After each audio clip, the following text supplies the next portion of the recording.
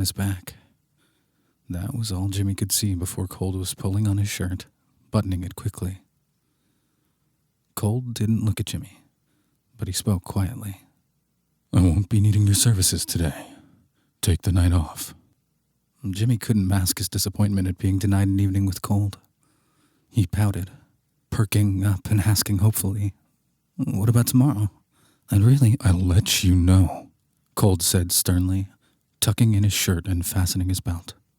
He slid on a shoulder holster, a quick glint of silver flashing as he checked his guns. Jimmy had never noticed Cold carrying before. Not until last night. He didn't know anything about guns, but he could see the Colds were silver and big, with pearl handles. "Is everything okay?" Jimmy asked softly. He could sense a dangerous tension brewing in Cold as if he was preparing for battle. "Fine," Cold said, coldly. He disappeared into his closet to finish getting dressed unseen. "Okay." Jimmy frowned, deciding to roll back over to doze. Cold was clearly not in a talkative mood, and Jimmy was a little offended by his brisk attitude. Last night had been full of so many intimate moments, and Jimmy thought he had finally made a crack in that icy armor of his. Apparently not. Sighing softly, he pulled the blankets up over his shoulder and closed his eyes. He heard Cold come back toward the bed, but remained as he was, intent on ignoring him. "Don't sleep all day," came a rumbling purr in his ear, so close that it startled him, long fingers petting through his hair. Jimmy couldn't help but smile in surprise, his cheeks warming up at the sweet affection. Maybe he had made a little more progress than he first thought. He opened one eye to peer up at Cold standing over him. "I can make no such guarantee." Cold scoffed, pulling away to adjust his tie. "Rowena will come by to see you later. She'll have paperwork for you to sign." "Paperwork?" Jimmy rolled back over to face Cold, frowning. "You're a new employee," Cold said dryly. "There is a standard contract for all our performers. There are also tax forms you need to fill out and vital statistics that we need for your employee file. Driver's license, social security card." "Seriously?" Jimmy was surprised. "This is what you meant by a new deal?" Cold snorted, retorting sharply. "I do run legitimate businesses, Mr. Poe." Laughing at the idea of Cold being concerned with W-9s, Jimmy grinned. Cold rolled his eyes and said, "I'll text you later if anything changes. Keep your phone close." "And thank you for that, by the way," Jimmy said. "I never did get a chance." "I've added the purchase price to your balance," Cold said with a smirk.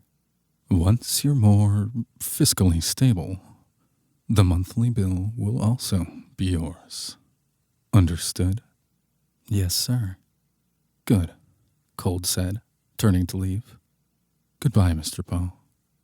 "Bye," Jimmy sighed, flopping around in bed. He couldn't fall back asleep, finally sitting up with a loud groan. Cold had left him a small card, as usual. $223,208.18. "I'll see you soon. R.L." Hardly a love letter, but Jimmy smiled all the same.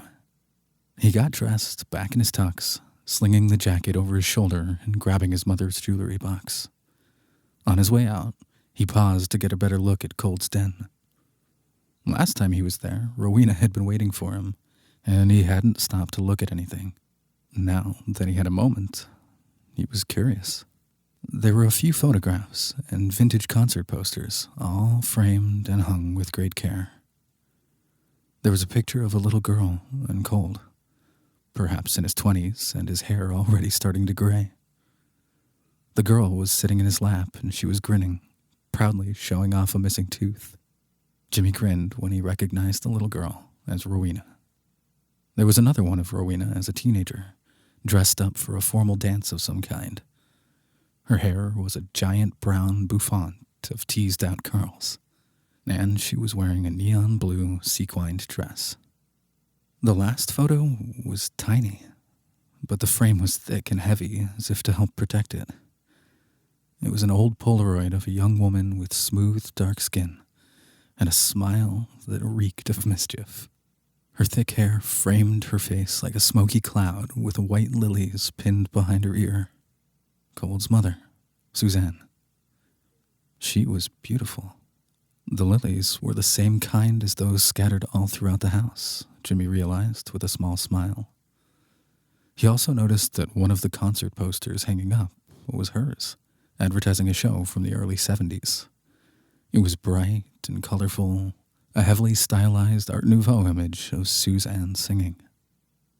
Jimmy was sad, knowing that these images might be the only things Cold had of his mother to remember her by. While Jimmy mourned his own mother's loss deeply, he at least had a few years of good memories to treasure. Cold had but a single Polaroid and an old poster.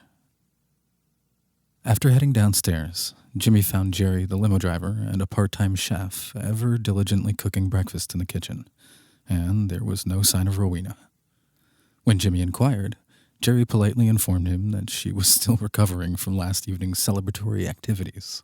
Crap, I gave her my house key. Jimmy sighed miserably.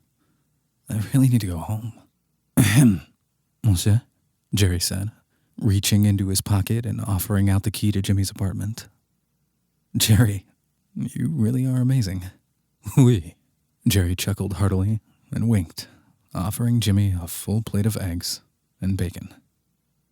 Jimmy ate every bite before Jerry graciously gave him a ride back home. He was so happy to be in his own apartment. It was easy to get carried away in a fantasy when he was with Cold. His home wasn't fancy and new, but it was his. It was grounding. It helped remind him that he had a life beyond his deal with Cold. He had an innocent father in prison he still needed to free, bills to pay, a college education to finish. He had a life. But when he was with Cold, all of that faded away. He became a slave to that smooth voice. And Cold's velvet words were an incantation designed to summon Jimmy's most intimate self. The hint of danger made it even more titillating, and Jimmy couldn't deny the thrill it gave him. Deeper than the superficial carnal pleasures, their time together gave Jimmy a purpose, and it was one he could actually fulfill. He hadn't been successful at freeing his father or getting a degree, but with Cold, all of his shortcomings about being a failure left him. Wrapped up in Cold's seductive tones, he was always victorious. He was always good. Jimmy puttered around his apartment, changing out of his rumpled tux and into a pair of sweatpants and a t-shirt. He tried to keep busy, straightening up and doing the few dishes he had left behind.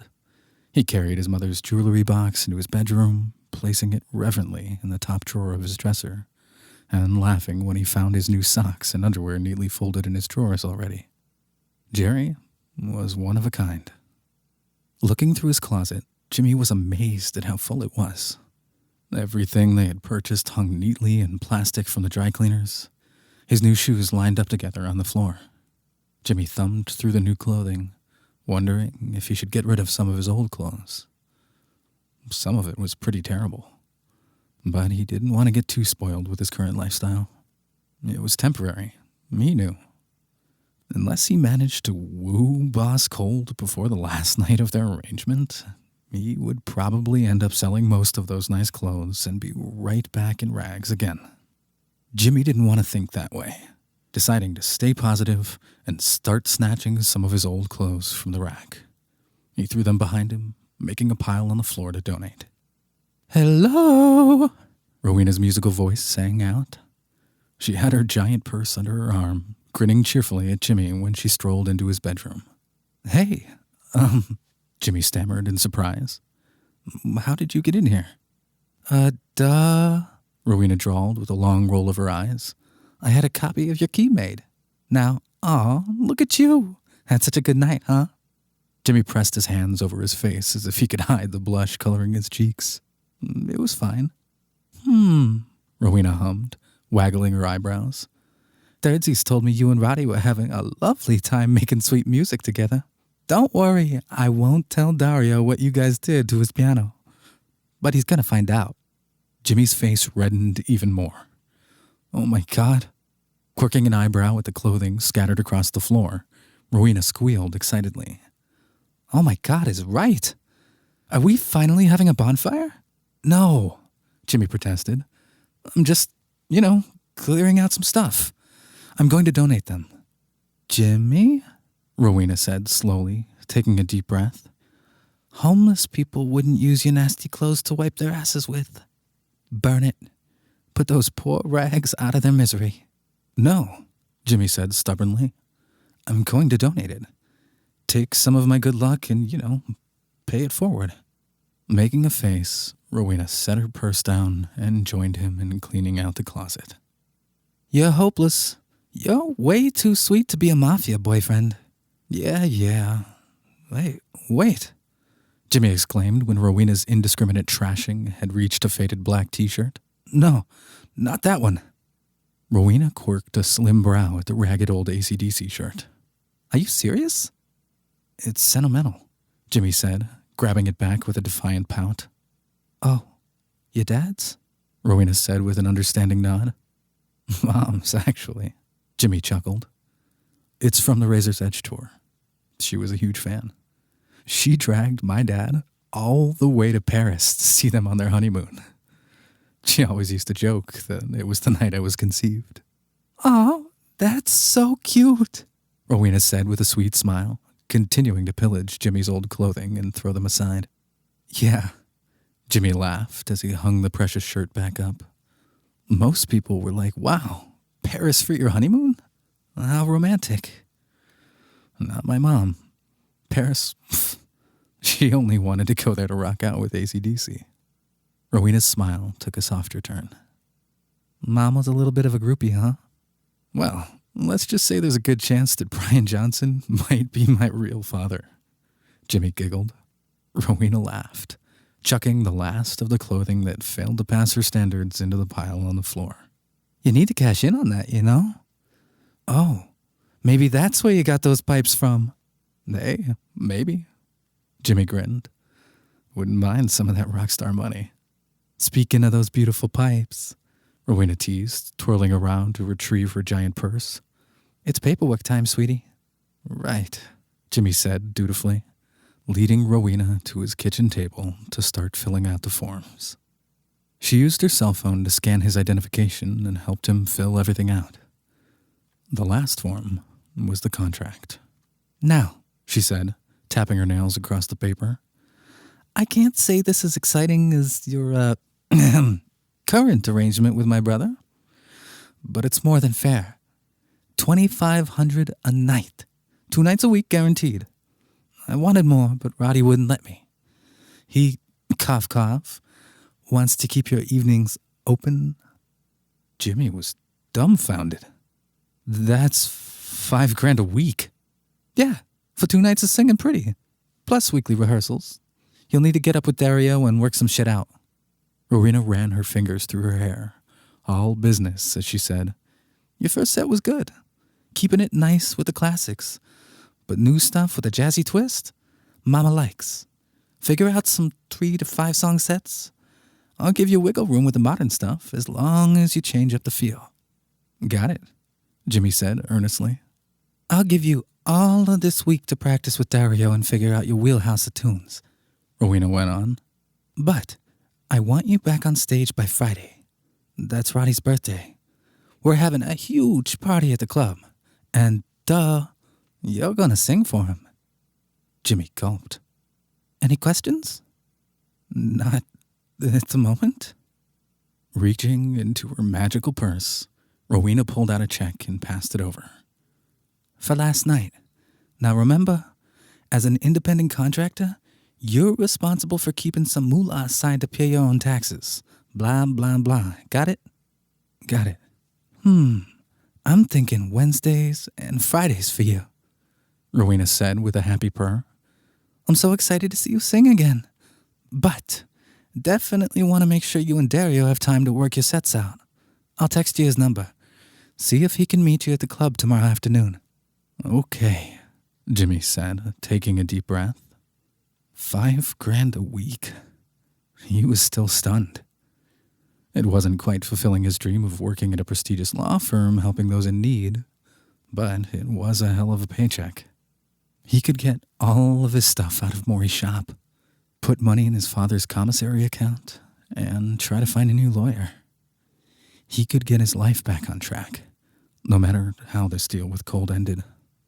Now, Rowena declared, stashing the papers all away, all work and no play makes Rowena a very, very bored girl. She grinned wickedly. Unless you already pawned it, there's a blender here, and it's time to party. It's like 4 o'clock in the afternoon on a Sunday. Please, Rowena said with a mournful pout. I want to drink and go out dancing tonight. You know you want to go out with me. Jimmy tapped his foot anxiously, indecisive. He knew he didn't officially have an appointment with Cold this evening, but he hoped he would change his mind later. I don't know.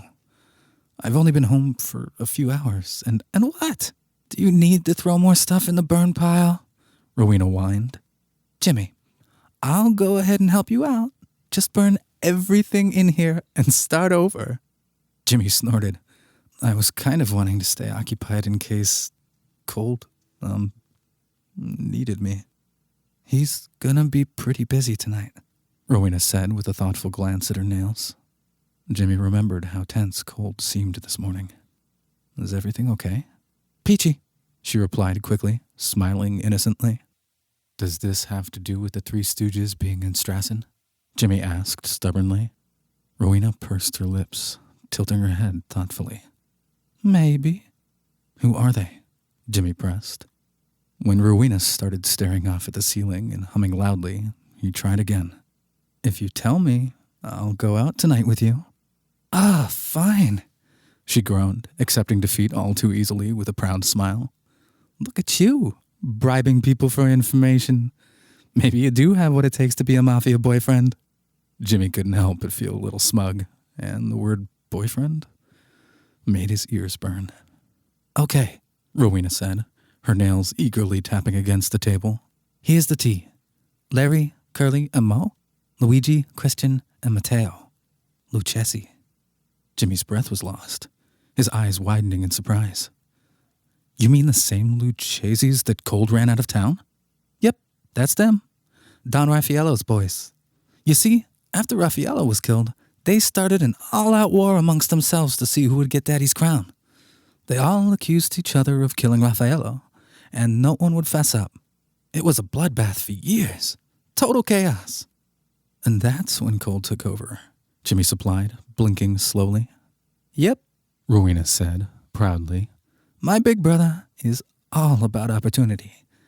After a few years of the Lucchesi brothers trying to murder the crap out of each other and exhausting all the resources, Roddy got his gentlemen together. He waited for the perfect time and made his move. He drove them all out and made Strassen Springs his bitch. So wait, Jimmy stuttered, trying to keep up. Who killed the Don? Who knows? Rowena said with a shrug. Maybe Matteo. He's a total shit. I mean, we're technically like third cousins or something, but fuck them. Everybody thinks Roddy did it to start the little gang war, but all he did was jump at the beautiful opening those idiots gave him. He didn't kill Raffaello. One of his shitty kids probably did. But all of them are back. Jimmy continued to press. The 3 sons. They're here in the city. That's what they told Rod last night. I mean, Cold. Yeah, which is super shady. The Lucchesis finally learned to play nice, and they rebuilt elsewhere. But they still have a lot of ties here. Who knows? They might just be in town for a wedding. Or they're planning something, Jimmy said slowly. Rowena tapped Jimmy's nose. Gold star for you. She hopped up, heading into the kitchen and pulling several bottles of alcohol out of her purse. You don't need to worry. Roddy is a big boy, and he can handle this. Jimmy frowned, watching Rowena mix up a fruity-smelling batch of drinks. He didn't feel very reassured, a knot starting to twist up in his stomach. He hadn't really thought about it, but Cold was in constant danger. Rival gangsters, the cops. He wondered if that was part of why Cold made such an effort to keep him at arm's length. Maybe the distance was to protect Jimmy. Finding the Christmas mugs in the cabinet, Rowena filled the reindeer with alcoholic slush and handing it to him, cheering, "Drink up." Jimmy cringed at the tart bite when he took a sip. God, what's in this? Raspberry vodka, orange vodka, sweet and sour mix, blue curacao. Rowena rattled off the ingredients with a smirk. But I sort of fucked up the portions, so it's mostly a shit ton of raspberry vodka. Trying to stomach the sweet concoction, Jimmy took a few more sips. Rowena had already finished hers and was pouring another. "Come on," she said with a clap of her hands. "It's dress-up time." She marched straight to his closet, and Jimmy didn't even try to stop her, though he did follow, grinning as she picked out slim black jeans, a white dress shirt, and a red blazer. She pawed through his drawers, pulling out black suspenders and a red bow tie to match the jacket. Jimmy couldn't deny Rowena had excellent taste, more than happy to let her pick out his clothing. "Wear your sneakers again," she said, pointing at his feet. "And oh, where's that ring? That pretty ruby one?" "For my mom?" Jimmy said with a blink. Rowena kept digging until she found the jewelry box, humming happily as she picked it out. "Yes, this one. You should totally wear it. It's fucking gorgeous. Red is definitely your color." Jimmy took the ring, trying it on his fingers. It fit pretty well on his right ring finger. It was beautiful, although he wished it was clean. "Maybe," he said. "I mean, I just got all that stuff back. I don't want to lose it." "You won't lose it," Rowena reassured him. "Now hurry up and get dressed." "Yes, ma'am," Jimmy said obediently, laughing as Rowena gave him some privacy to get ready. When he stepped out of his bedroom, she pounced to make a few adjustments and fix his hair. She also made sure Jimmy finished his drink before they left, and when they got in the limo, she had Jerry take them out to eat first. Rowena insisted on paying for their food, ordered more drinks, and by the time they finally arrived at the club, Jimmy was already quite tipsy. As they walked up to the door, Jimmy gawked at the line of people waiting to get in. All Rowena had to do was smile at the bouncer, and he opened the door immediately to let them through. "Have a fun evening, Mr. Grand," he said politely. "Thanks, babe." She blew the bouncer a kiss, dragging Jimmy inside with her. "Come on, Jimmy, let's fucking boogie." Rain was the name of the club. A massive 2-story building with a dance floor on each level and 4 bars in total. It was loud and noisy, surprisingly full for an early evening on a Sunday. Rowena held Jimmy's hand, practically skipping onto the dance floor as infectious techno music thundered through the speakers. Rowena was a fantastic dancer, moving flawlessly, even in her tall heels. She grinded her body down to the floor and popped effortlessly back up with a smooth curl of her hips, rocking to the music without ever missing a beat. Jimmy wasn't too bad on his feet, loose enough to let himself go and relax. He threw his hands up, enjoying the thrum of the bass pounding beneath his sneakers, twirling around and laughing. He couldn't remember the last time he had been out dancing, laughing when Rowena grabbed his hands and gave him a spin. They had both managed to dance off their buzz after several songs, panting and sweating. Sensing sobriety approaching like an alcoholic superhero, Rowena led Jimmy off the floor and to the closest bar. "The usual, Mr. Grand?" the bartender asked as they sat down. "Please," Rowena replied, waving at Jimmy. "And whatever he wants." Appletini?" Jimmy asked politely, grinning when Rowena gave him a thumbs up. "Having fun?" Rowena asked happily. "Yes, I'm having a blast," Jimmy said, surprised as their drinks appeared almost instantly in front of them. "Here you are, Miss Legrand," the bartender said. "Please let me know if you need anything else." Jimmy's Appletini had quite a punch, and Rowena's margarita reeked of tequila. He noticed that no money had been exchanged. Rowena humming happily as she sipped at her drink. Okay, you've got to tell me. Jimmy laughed. Does everybody here know who you are? Whose club do you think this is? She giggled. It belongs to the gentleman, sweetie. Really? Jimmy cackled. He should have known. Sipping at his drink, he bounced his hip to the music. Yeah, she said, smiling sweetly. Stick with me, sweetie. I'll show you just how good it is to be gangster royalty. One drink turned into two, and then into a few rounds of shots before Rowena deemed them intoxicated enough to get back on the dance floor. They danced until Jimmy's legs were begging for mercy, retreating back to the bar for another round. Jimmy plopped on the bar stool, stripping off his jacket and groaning. Holy crap, no more. Rowena cackled, still standing and continuing to shake her hips as they waited for their drinks. Wussy, she teased. Just take a breather. I'm gonna go make a few requests in a minute. Can I request crushes? Jimmy laughed, rubbing his aching thighs. Come on, it's not that bad. Nah, Jimmy conceded with a grin. Just, woo. It's been a while, and... Hey, Rowena, a voice called out, two men approaching them with friendly smiles. Jimmy didn't think much of it. After all, almost everyone here seemed to know her. What the fuck do you want? Rowena spat, eyes narrowed viciously. Jimmy blinked, surprised at the sudden burst of venom. That's when he noticed that the friendly smiles were a little too friendly, and Rowena had picked up her glass as if to throw it right at their faces. Just be nice, cuz, the taller of the two said with a sneer, staring at Jimmy. Huh, this must be Cold's new chippy. Gulping nervously, Jimmy instinctively backed up into the bar. He didn't like how these men were looking at him at all. Who are you exactly? And how do you know who I am? The tall and ugly one is Vincenzo, and the short and stupid one is Gary, Rowena answered for them, snorting disgustedly. From the very shallow end of the Lucchese gene pool. Pretty fucking sure you know that you're not welcome here. Pretty sure it's a free fucking country, Gary snapped in reply. Vincenzo grabbed Jimmy's wrist, his nasty glare moving to the ring on his finger. Nice bling. Daddy Cold give you that? Hey, get your hands off me, Jimmy barked, trying to wrench his arm away. Vincenzo wouldn't let go, staring in confusion at the ring, and Jimmy grunted, Hey, come on, fuck you, dude. Vincenzo still wouldn't release him, twisting his arm until he yelped in pain. And that was the exact moment everything went very wrong.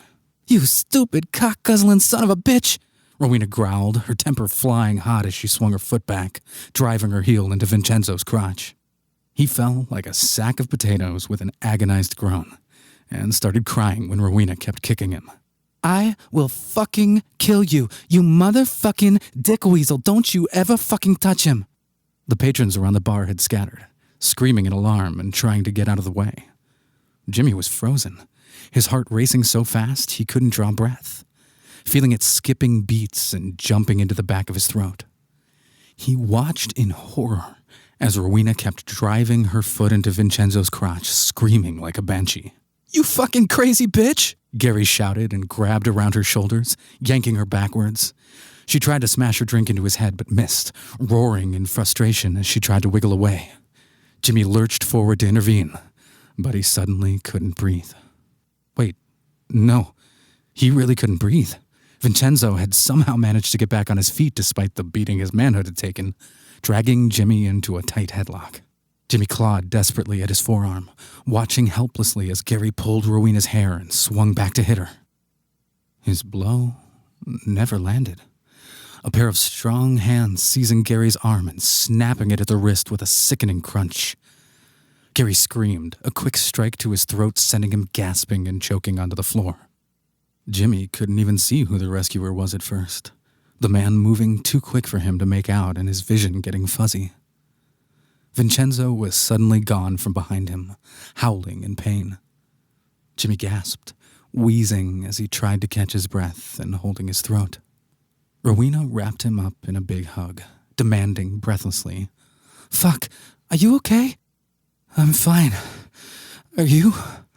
Jimmy panted, his head spinning from all the adrenaline. Fine. What fucking assholes? She growled, still holding Jimmy, but turning her body enough so she could kick Gary in the face. Jimmy saw Vincenzo bleeding from a busted nose, probably broken, curled up on the floor behind him. Giant bouncers arrived to drag him and Gary away, calming the crowd. Their rescuer was casually dusting himself off, turning around to flash them a wry smirk. Mickey Tamerlane, the gentleman assassin fresh out of prison. "Well, that was fun," the hitman crooned with a light chuckle. "Lucchese's feeling mighty brave today, aren't they? Fucking assholes," Rowena muttered, cradling Jimmy protectively. Jimmy stared dumbly at Tamerlane, mumbling, Wow, that was intense. Thank you." Tamerlane shrugged, his dark eyes locking with Jimmy's. "Your family, it's what we do." Face heating up, Jimmy wasn't sure what to say to that. He didn't know how he should feel about being an honorary member of the gentleman family. Flattered? Terrified? Both? He was dizzy and pulled away from Rowena, collapsing against the bar. All the alcohol was rushing up from his stomach, and he was instantly nauseous. Rowena fussed over him, petting his hair and cooing, "Hey, are you okay?" Jimmy shook his head. "Yeah, no, pretty sure I'm gonna be sick." Tamerlane made a face, speaking quickly to Rowena. "Get him back to the limo. Some prick has probably called the cops by now. I'll be right behind you." Rowena nodded, urging, "Come on, Jimmy." Every step was torture, and Jimmy's stomach sloshed violently. He gasped, shaking his head in protest of the inevitable before promptly throwing up on the sidewalk. He groaned at the smell of liquor wafting back toward him. "I don't think I want to be a Mafia boyfriend anymore," he whimpered. Sure you do," Rowena soothed, petting his back in soothing little circles. Jimmy puked again, coughing and hacking. "Fuck." "Okay," Rowena said sweetly. "We'll work on it, sweetie, okay?" Jimmy vomited one more time. "Yep. Okay." "Let's go, sweetie."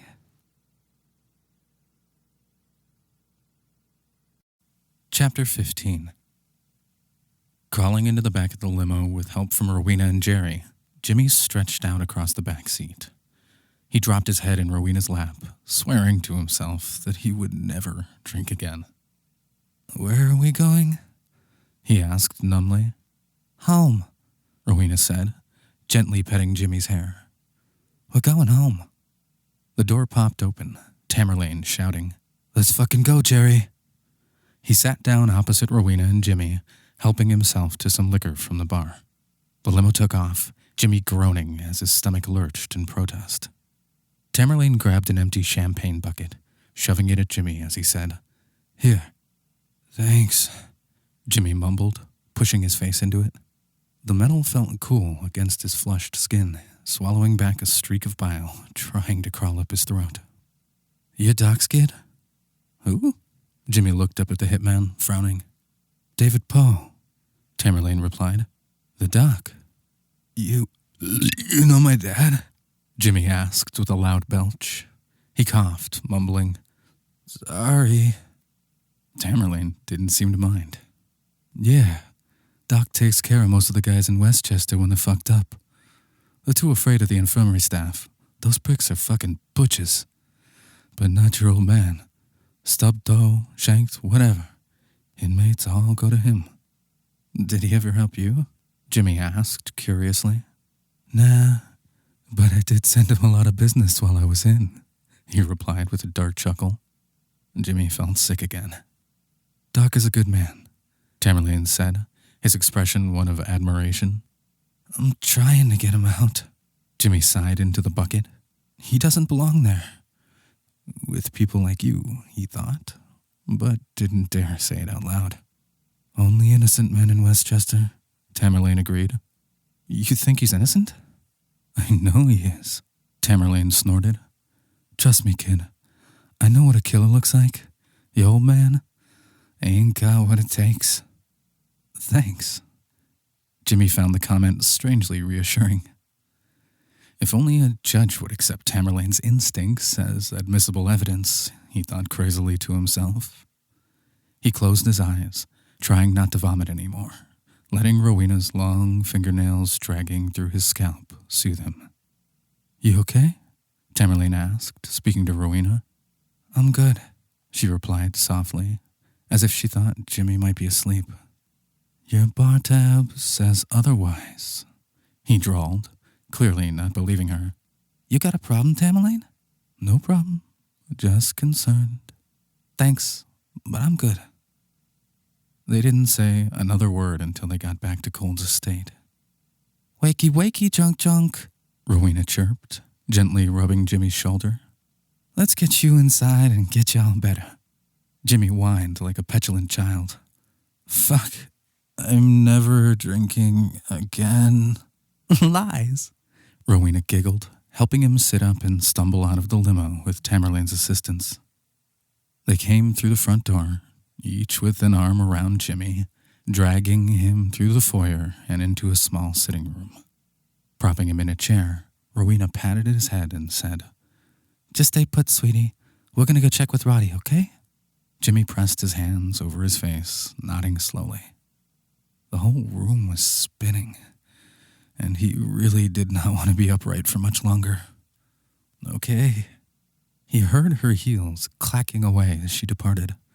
Closing his eyes, he tried to will away the nausea as hard as he could, slumping down in the chair. Then he realized he could hear voices somewhere close by. The gentlemen were all here. They did not sound happy. You mangled one of the Lucchese boys? A loathsome screech, Valdemar. Only broke his arm. Should be thankful we didn't leave their bodies in a fucking ditch. Tamerlane, angry. They shouldn't have fucking been there at all. Now that Mateo's back, they're all getting uppity as fuck. Lori, maybe. 3 couriers got jumped today, all by Lucchese's. We'll handle it. Cold, smooth and calm, as always. We should kill them all. Corman's nasty voice snapped, loud and furious. We look weak, sitting around like idiots. One of those couriers was mine. They got his entire payload, over 100 grand. I will not allow us to be dragged into war to appease your wounded pride, Cold replied, icily. They assaulted your sister, your boy. What will it take for you to act? Cool it, Corman, Cold purred, so quietly that Jimmy had to strain to hear him. I've already heard from Mateo. He sends his humblest apologies for the misunderstandings we've had today. He wants to set up a meeting, both families all together for a nice little picnic. Bullshit, rumbled Tamerlane. Why are they trying to disrupt the peace now? Another voice chimed in, smart, quick. Pim. Is it because of Dickie? Do they really think you're going to go down for that? What does the SSPD have on you? Not enough, or they would have arrested me by now, Cold replied smugly. I won't let that happen, Rowena's voice rang out. If they try to, I'll tell them. You'll do nothing, Cold snapped suddenly. I've got it handled. And Detective Duplin? Pim pressed. Mr. Poe doesn't know it, but he's given me exactly what I need to take care of our dear detective once and for all, Cold said with a very satisfied chuckle. Jules just came back from seeing G-Ma earlier today. Didn't you, Jules? Sure did, Jules rumbled. She made cookies, the peanut butter ones with little chocolate kisses in them. Lovely, Pim said, and Jimmy could practically hear him rolling his eyes. What about the Lucchese's? Corman demanded, ever restless. Later, Cold said briskly, his voice getting closer. And now Jimmy could hear his footsteps. Make sure all the couriers have armed escorts and put extra men down at the bank. But no one makes a fucking move until after I've met with Mateo. But, Corman protested, but fell silent immediately, undoubtedly having received a death glare of epic proportions from Cold. Fine. Now, all of you, Cold commanded, go. Jimmy heard a rush of footsteps as everyone began to leave, the front door slamming shut.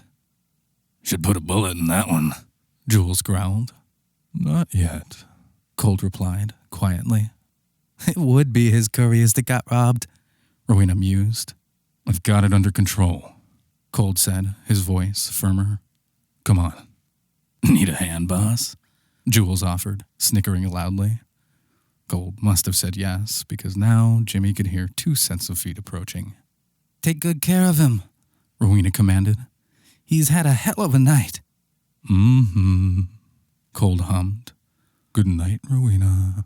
And I meant what I said. If they try to arrest you, I'm not letting you go back to jail, she said defiantly, the click-clack of her heels fading out as she stomped up the stairs before Cold could reply. Hell of a woman, Jules said affectionately. Hell of a pain in my ass, Cold countered. That too. Come on, let's get your boy. Jimmy opened his eyes slowly when he heard shuffling in front of him, staring up at Jules and Cold with a cheerful wave. Hi. Hey, Twig, Jules snorted with a grin. Have a fun time? I got choked, and then I threw up all over the sidewalk. Maybe in the limo? Can't remember. Sounds like a fucking fun time to me, Jules laughed, reaching down and scooping Jimmy up into his arms as if he were a baby. Let's go. Cold led them upstairs to his bedroom, telling Jules, I've got it from here. You kids have a lovely evening, Jules rumbled softly, setting Jimmy gently down at the edge of the bed and taking his leave. Bye, Jules, Jimmy called out. He grinned dopily up at Cold. Hi. Are you all right? Cold asked once they were alone. Concern was openly written all over his face as he softly touched Jimmy's neck.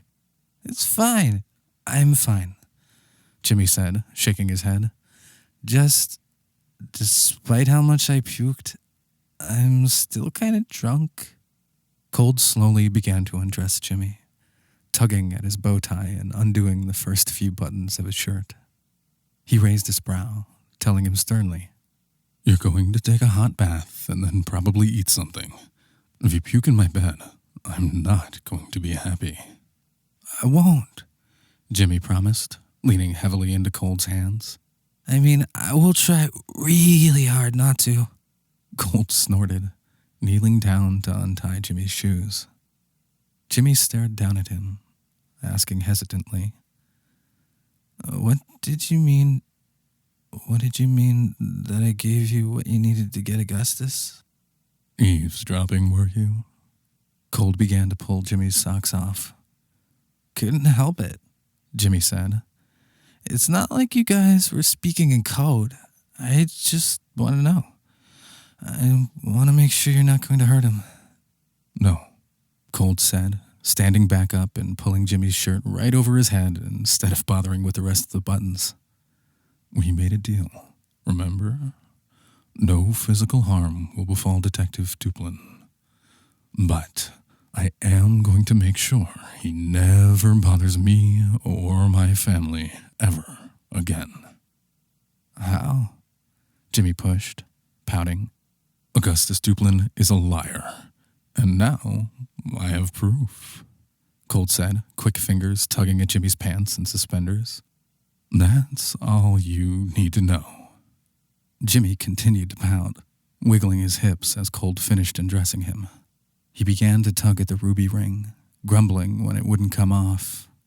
He stuck his finger deep in his mouth to get it wet, Cold staring at him as he sucked and licked around it.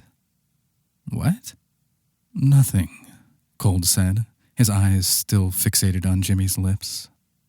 Jimmy was able to finally pop off the ring, setting it on the bedside table with a soft clink. Where did you get that ring? Cold asked, as if speaking to a startled animal. Mom, Jimmy said, grunting as Cold pulled him to his feet. My mom's. It was in her jewelry box. What if I wanted to offer you a deal? Another one? Jimmy laughed, smiling easily and brazenly resting his hands on Cold's hips. Don't we have enough deals? For the ring, Cold said, gently prying Jimmy's hands away. What if I was to forgive your entire debt? Jimmy's heart stopped on the spot, horrified. No more debt meant no more arrangement, which meant no more nights together. Why would you do that? Is it not a generous offer? Cold asked, raising his brow. Too softened by the alcohol to even pretend he wasn't upset, Jimmy felt instantly stung. And that's it. One ring and it's all over. Didn't realize that ring meant that much to you, Cold replied sourly. You mean that much to me, Jimmy protested passionately, on his feet and glaring at Cold even as his guts churned and his legs wobbled. Cold looked surprised, his hands resting on Jimmy's shoulders to steady him. His eyes narrowed, expression darkening. Mr. Poe, I think you're forgetting what this is between us. This is business. You're so full of shit, Jimmy challenged. Excuse me? Cold's fingers flinched ever so slightly, squeezing Jimmy's shoulders a little harder. You are full of shit, Jimmy repeated without hesitation. Mr. Poe, you're drunk. And you're an asshole. Careful now, Cold hissed. I'm willing to overlook your intoxicated behavior, but... Why can't you just say it? Jimmy pleaded, his eyes beginning to tear up. Just admit you have feelings for me. Something. Anything. Hands snapping around Jimmy's neck, Cold growled furiously. There's nothing to admit. You're a warm body and a hot mouth. Nothing more. Take the deal. Jimmy scoffed and grabbed Cold's wrist, nostrils flaring as he spat. You're a fucking asshole. And you're a goddamn liar. Cold yanked Jimmy close. So close their breath mingled, his icy eyes burning with rage. But Jimmy refused to back down, squeezing Cold's wrists tighter. I don't know why you keep trying to hurt me. You know I don't believe a fucking word of it. Just because you're too much of a coward, I don't... You stupid fucking kid, Cold seethed, giving Jimmy a rough shake. Don't you get it? You could have been killed tonight. Jimmy's eyes widened. With the truth right there in front of him, there was no way it could be taken back. Cold did care. He cared so much, he was afraid for Jimmy. Jaw hanging open, Jimmy realized in horror that Cold was right. The men who had assaulted him in Rowena could have done so much worse. What if Tamerlane hadn't been there? What if the bouncers weren't fast enough? What if they'd had a gun? Jimmy knew he should take the new deal and run as far away as he could. He would be a target as long as he stayed with Cold. He could keep the new job at the club, sing for a few months, save up his money. He could get his life straightened out, work on getting his father freed, and never see the gangster again. But he couldn't. It was stupid and incredibly dangerous, but so was what he felt for Cold. The sensation was without compare, making his heart ache so sweetly whenever the man was near. He couldn't give it up. Cold's hand was still wrapped tight around Jimmy's neck, his chest heaving as he fought to keep his emotions in check. His usual stoic face was raw and hurting.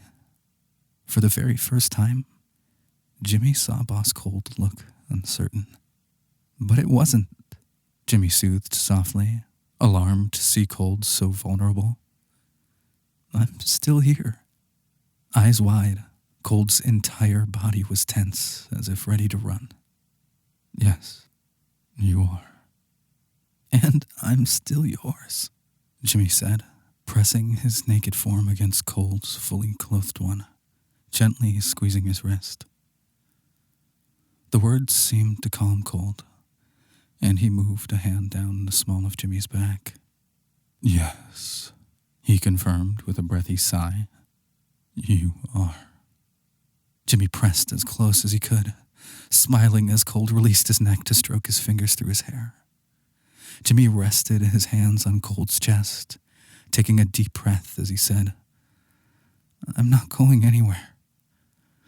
We have an arrangement, right? I'm going to hold up my end of it. Are you? Cold had resumed his confident persona, though his eyes were softer as he looked over Jimmy's smiling face. I suppose this means you're declining my offer for the ring? Definitely, Jimmy sighed. You're a fool, Cold said, his palm brushing over the top of Jimmy's ass. Nodding in agreement, Jimmy arched his hips. Probably. Cold's fingers slid between Jimmy's cheeks, teasing his hole. He let a dry fingertip breach him, smirking as Jimmy squirmed and gasped. You're willing to risk your life for this?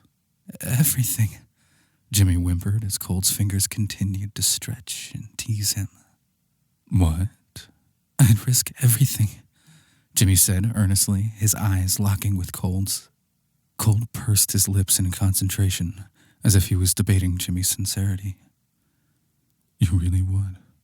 He said after a moment, his gaze focused on Jimmy's mouth. Yes, sir, Jimmy said, moaning happily when he was rewarded with another teasing slide of Cold's fingers. I'm not a good man, Mr. Poe, Cold murmured. I might just be selfish enough to let you. So, our deal? Remains unchanged, Cold replied softly. But I still do want that ring. Wait, why?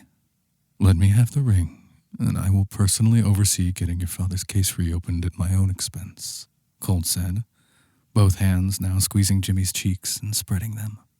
I'll make sure he's freed from prison. Really? Jimmy was stunned. He tried not to let himself get distracted, but it was hard to think straight with Cold touching him. You would? Fuck. You would do that for me? For the ring, Cold said smugly. Jimmy remembered the way that Lucchese guy had looked at the ring. The initials. There had to be something he was missing. Something important right in front of him. But he couldn't focus with cold, probing fingers and the promise of his father's freedom being waved in front of him. It was from his mother's jewelry box, and he hated to part with anything of hers. But he didn't even know where that particular ring had come from. And if Cold meant what he had said... Yes, Jimmy agreed. If you free my father, the ring is yours. Ring first, Cold countered. Courts will take time. No, free my dad first, Jimmy argued, gritting his teeth as Cold traced little circles around his hole. Then you can have it. No, I need it now, Cold insisted, popping one of his fingers into his mouth before sliding the slick digit between Jimmy's cheeks. Why is it so important? Jimmy panted. It's not really my mom's, is it? The less you know, the better, Cold said firmly, sinking his finger in until Jimmy cried out. He nuzzled his mouth over Jimmy's ear, murmuring, When it's time, I will tell you everything. But now, I need you to trust me. Jimmy rocked his hips back against Cold's hand, mumbling,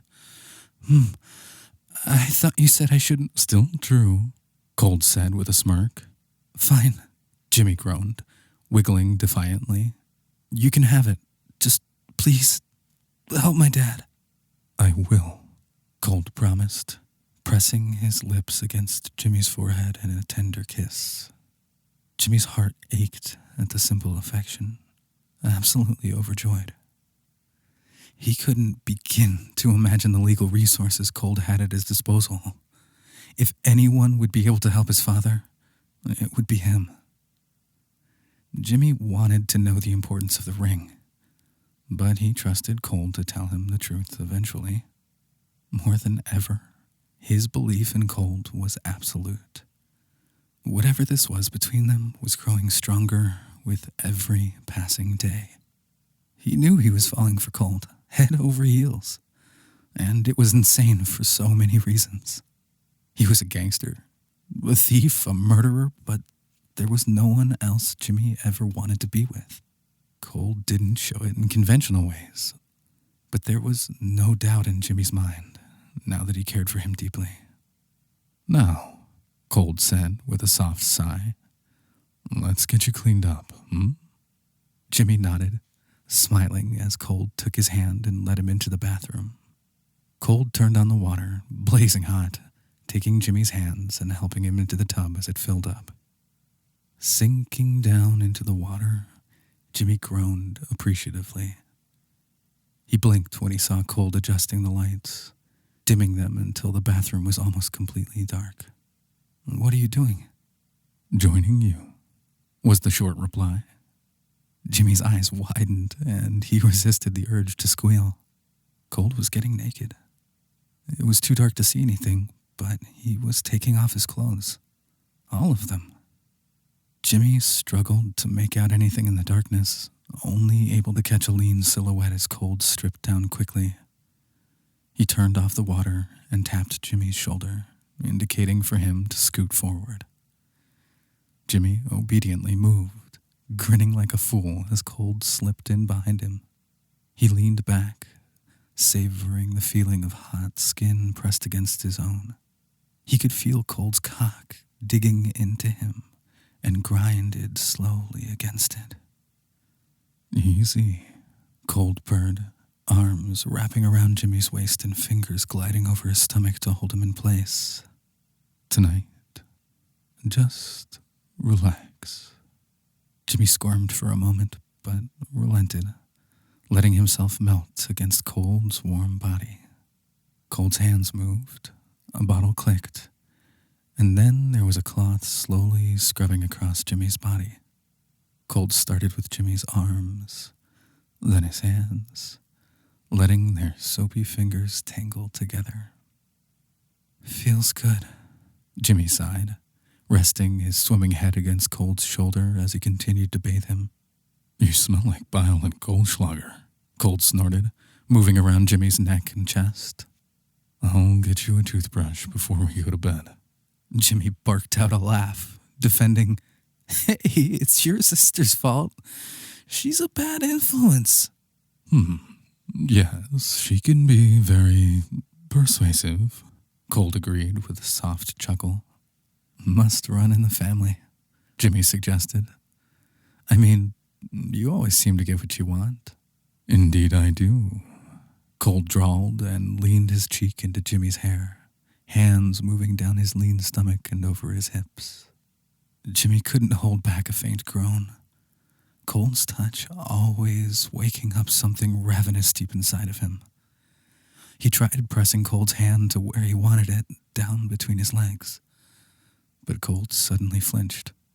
Jimmy let go immediately, putting his hands on the side of the tub to get them out of the way. He had pushed too far, and waited for a swift punishment.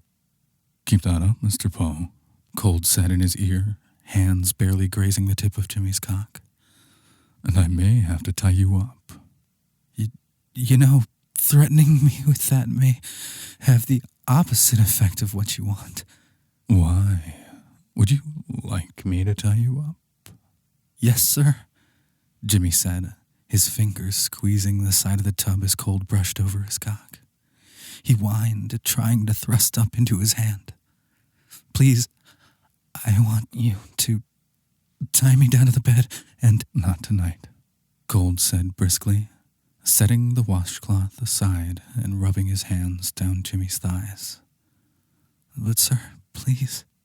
Cold's hand pressed against Jimmy's neck, firm but gentle, drawling, "Mr. Poe, you'll take what I give you, or you'll get nothing. Do you understand?" Jimmy whined but nodded. "Yes, sir." Cold kept his hand around Jimmy's throat, reaching down with the other to slowly trace over his cock. Jimmy was already hard, trying to stay calm, trying to be good. He forced himself to relax, keeping his hips firmly planted down. With a long sigh, he let Cold tease and pet him all he wanted, remaining boneless and pliant as he closed his eyes. "Good boy," Cold said, rewarding Jimmy with his long fingers curling around the shaft of his cock. Squeezing lightly, Jimmy moaned in triumph. Yes, he was cut. His chest filled to the brim with pride, gasping as Cold began to slowly jerk him off. The pressure was just right, Cold squeezing his hand a little tighter on every upstroke and massaging his thumb below the head of Jimmy's cock. Jimmy was soon squirming, his back arching when Cold began to speed up. Cold pressed his mouth against Jimmy's neck, lips softly touching the edge of his ear, then the corner of his jaw. He sucked possessively with a hint of teeth, but not enough to leave a mark. Shivers raced all up and down Jimmy's spine as he leaned into it. This was the closest they had ever been. Nothing separating their bodies as Jimmy writhed against him. Cold was lean, but much thicker than Jimmy was. All that muscle, God! He wished he could see it, touch it. Please, sir, Jimmy pleaded between gasps. Can I please touch you? No, came the firm reply. Cold's hand working over Jimmy's cock even faster, making Jimmy grunt in frustration and slap the side of the tub. He yelped when Cold squeezed his cock so hard it hurt, whining, I'm sorry, sir. Take what I give you, Cold reminded him. But I just want it so much, sir, Jimmy pleaded, heat coiling up tight between his legs, ready to give way at any moment. No, Cold snarled, his stroke slowing to a snail's pace. Jimmy sobbed, desperately clawing at the side of the tub. He was so close, Cold's fingers dangling him right at the edge of ecstasy. You're mine, Cold hissed, nipping at Jimmy's ear roughly. But I am not yours. Don't you ever forget that. Yes, sir, Jimmy cried, moaning when Cold finally granted him mercy and started feverishly jerking him off. He was right there, eyes wide as he moaned, Fuck, can I come? Please, God, let me come, sir. Now, Cold commanded, biting at Jimmy's neck. Come for me. Jimmy let himself go, gasping as he came hard into Cold's palm, his hips jerking softly, thrusting a few times before he was instantly spent. Sighing pleasantly, he relaxed against Cold's body. Good? Cold asked with a smile in his words. Jimmy hummed. Very. What about you? I'm fine, Cold assured him. I enjoyed it very much. Jimmy stretched his legs in the cooling water, asking quietly, You really are gonna help my dad? I said I was going to, and I will, Cold said simply. Now, come on, it's late. He herded Jimmy out of the tub, Jimmy humming happily as Cold dried him off and wrapped him in a warm robe. Jimmy managed to steal a quick glimpse of Cold's lovely backside when he opened the door of the bathroom and light flooded in from the bedroom. It was over too quickly. Cold soon tucked away in a robe of his own. He put Jimmy into bed, leaving him to change into modest pajamas while Jimmy stretched out to take up as much of the mattress as he could. Cold snorted when he approached, drawling, You have 6 seconds to move before I make you move. Groaning playfully, Jimmy rolled over to let Cold slide into bed beside him. The moment Cold was settled in, Jimmy cuddled back up to him, burying his head in Cold's shoulder and throwing an arm over his chest. Cold allowed it, his hand gently resting on Jimmy's wrist. Good night, Mr. Poe, he said, eyes already closing. Good night, Jimmy stuttered for a moment, not sure how to address the gangster now. Rod, Cold said softly, sensing Jimmy's hesitation. Here in my bed, you can call me Rod. Good night, Rod. Night. Chapter 16. Jimmy woke up to an empty bed, and the ring was gone from the bedside table. His head throbbed lightly, but he felt pretty good, considering all the events of last night. Grabbing Cold's pillow, he hugged it tight and inhaled his scent. Rod. Cold had said he could call him Rod. It was always 2 steps forward and 1 step back with Boss Cold, but Jimmy knew those steps backwards were getting smaller every day. He rolled over to grab his phone, smiling when he saw he had a new message from Cold. There was no card this morning, he noticed. That was odd. Jimmy wondered if Cold had forgotten about it, though that seemed unlikely as he flipped through his phone to get to the text message. You have work today. Be there by noon. I want you back by midnight. Do not be late. R.L.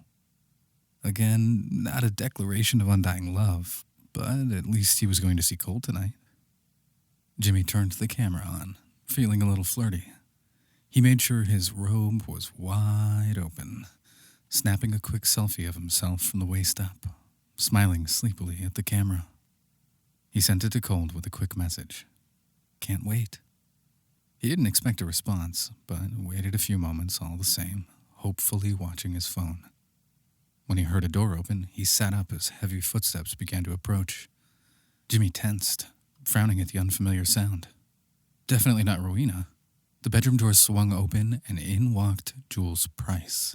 Well, hi, Jimmy babbled, dropping his phone to his lap. Good morning, Twig.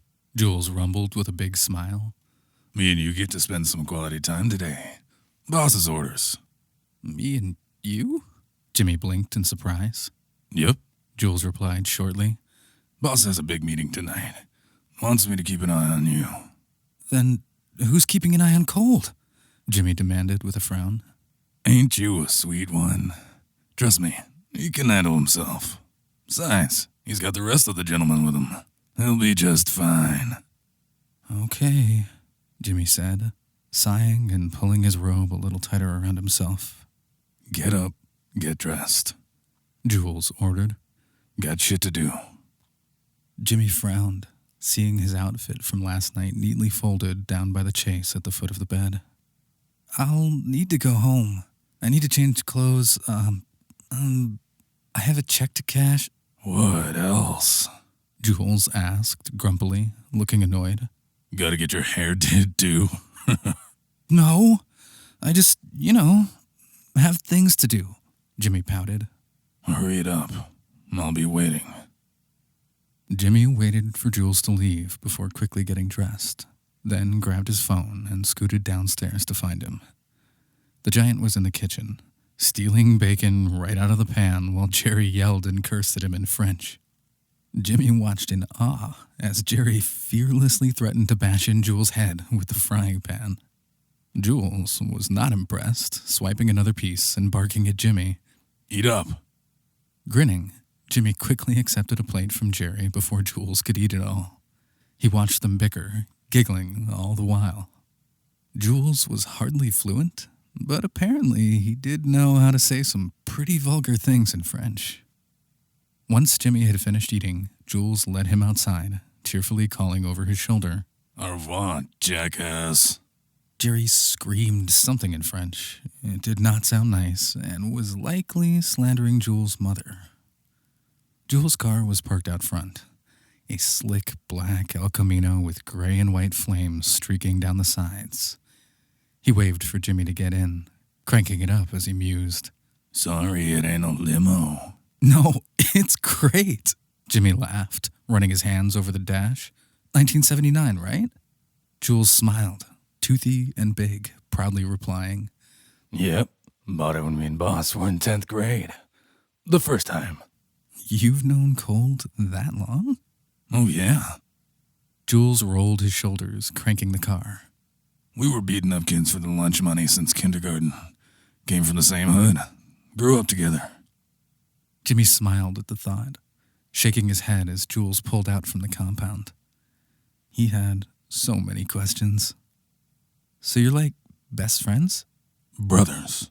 Jules corrected, driving along at cruising speeds. We're family. Biting his lip softly, Jimmy thought about what Tamerlane had said the other night. I've never really had anybody like that. Sucks for you. Jules remarked, in genuine sympathy. Well, there's my dad, but I guess you know. Prison. Yeah, Jimmy sighed. Hopefully not for long. Boss is working on it. Jules reassured him. He told you that? Ain't nothing he don't tell me. So, Jimmy fidgeted, watching the city flash by as they drove, wondering if he should even bother asking. Does he really care about me? Twig, Jules cut him off. if you have to ask me, you obviously ain't been paying attention. What do you mean? You think he does this for every fucking buddy? Jules laughed heartily. Think he asked me to babysit every twink he's been fucking? Nah. He's a hit it and quit it kind of guy. But you do something to him. Got him all stirred up. I do? Jimmy blinked, smiling shyly. Oh, for fuck's sake. Thought you were supposed to be college educated and shit. Wake up, Twig. I knew he was fucked the moment you two met. How? 'Cause he didn't break your fucking hands when you grabbed him. Jimmy decided to take that as the compliment it was meant to be. Why? Why doesn't he like that? Being touched, I mean, is it because of Boris? Jules didn't say anything, his eyes glued on the road.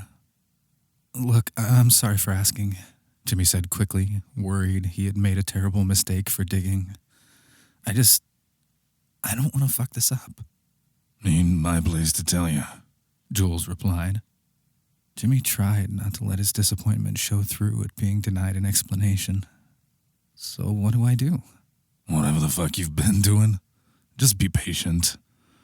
Boss needs time. Don't take it personal, 'cause it ain't about you. It's about him. A lot of hands been on him, and all they did was hurt for a long time.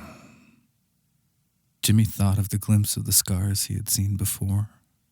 So much pain packed into a small swath of flesh. A lot of hands made Jimmy jump to the worst conclusion. Did that mean Boris wasn't the only one abusing Cold? He didn't dare ask, but he had to wonder. They pulled up to Jimmy's apartment, Jules escorting him upstairs and waiting patiently while he changed into a t-shirt and jeans. He freshened up, grabbed the check Rowena had given him, and let Jules lead him back to the car. What's your bank? Jules asked, pulling back out into traffic. Well, I don't exactly have one, Jimmy said with a sheepish smile. I used to bank with Strassen Springs first, but my account is super in the hole. So, where the hell we going? You know Martine's Pond? You bank with more in the mouth? Jules chuckled. The loan shark? Yeah, Jimmy laughed. You know, the benefits are really good. There's no overdraft fees, free checking, never have to wait in line. Cute. You'll need to get set up legit at some point, especially with you and Cole getting cozy. Pigs will use anything they can to get to him. Got it, Jimmy said, nodding firmly. They pulled up to Maury's shop, Jules squinting as he looked around. Hey, I know this block. Used to be a jewelry store over there, right? Yeah, Jimmy said. My mom used to work there. It's how my family met Maury. It was a fucking front. Jules said with a laugh. The Lucchese's used to launder their money through there. Jimmy was horrified. Are you serious? Yeah. 'Cause me and Boss used to run the cash. One of our first jobs together when we were kids. My mom was working for the mob? Jimmy hissed in disbelief. I'm sure they were straight at some point, Jules said with a shrug. Come on, Twig. He herded Jimmy into the shop, the bell ringing and announcing their arrival. Maury came out of the back, calling out, Who the fuck is that? Hey, Maury, it's me, Jimmy. Yo, is that... Holy fuck, Jules fucking Bryce? Maury blinked when he saw Jimmy wasn't alone. What the fuck? I've had like half the fucking gentlemen in my shop all in a week. Jules grinned, reaching out a big mitt to shake Maury's hand. Big fan of your work. Maury snorted, grinning wryly as they shook. Pretty sure I busted up a few of you prices back in the day, you know? Yep. Got my old man once or twice with that crowbar of yours for not paying up. Jules said with a smug smirk. Hey, just business, Mr. Price, Maury said. Bah, shoulda hit him in the head with it. Jules chortled. I ain't worried about it. Dead men can't pay, Maury said sagely. but men with busted kneecaps sure fucking can. Wise words, Jules said with an appreciative nod. So, Maury glanced between him and Jimmy. what can I do you for? Here to get more of your shit out of Hawk? Not exactly. I don't have a bank right now, so you're the next best thing, Jimmy said cheerfully as he endorsed the check and handed it over to Maury. I want to start actually saving. And yeah, I do want to try getting more of my stuff out eventually, but I want to put like $500 in my dad's commissary and stash the rest for now. Look at you, big fancy fella, Maury teased, whistling when he saw the check. I take it this means your audition went well. Sings like a little canary, this one, Jules said. Jimmy blushed. Hey, it's a job. I'm officially employed again. I'm doing okay. Uh-huh, Maury said dryly. and is that why I heard about you getting roughed up by some Lucchese pricks? You know about that? Come on, kid. Who the fuck you think you're talking to? I hear everything. His eyes moved to Jules, sizing him up as he mused. Like, heard somebody been visiting G-Ma. Who's that? Jimmy quirked a brow. He remembered Cold and Jules talking about her last night. Geraldine Peters, old gangster's girl. Maury said, shaking his head with a fond smile. Used to be my girl from time to time, as a matter of fact. That woman helped make a man out of me. Was a clerk for the SSPD. Did all their filing until she was forced to retire. What happened? Jimmy asked cautiously. Apparently, she had a bad habit of copying police files and other sensitive type documents. Maury chuckled. Meh, she'd only been doing it for like 15 years before anybody got wise to it. Nowadays, if somebody goes to GMA, they're looking for information. Jules narrowed his eyes, scoffing. You really do got a big-ass mouth, Maury. Guilty as charged. Maury replied easily. Just kind of funny to me that anybody would be bugging old G-Ma for something at her age. Must be looking for some real good dirt. Jimmy sensed a flicker of anger simmering in Jules. He wasn't sure what Maury was trying to get at, but he could tell Jules was getting pissed. So, Jules tells me the Lucchese's used to run the jewelry store? Jimmy said, quickly trying to change the subject. A long time ago, Maury said with a shrug. Used to wash the cash over there.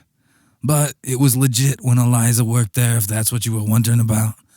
I mean, gangsters still went there to get their bling fixed up and shit, but it was a straight joint until it closed. Jules' phone buzzed. He eyed Jimmy, saying, I gotta take this. Be ready to go in 5, Twig. He looked at Maury, shaking his hand again as he grumbled. Don't be telling her boy here any stories now. Wouldn't dream of it. Maury replied with a firm smile. As soon as Jules stepped outside to answer his phone, Jimmy whirled around to stare at Maury. Hey, what was that about? Smacking Jimmy upside the back of the head, Maury snapped. What the fuck have you gotten yourself into? Fighting with Lucchese's, sniffing around G-Ma? What's the big deal with this lady? Jimmy protested, rubbing his head. She's the one you go to when you're trying to dig up dirt on fucking cops, Maury explained. Whatever Cold is up to, it ain't good, kid. I love you like my own, and you need to get the fuck out. Jimmy immediately recalled what Cold said about having proof about Augustus being a liar, and his stomach turned. Are you hearing me? Maury snapped. Jimmy took a deep breath, saying firmly, I'm okay. I know what I'm doing. No, you fucking don't. I swear, it's okay. That's why I have Jules with me. I'm Heart, dick, remember? Listen to yourself, kid. This was supposed to be a deal. It's not, Jimmy said, throwing his hands up in frustration. I don't know what it is, but it's something else now, okay? Cold cares about me, and I care about him. Look, he's gonna help me get my dad out, all right? And what did that cost you? Maury demanded. Jimmy didn't want to answer, pouting defiantly. He's gonna help. That's all that matters. Be careful, kid, Maury said, a frown curling his long lips. Staying alive matters a lot, too. I know it does. Jimmy smiled gently. And I don't plan on anything happening to me. What you plan and what actually fucking happens is rarely the same thing, kid. Maury laughed bitterly. Jimmy stuck out his tongue. Yeah. Look, will you please put that money in my dad's account for me? You got it. And I'll shove the rest in a mattress for you. Just don't make me spend it on a funeral. You fucking hear? Is it really that bad? Maury gave him an incredulous stare. Kid, it's really not good. Cops are all nervous with Lucchese's back in town. The gentlemen are all over the place trying to maintain control. Cold is making sure no one starts a war. But if Lucchese's keep poking at him, they're gonna get one. Jimmy frowned softly, his concern immediately going out for Cold. Rod, he thought to himself. He was worried about Rod. Take care of yourself, Maury said, glancing toward the door. Jules is waiting on you. Jimmy looked back to see a very impatient-looking Jules waving at him. Okay, I'm going. And yes, I promise I will be super careful, he reassured his friend. I will not get caught up in any gang wars. I'll remember you said that, Maury snorted. See you around, kid. Jimmy said farewell and rejoined Jules at the car. Jules didn't say much, turning up the radio as they drove. He made a few stops, always instructing Jimmy to stay put while he went inside. A barber shop, law office, liquor store, gas station. Jimmy spent his time flipping through his phone, looking up music.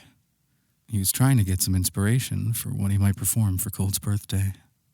By the time Jules returned from the last errand, it was already close to noon. Time to get to work, Twig.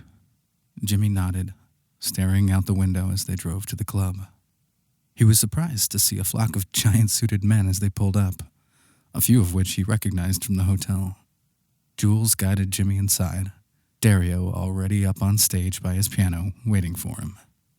Jimmy blushed all over when he remembered all the things he had done on that piano.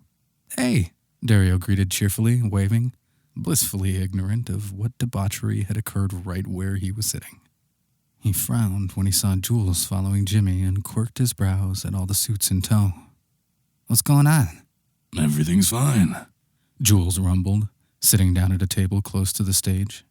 The other men scattered around the club, all taking various defensive positions. Totally fine. No, Dario said with a frown. The last time I saw this many goons, you were getting somebody ready for a wooden onesie. Is it the Lucchese's? Hearing things? Jules asked casually, still not answering Dario's question. Just that the Lucchese's are back, wanting to make a move against Cole, Dario replied, lightly tapping one of the piano keys. They figure he's going to go down for killing Dickie, and the gentleman won't be able to hang on without him. Was all Jules said. That's so. Dario looked annoyed at not having any of his information confirmed, sighing and looking over at Jimmy. Rowena tells me we got a big old birthday party to get ready for. Yes, Jimmy replied, clapping his hands together. I'm going to be singing with you guys like twice a week now, so I know I have a ton to learn. Hey, Dario reassured him. You'll be fine. You're a super quick study, and I can totally send you some of the music to work on at home. He cracked his knuckles, racing his fingers over the keys. What I want to hear about now is what you're planning on doing to make Colt's birthday an event to remember. Well, Jimmy grinned, scratching the back of his head. Actually, I do maybe have a few ideas. Cool. Come on, buckaroo. Let's see what you got cooking.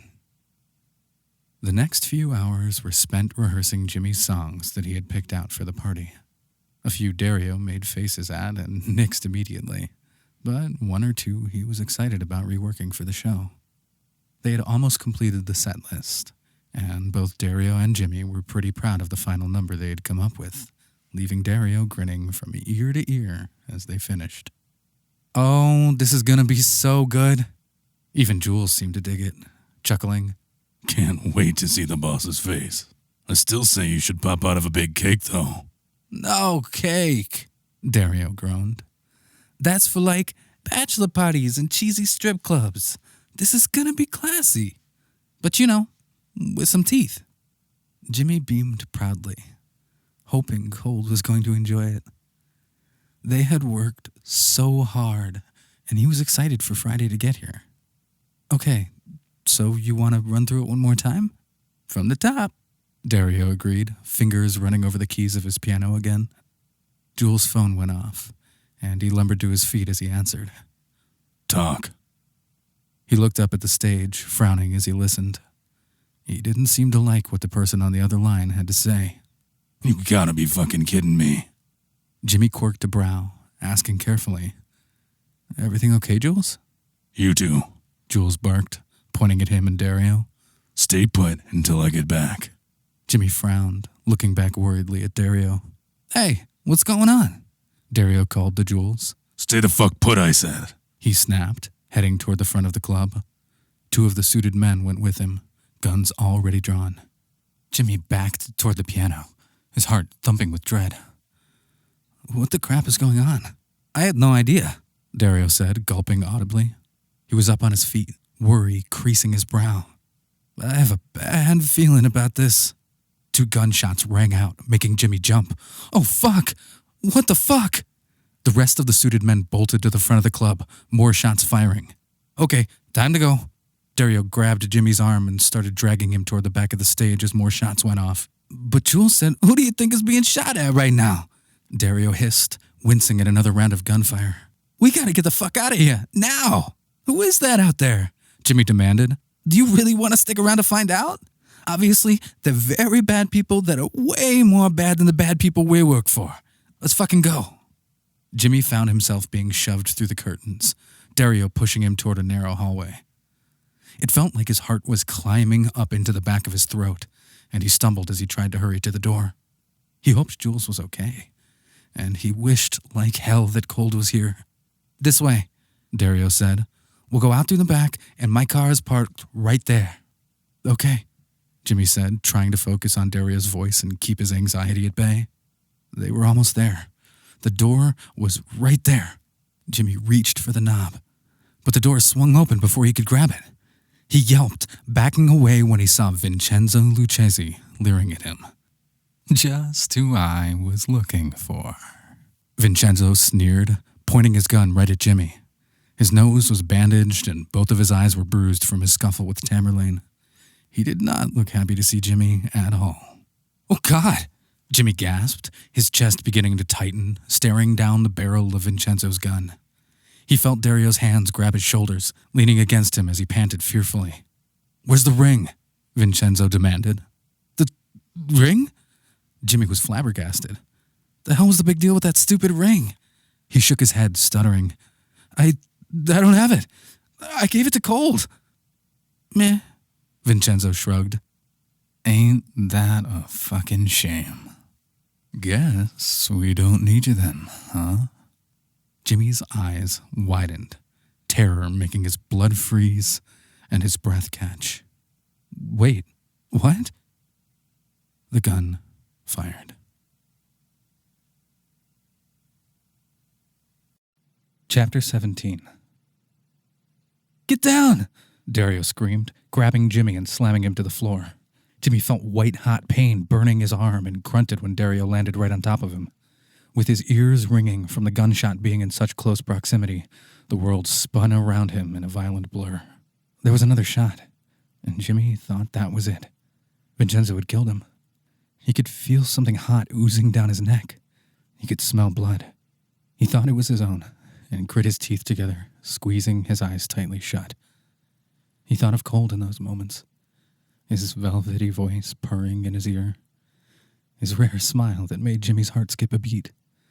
and those icy blue eyes that melted his very soul.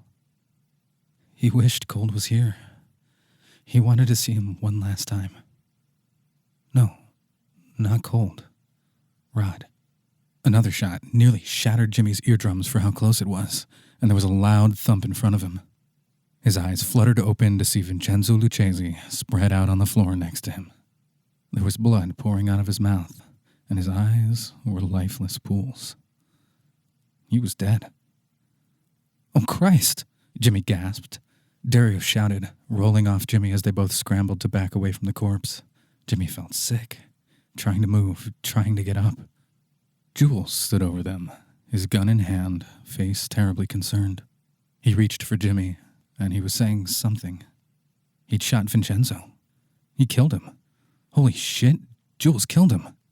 Jimmy couldn't breathe, and he had no idea whose blood was all over him.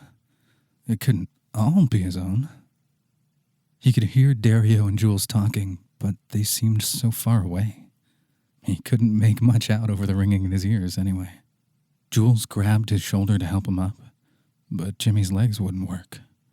They were too wobbly, too weak, and he panted erratically as he pushed Jules' hands away. He couldn't believe how much blood there was. His eyes rolled back in his head, and then he was swallowed up by darkness. The faint beeping of medical monitors greeted Jimmy when he woke up with a soft groan. His right arm felt tingly and sore, his head heavy with the weight of drugs. He tried to move, but his wrist was trapped by something. Blinking open his eyes, he stared blearily down to find he was handcuffed to the bed rail. He was in a hospital, Strassen Springs General, if he had to guess. His right upper arm was bandaged tight, and he was wearing one of those ridiculous gowns that didn't allow a shred of dignity when the wearer was not lying down. At least all the blood was gone now. "Hey," croaked a soft voice. "Welcome back to the world of the living." Jimmy turned to see that the second bed in the room was occupied by Dario. "Hey, you've been out for like an hour," Dario said, frowning. "They doped you up pretty good." Jimmy tugged forlornly at the handcuff. "What the crap happened? It's all fuzzy." "Lucchese's," Dario replied with a light groan. "Hit the club. They attacked 2 other gentlemen properties, all at the same time." "Is Cold okay?" Jimmy asked immediately. "Yeah, come on," Dario snorted. "He's fine. I'm fine too. Thanks for asking." You saved me," Jimmy said with sudden clarity, gazing adoringly at his friend. "You pushed me out of the way." "Yeah," Dario said with a wry smile. "Bullet still grazed you, but don't worry. I caught it with my shoulder." "Shit." Jimmy could see that Dario's shoulder was bandaged and his arm was in a sling. "Shit, it's right," Dario scoffed. "I don't know what I was thinking." "Thank you," Jimmy said with a warm smile. "Hey, let's try to not make it a habit, okay?" Dario laughed weakly. "What's with the cuffs?" Jimmy noticed Dario was also locked to his bed. "That's the SSPD for you." "Are you serious?" Jimmy blinked, rattling the cuff in protest. "We didn't do anything wrong. We're victims, not suspects." "Witnesses," Dario corrected. 3 people are dead, more wounded." Jimmy swallowed thickly, a flash of Vincenzo's lifeless eyes making his stomach churn uncomfortably. "The ring. He was asking about the ring." "What ring?" Dario asked before throwing up his uninjured arm. "Nope, wait, never mind. I don't want to fucking know." Jimmy heard the discharge of radio static, glancing up at a large window that looked out into the hallway. The blinds were cracked, and he caught a glimpse of someone in uniform. "Cops?" "Yep. Been waiting for you to wake up to take our statements," Dario said with a long sigh. "Best thing to do? You didn't see anything. You don't know anything. Got it?" "Got it," he sighed, closing his eyes and letting his head drop back down against the pillow. There was a sudden flurry of activity outside in the hallway, raised voices and cursing. Jimmy looked over to see the officer trying to keep someone back, sternly saying, "Sir, you need to wait out here." "Fuck you, dickless," a familiar gruff voice raged. "I'm Jimmy Poe's motherfucking healthcare power of attorney. I got every right to be here. Get the fuck out of my way." Jimmy's face lit up in an instant. Maury. The door swung open so hard it slammed against the wall. Maury stomped into the room, leering at Jimmy. Can you believe that prick? Trying to keep me out of here? Dumbass, don't know who he's fucking with. The officer did not look pleased, but made no more effort to stop Maury from coming in. Hey, Maury, Jimmy greeted, giving a little wave with his good arm. Are you all right, kid? They treating you okay? Maury hurried over to the side of his bed, his eyes as big as saucers and wet with tears when he saw the bandage. Fuck. Jimmy was touched. He'd never seen Maury look so concerned. I'm fine. It's just a scratch, I swear.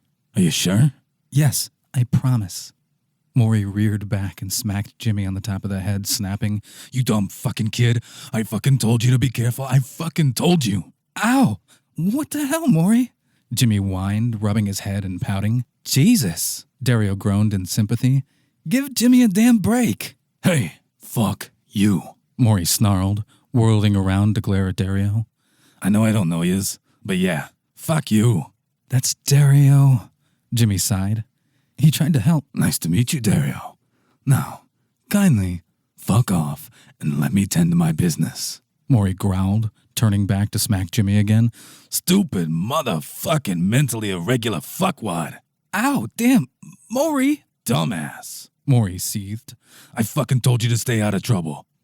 A few tears slid down his cheeks, his long lips twisting into an anguished grimace as he pulled Jimmy against his chest. I told yous. Fuck. Jimmy clung to Maury, trying not to cry. The danger of this life he had chosen was real.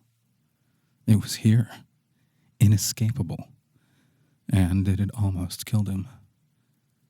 If Dario hadn't moved when he did, Maury really would have been using that money for a funeral. Don't you ever fucking scare me like that again, Maury said firmly, kissing Jimmy's forehead. I'm gonna have a fucking talking to with motherfucking Cold about keeping your scrawny ass safe. Smiling tearfully up at Maury, Jimmy laughed softly. He had no doubt in his mind that his friend would. I'm worried, kiddo. Maury stroked Jimmy's hair, affectionately patting his cheek as he sighed. Things ain't good out there. Streets is talking, and they are gonna be bloody. Did I really get stuck in the middle of a gang war? Maury snorted, shaking his head. It's a fucking mess, that's for sure. And listen, do you remember that big old shiny ruby ring? The one in your mom's jewelry box? I heard some crazy shit today, and I'm starting to think that ring used to belong to— Knock, knock, a voice said at the door, with Knuckles rapping at the frame. Nice to see everybody is awake now. Jimmy's stomach did another violent round of churning when he saw it was Detective Augustus Duplin standing there.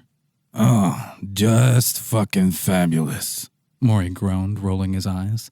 The fuck do you want? I need to talk to these young men about the shooting at La Belle earlier today, Augustus said in a professional, firm tone. Jimmy hated that voice. Augustus's cop voice. We didn't see anything. Augustus stepped closer, his hands firmly planted on his hips. I find that pretty hard to believe considering you were covered in Vincenzo Lucchese's blood. A DNA test will confirm it, but your clothes have already been taken as evidence. All Jimmy could see was splashes of red, his heart thumping heavily in his chest. He shot me, he said quietly. I saw the blood. I just passed out. Did you see who shot Mr. Lucchese? Augustus asked directly. Jules' scowling face appeared in his mind's eye. I can't be sure. No clue. I think we both know you're lying. Augustus pressed relentlessly. Who shot Vincenzo Lucchese? Jimmy's cheeks flushed with warmth, melting beneath Augustus's piercing glare. Somebody with a gun? Jimmy, you need to help us out here. Tell me who killed Vincenzo Lucchese. He didn't see nothing, Maury growled, resting a supportive hand on Jimmy's shoulder. You fucking ugly and deaf. Augustus rolled his eyes. What's the matter? can't threaten Jimmy without him as a snitch no more, so now you're trying to play good cop again? Go get fucked on a traffic cone. What he said, Dario agreed. Jimmy, listen to me, Augustus said earnestly, his cop persona weakened for a moment by obvious concern.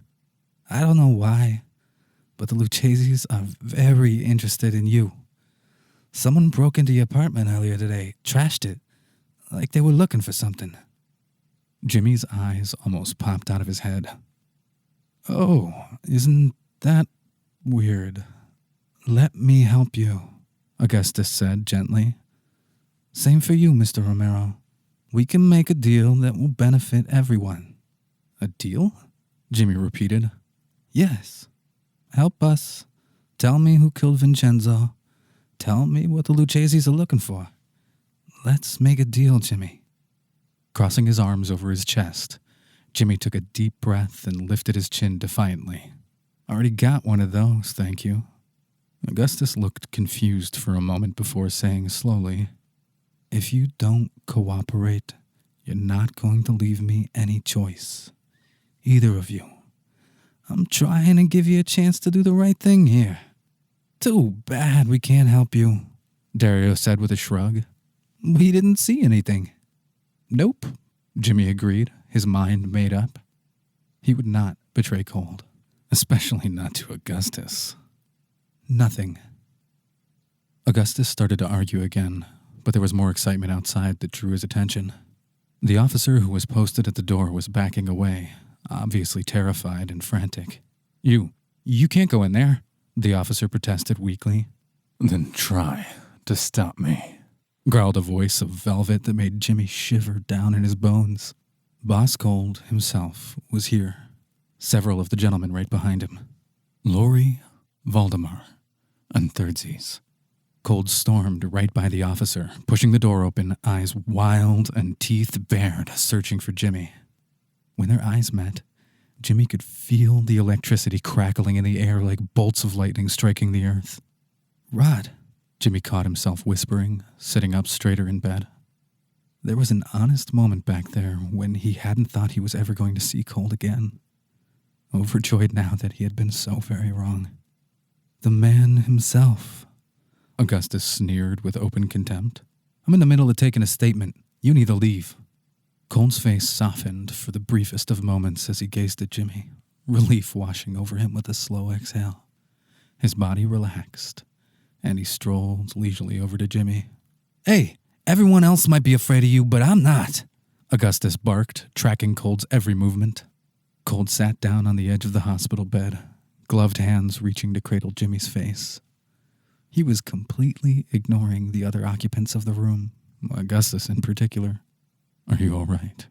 I'm okay, Jimmy said, smiling warmly as his hands came up to rest over Cold's.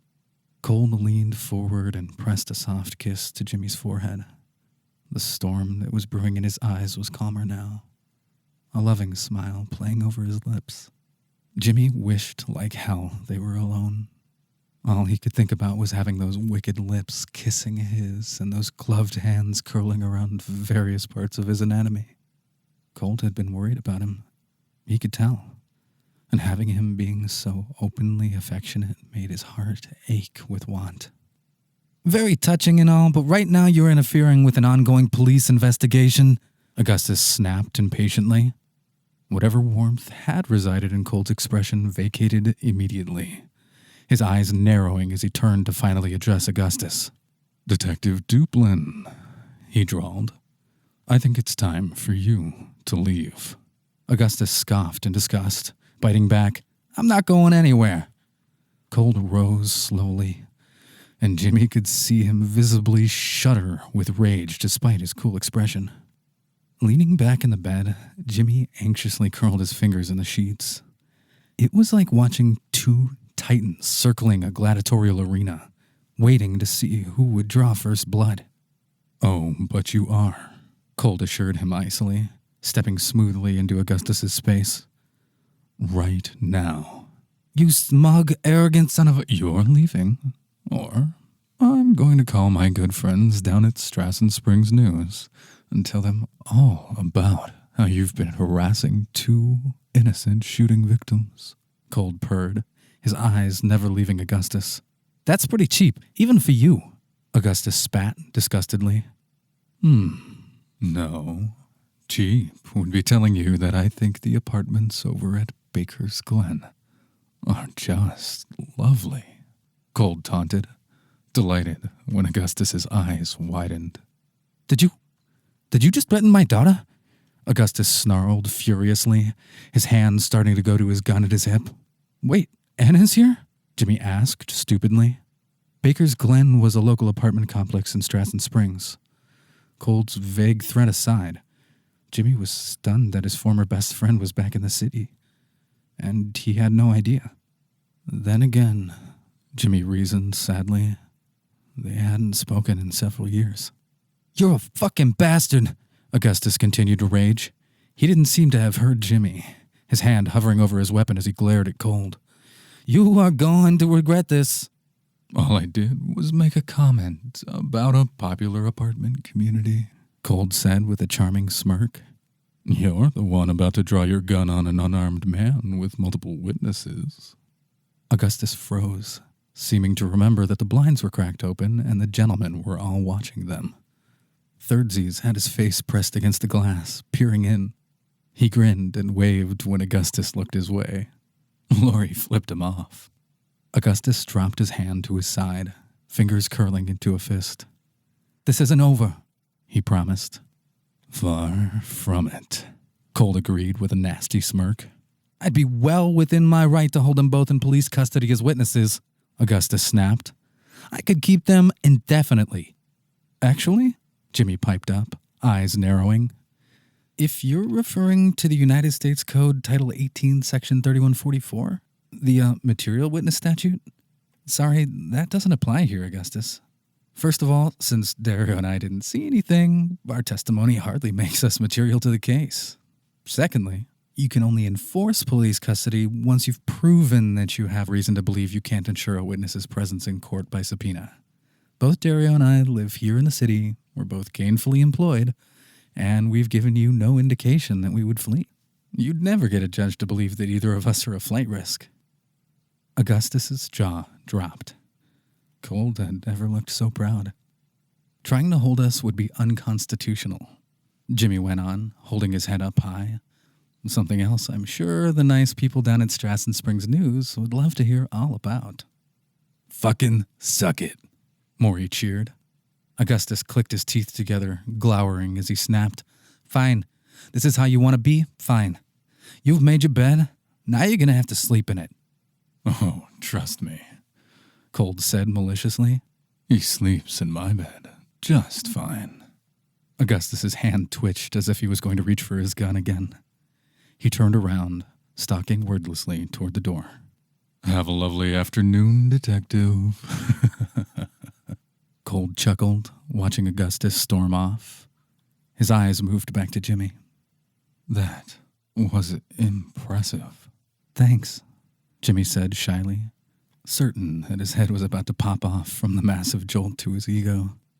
Cold moved back to the bedside, gently touching Jimmy's cheek. You continue to surprise me, Mr. Poe. Jimmy blushed, leaning into Cold's palm. Hey, you, Maury sniped. Mr. Cold, sir? Cold frowned, turning his head to look at Maury.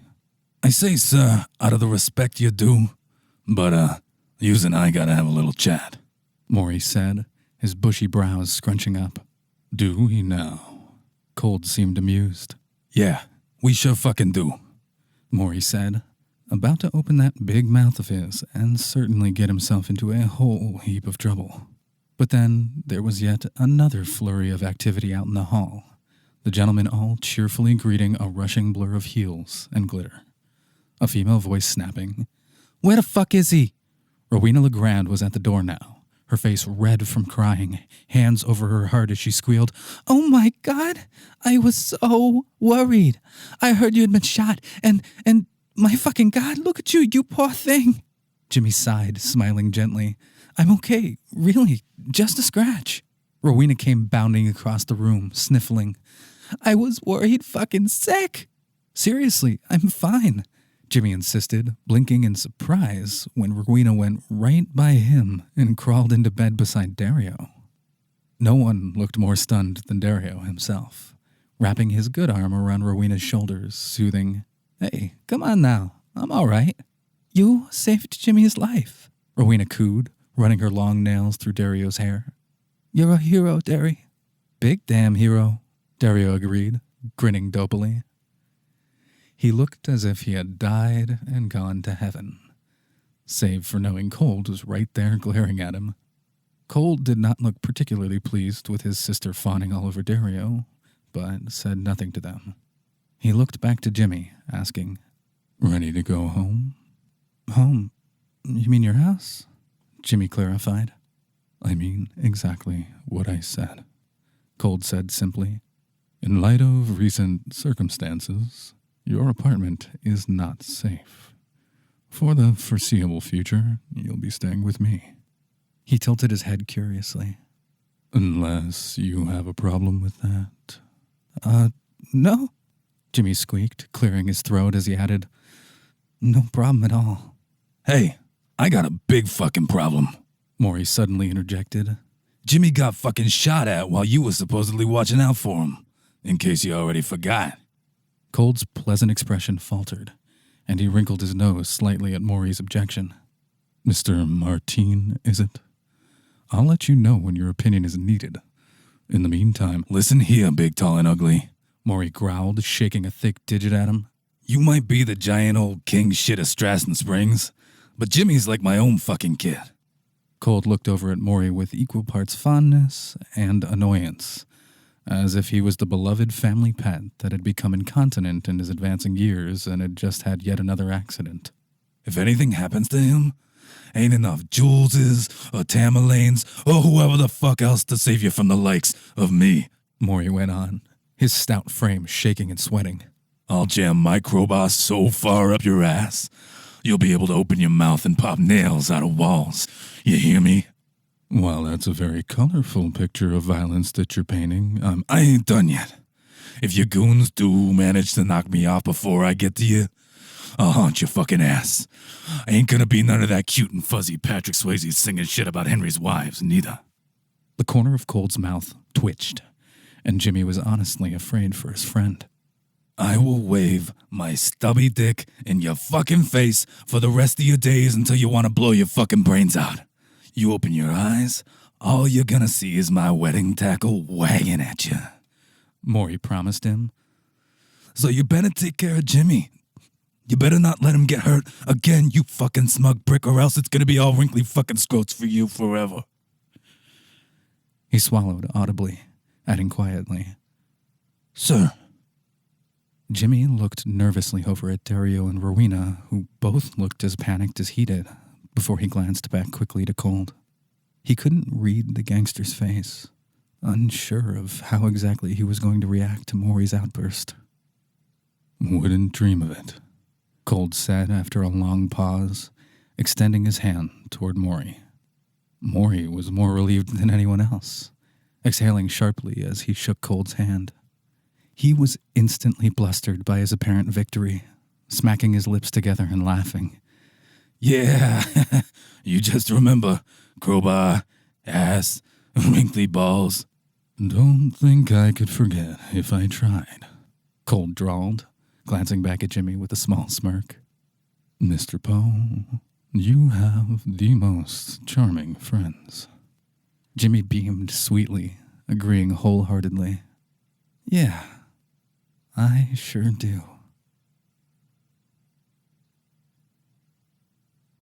Chapter 18. Cold was able to persuade the hospital to release Jimmy into his care, although he made a point to remove the handcuffs himself instead of letting the policeman unlock them with the key. Showing off, doubtlessly, but Jimmy loved it.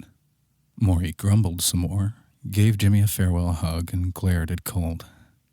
He narrowed his eyes, defiantly pointing at his crotch and saying, "Remember, wrinkly balls for fucking ever," as his departing words. Rowena opted to stay in the hospital with Dario since he needed a surgical consult for his shoulder, cheerfully bidding adieu to her brother and Jimmy. Cold had one of the gentlemen bring him a change of clothes for the ride home, a set of oversized sweats. They were warm and clean, and Jimmy was grateful to get out of the hospital garb. He dozed off in the gangster's lap in the back of the limo en route. He was exhausted from the adventures of the day, happy to be in Cold's embrace. He was safe there. Once they arrived back at his estate, Cold personally carried Jimmy upstairs. Jimmy held onto his neck, thankful for the new level of closeness he was being allowed, burying his face into Cold's shoulder with a soft sigh. All of his troubles melted away in the man's arms. Cold got Jimmy into bed, checking the bandage with a gentle touch. Does it hurt? Burns, mostly, Jimmy answered. It's okay. I'm proud of you. Cold said with a sincere smile that made Jimmy's insides turn to jelly. You held your own with Duplin, and watching you put him in his place like that was magnificent. Thank you, Jimmy said with a bashful smile. You will make a very good lawyer one day. I don't know about that. I'm a terrible liar, Jimmy chuckled. It wasn't easy lying to Augustus. I told him I didn't see anything, and that was crap, almost impossible to get out. Lying to police officers? Cold looked shocked, teasing. Why, Mr. Poe, picking up all of these criminal habits. Just so you know, in the future, I will only be taking on innocent clientele to avoid the whole lying to police stuff. Won't have much business then, I'm afraid, Cold said with an affectionate smirk. I don't know many innocent men. Yeah, I guess not, Jimmy said quietly, trying to ignore the memories of Jules standing over him with a gun. The blood. There was so much blood. Vincenzo's dead eyes staring at him, but not seeing anything ever again. What's wrong? Cold's demeanor shifted to one of concern. I was thinking, Jimmy stammered, his breath starting to quicken. That's the second time I've seen someone killed. The room was starting to spin, his vision getting dark. He tried to tell himself that there was no blood here. There was no knife, no gun. He was panting, his fingers clenching and unclenching against the sheets. He couldn't keep the panic from rising up and flooding his lungs, squeezing his chest until he couldn't breathe. Take a breath. Tell me what you need, Cold said, lying down beside Jimmy and pulling him into his arms. Just you, Jimmy replied, trying to shake off the darkness and melting against Cold like a bowl of ice cream on a hot summer day. He pressed as close as he could, invading every inch of space between them until he was practically glued to him. I just need you. Keep breathing, Cold ordered and continued to hold Jimmy tight, rubbing his back and shoulders, not letting up for a moment.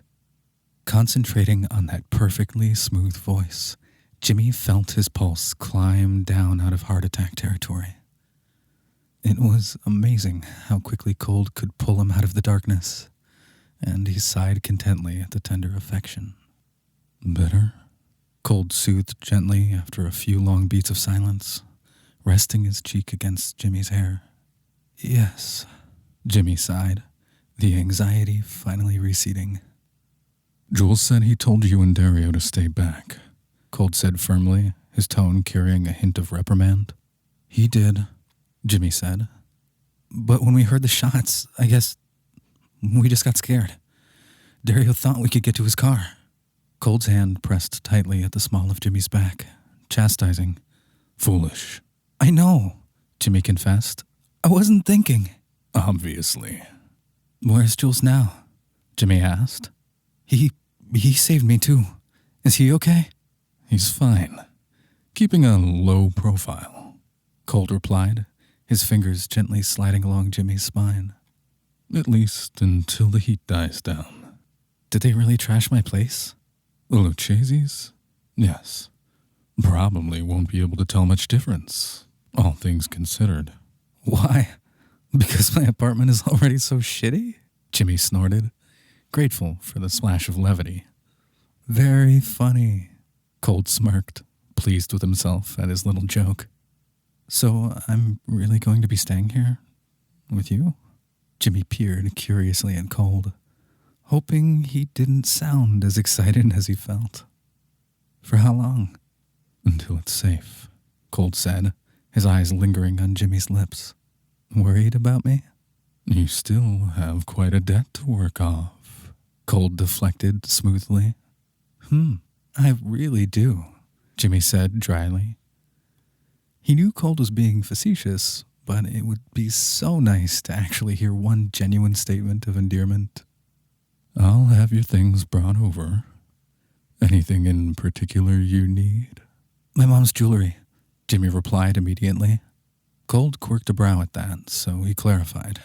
Maybe I don't need it exactly, but I want it here.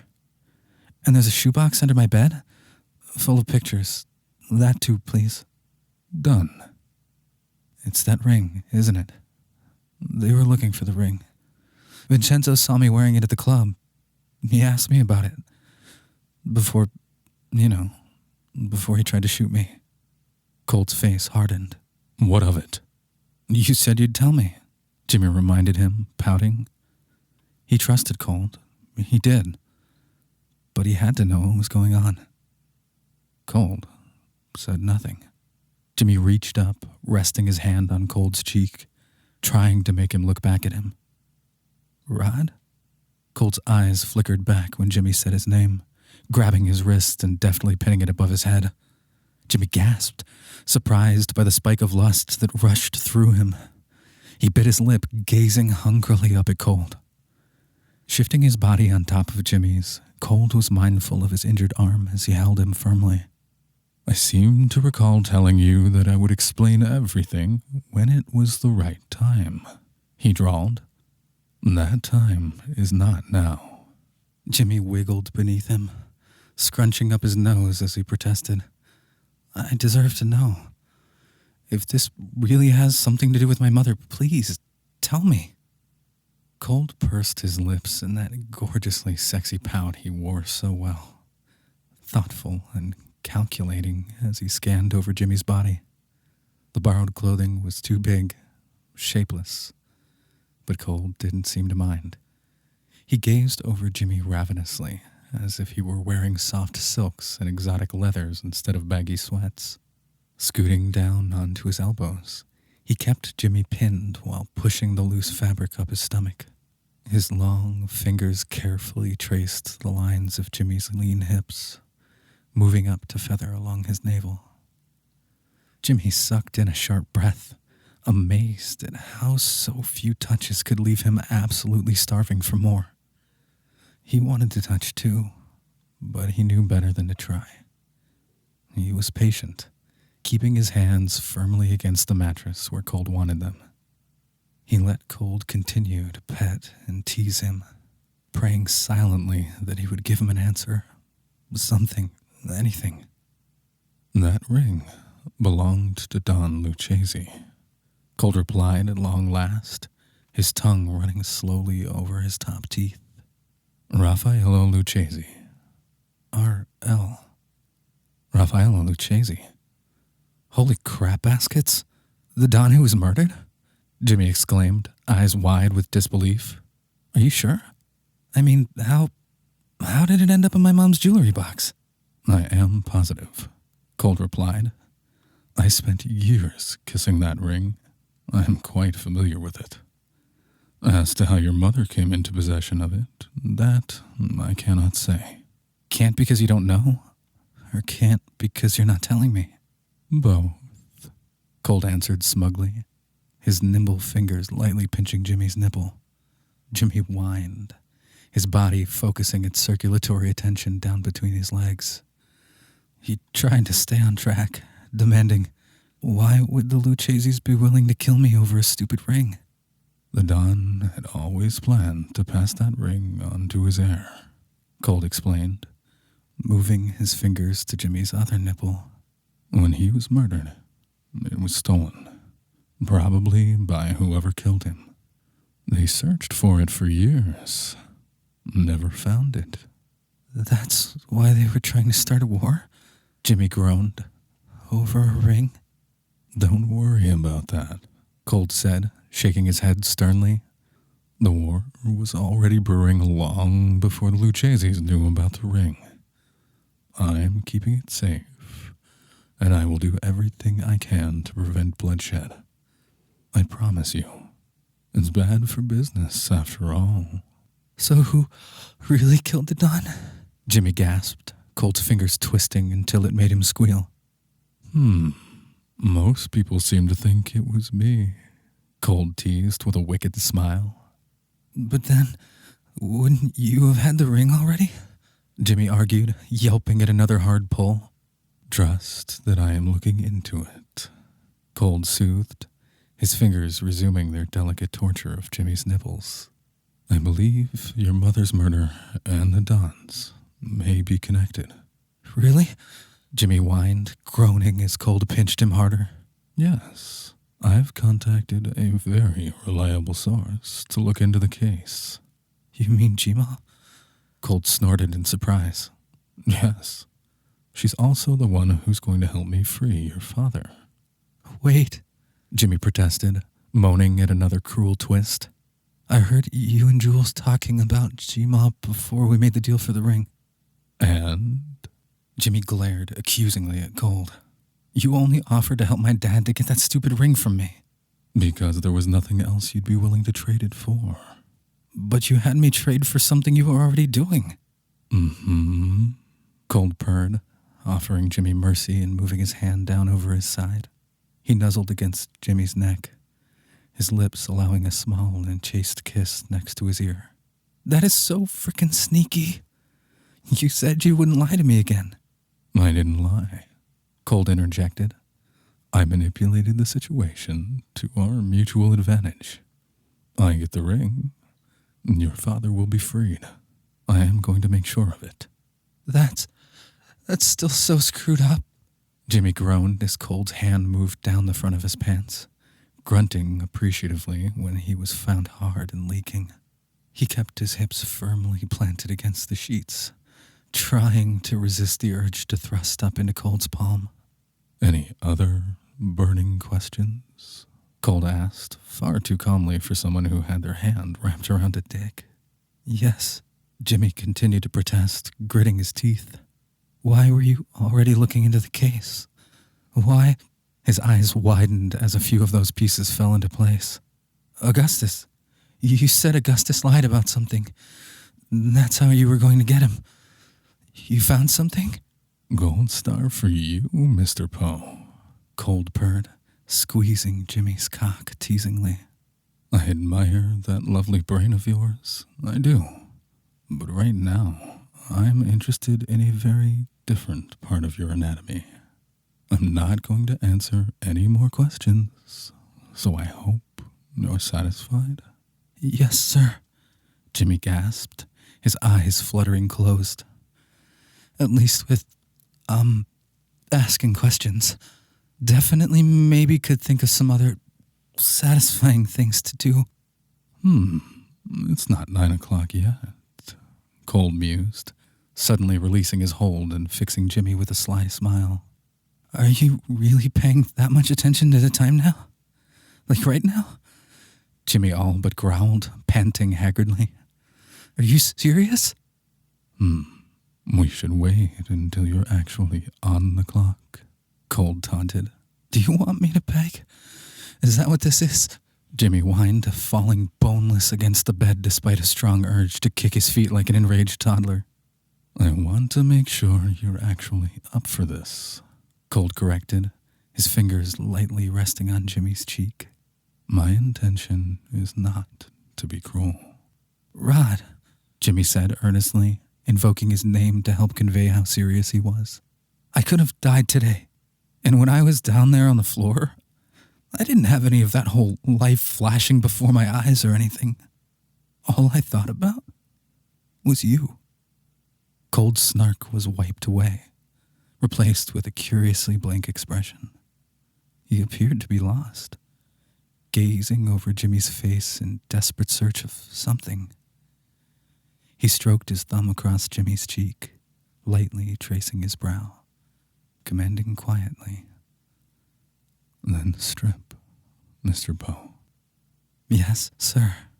Jimmy said, nodding slowly, that dominant tone seeping right into his soul.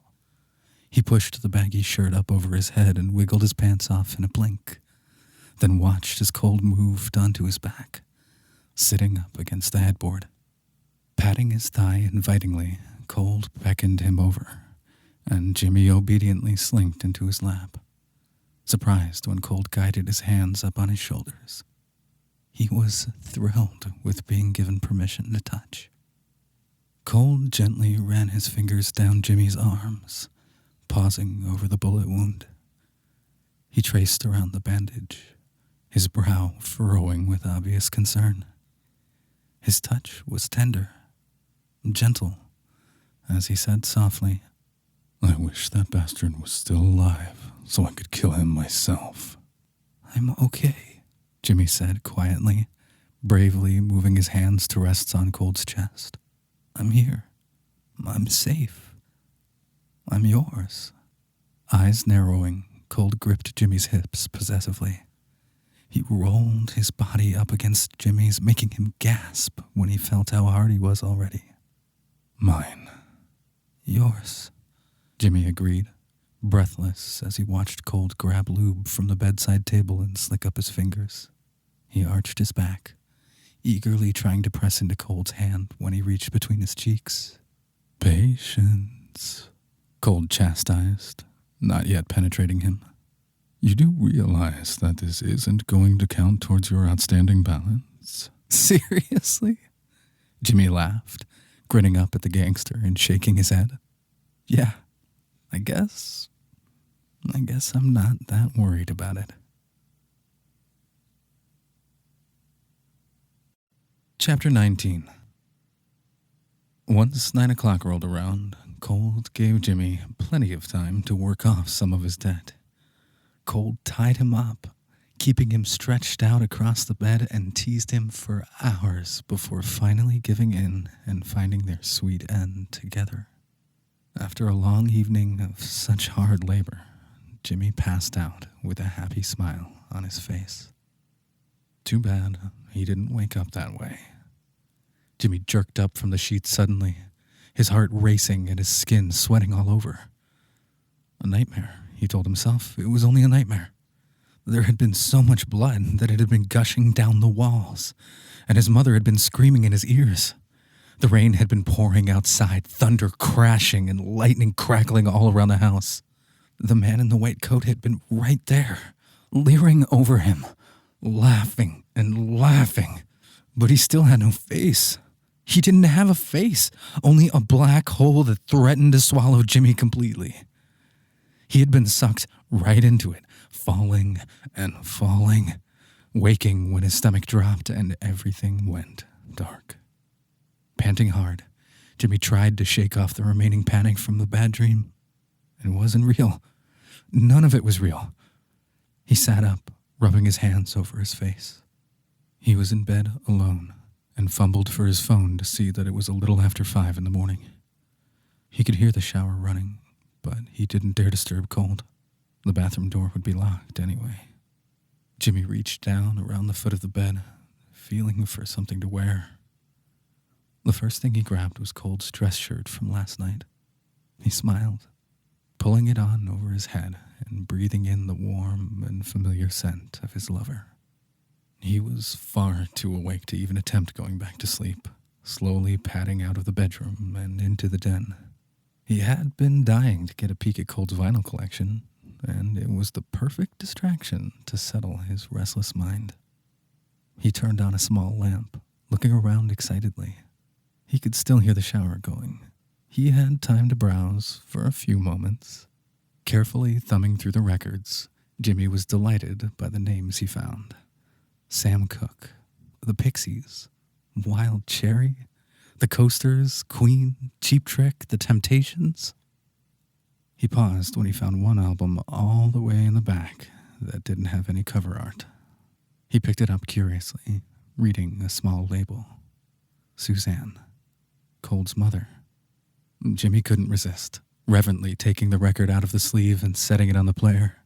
He bit his lip, anxiously getting the needle into place. It was jazz, warm and slow. Suzanne's voice rising up over the music with a strength and beauty that made Jimmy's skin prickle with goosebumps. He tried to think of a singer to compare her to. Maybe Ella Fitzgerald? Billie Holiday? But no. Neither had that faint, rough edge that Suzanne did. Neither sang of love with such an intensity that it made Jimmy's heart ache, her voice carrying higher and seeping right into his soul. Jimmy stood there, mesmerized, surprised when the second song began to play and he actually recognized it. It was a jazzy cover of a Patsy Cline song. He began to sing along, softly at first, but stronger as the melody took over. Suzanne's voice was incredibly beautiful, and he slowly swayed his hips and sang with her, feeling tears in his eyes as the music moved him. So caught up in the song, he didn't even realize someone had turned off the lamp. Strong hands gently rested on his hips, and Jimmy jumped, yelping in terror. He tried to whirl around to see who'd grabbed him, but Cold's velvety voice was urgent. "Don't turn around." Jimmy froze. The words of the song suddenly lost to him. "Please," Cold urged quietly. "Keep singing." Pressing as close as he could, Jimmy reached back to hold Cold's waist and gasped as he felt bare flesh under his hands. Cold wasn't wearing a shirt. It didn't feel like Cold was wearing much of anything. Cold smelled fresh and clean from his shower, and Jimmy's chest swelled with the thrill of knowing his lover was naked right behind him. He closed his eyes, his voice picking up the next chorus as he leaned into Cold's warm body. Cold's hands moved all over him, fingers lightly dancing over the curve of Jimmy's hip bone, reaching up his shirt and tracing along the sides and stomach, gently rocking him in time to his mother's voice. Jimmy melted everywhere Cold touched, his voice stuttering sporadically as he tried not to moan. Cold had never allowed him to be this close, his chin leaning on Jimmy's shoulder. His arms felt strong, comforting, sliding easily around Jimmy's waist with a familiarity that made his stomach flutter. Jimmy's hands naturally fell to rest on his forearms, still singing, but trying to take in every detail of the exposed flesh. In the dim glow of the light from the record player's display, he could see a wicked tangle of scars. Some of them wrapped around Cold's arms like snakes. A few were broad lakes of keloided tissue, and others were thin cuts like a spider web etched across his flesh. Jimmy dared to touch and trace every one he could see. There was tension in Cold's arms at first, but it began to ease away as the music played on. He let Jimmy explore all he wanted, his breathing soft and gentle in his ear. Turning toward the sensation of warm breath, the last words of the song on his lips, Jimmy felt Cold's mouth ghost over his skin, every muscle in his body winding tight in anticipation. He wanted to kiss Cold so terribly, reaching up to desperately rake his fingers through the man's short hair to finally seize his lips. Cold flinched away and easily caught Jimmy's wrist, tangling their fingers together as he groaned. Jimmy could sense his indecision and tried to press closer to tip the scales in his favor.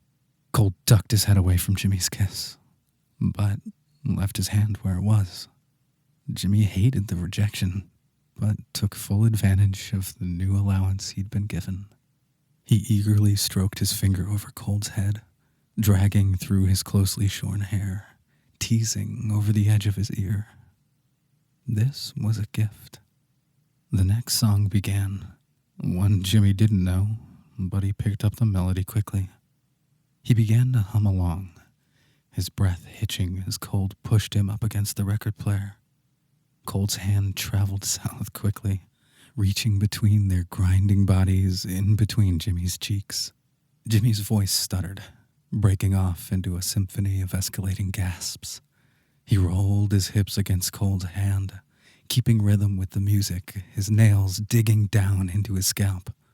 He was still open and wet from earlier, his singing lost to whimpering moans as Cold pressed deeper inside of him. The song rolled on to the next, and for a few seconds there was no sound but Jimmy's cries, the wet thrust of Colt's fingers, and the dull scratch of the record. Jimmy was on the tipping point of madness, smothering kisses against Colt's ear and neck, breathing, "God, please, don't stop, don't stop." Colt grunted, his fingers turning and spreading Jimmy until he cried out, grinding against him in time with the tantalizing bass. Jimmy, Colt murmured low, rubbing the head of his bare cock against Jimmy's hole. I want to come in you. Gurgling dumbly, Jimmy was surprised and instantly sobbing just from the thought. He had never let anyone do that. But Colt? God, yes. He wanted Colt to make him his. But only if you're mine, Jimmy said. What? Colt seemed startled by the statement. Only if you're mine, Jimmy stubbornly repeated. Only if I'm the only one. Jimmy, Colt sighed, his tone aching with emotion. He knew exactly what Jimmy was asking for. I'm already yours, Jimmy pleaded. Please, be mine. only you. Colt said, nuzzling Jimmy's shoulder with his lips, pressing a soft kiss against his skin. I can't be yours, but you're the only one. Jimmy shuddered at the sweet kiss. Okay. A small groan rumbled in Colt's throat as he started to press his thick cock inside Jimmy. He was slow, each thrust moving with the music as he worked himself in. Once he was fully sheathed, he draped himself over Jimmy's body, kissing his shoulder again. Jimmy was a mess of sensation, whining as Colt's cock filled him so perfectly. It felt so much better without the condom, slick and hot. His mind already running away like mad that he had agreed to let Colt do this. He wanted it so much. His thoughts consumed with Colt coming inside him now. The warmth of his naked body against Jimmy's back was incredible, and that feeling alone was enough to leave him wrecked. Even though he couldn't see him, he could feel a strong chest and a firm stomach. He ached to touch, but kept his hands firmly planted on the record player. Jimmy didn't want to do anything to ruin this. The music played on, their bodies swaying together as if they were dancing. Colt would thrust deep as he could until Jimmy moaned and gasped, retreating until he nearly slipped out before pushing back inside again. Jimmy was absolutely lost to it, the passion intensifying as Colt kissed his neck again, lightly sucking at his skin. Jimmy's head tipped back against Colt's shoulder, letting him have free rein of his throat. Colt growled at the invitation, but never bit, never gnashed his teeth.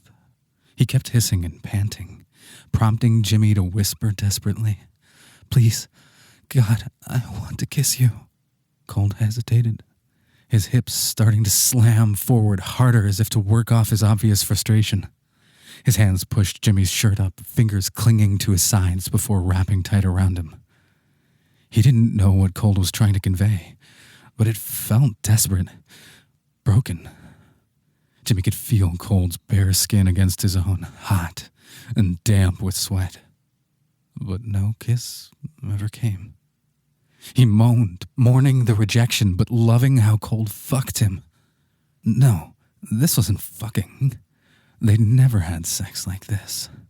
This was something beautiful, something Jimmy had never felt before, an experience he didn't dare put words to yet.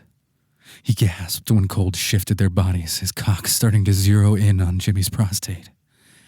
It was intense, enough to make his toes curl into the rug. He focused on the feeling, his hands still clutching the edge of the record player. His moans started to stutter, his whole body tensing up. The pressure inside him was seconds from exploding, and he realized with a groan that he was going to come completely untouched. He had certainly heard about it, read dirty message boards where people shared their experiences, but he had never had it happen.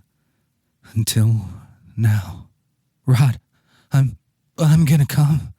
Jimmy whimpered, his fingers digging into the edge of the player so hard his knuckles turned white. Please, let me come. Cold made a wonderful sound at that, somewhere between a purr and a low growl, demanding, "Come for me, Jimmy." Jimmy went blissfully off the edge and straight into oblivion, shaking from head to toe as he came. Cole's cock pounded him through it, and he wept as each slam completely ruined him. The feeling was almost overwhelming, making his eyes water and leaving him gasping for breath. He cried out as Cole's hips became erratic, moaning quietly as he felt a flash of heat deep within as Cole unloaded inside him. "Oh, my God!" Jimmy gasped, whimpering as Cole's thrust slowed to a crawl.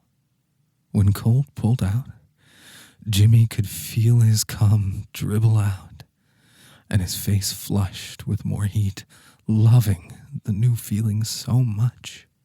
"Oh, Jimmy," Cole sighed, rubbing the head of his cock against his leaking hole.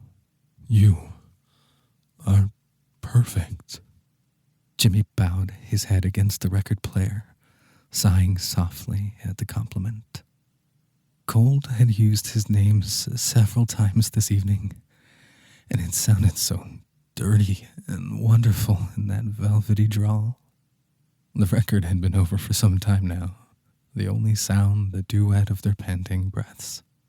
Jimmy moaned appreciatively, arching his hips as he stretched his back.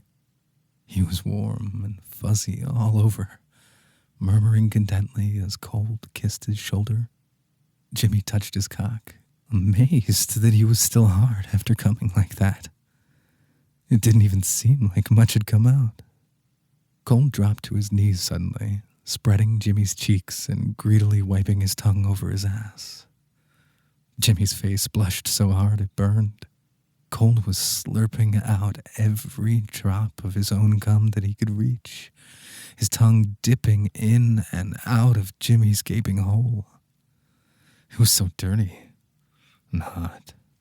It made Jimmy groan obscenely loud. Keening and whining as Cole kept going, Jimmy's cock bobbed hard between his legs. There was still so much pressure, and he was scared his knees were going to buckle soon. "Please, fuck." "What do you need, Jimmy?" Cole rasped, sucking hungrily. "I don't know," Jimmy panted, snapping his teeth together. It feels so tight. It fucking aches." "I'll take care of you," Cole promised, his fingers pressing back inside and curling perfectly to massage his prostate. He reached his other hand to grab Jimmy's aching cock, stroking him lovingly. "Too much," Jimmy sobbed, torn between thrusting back on Colt's fingers inside him or forward into the one stroking him to sheer oblivion. "Fuck, please, God," Jimmy screamed, Colt's quick fingers coaxing him through the most intense orgasm he'd ever felt. It never seemed to end, his cock pulsing and pulsing long streams of thick cum as Colt assaulted his prostate without reprieve until his body quaked. When Colt finally released him, he gave his hole one last lick and grunted approvingly. Jimmy didn't think he could keep standing much longer, thankful when he felt Colt's strong arms wrap around him. He turned around, his head dropping against Colt's bare chest. His eyes had adjusted to the darkness, focusing on the nest of scars right in front of him. Twisted, blotchy, countless.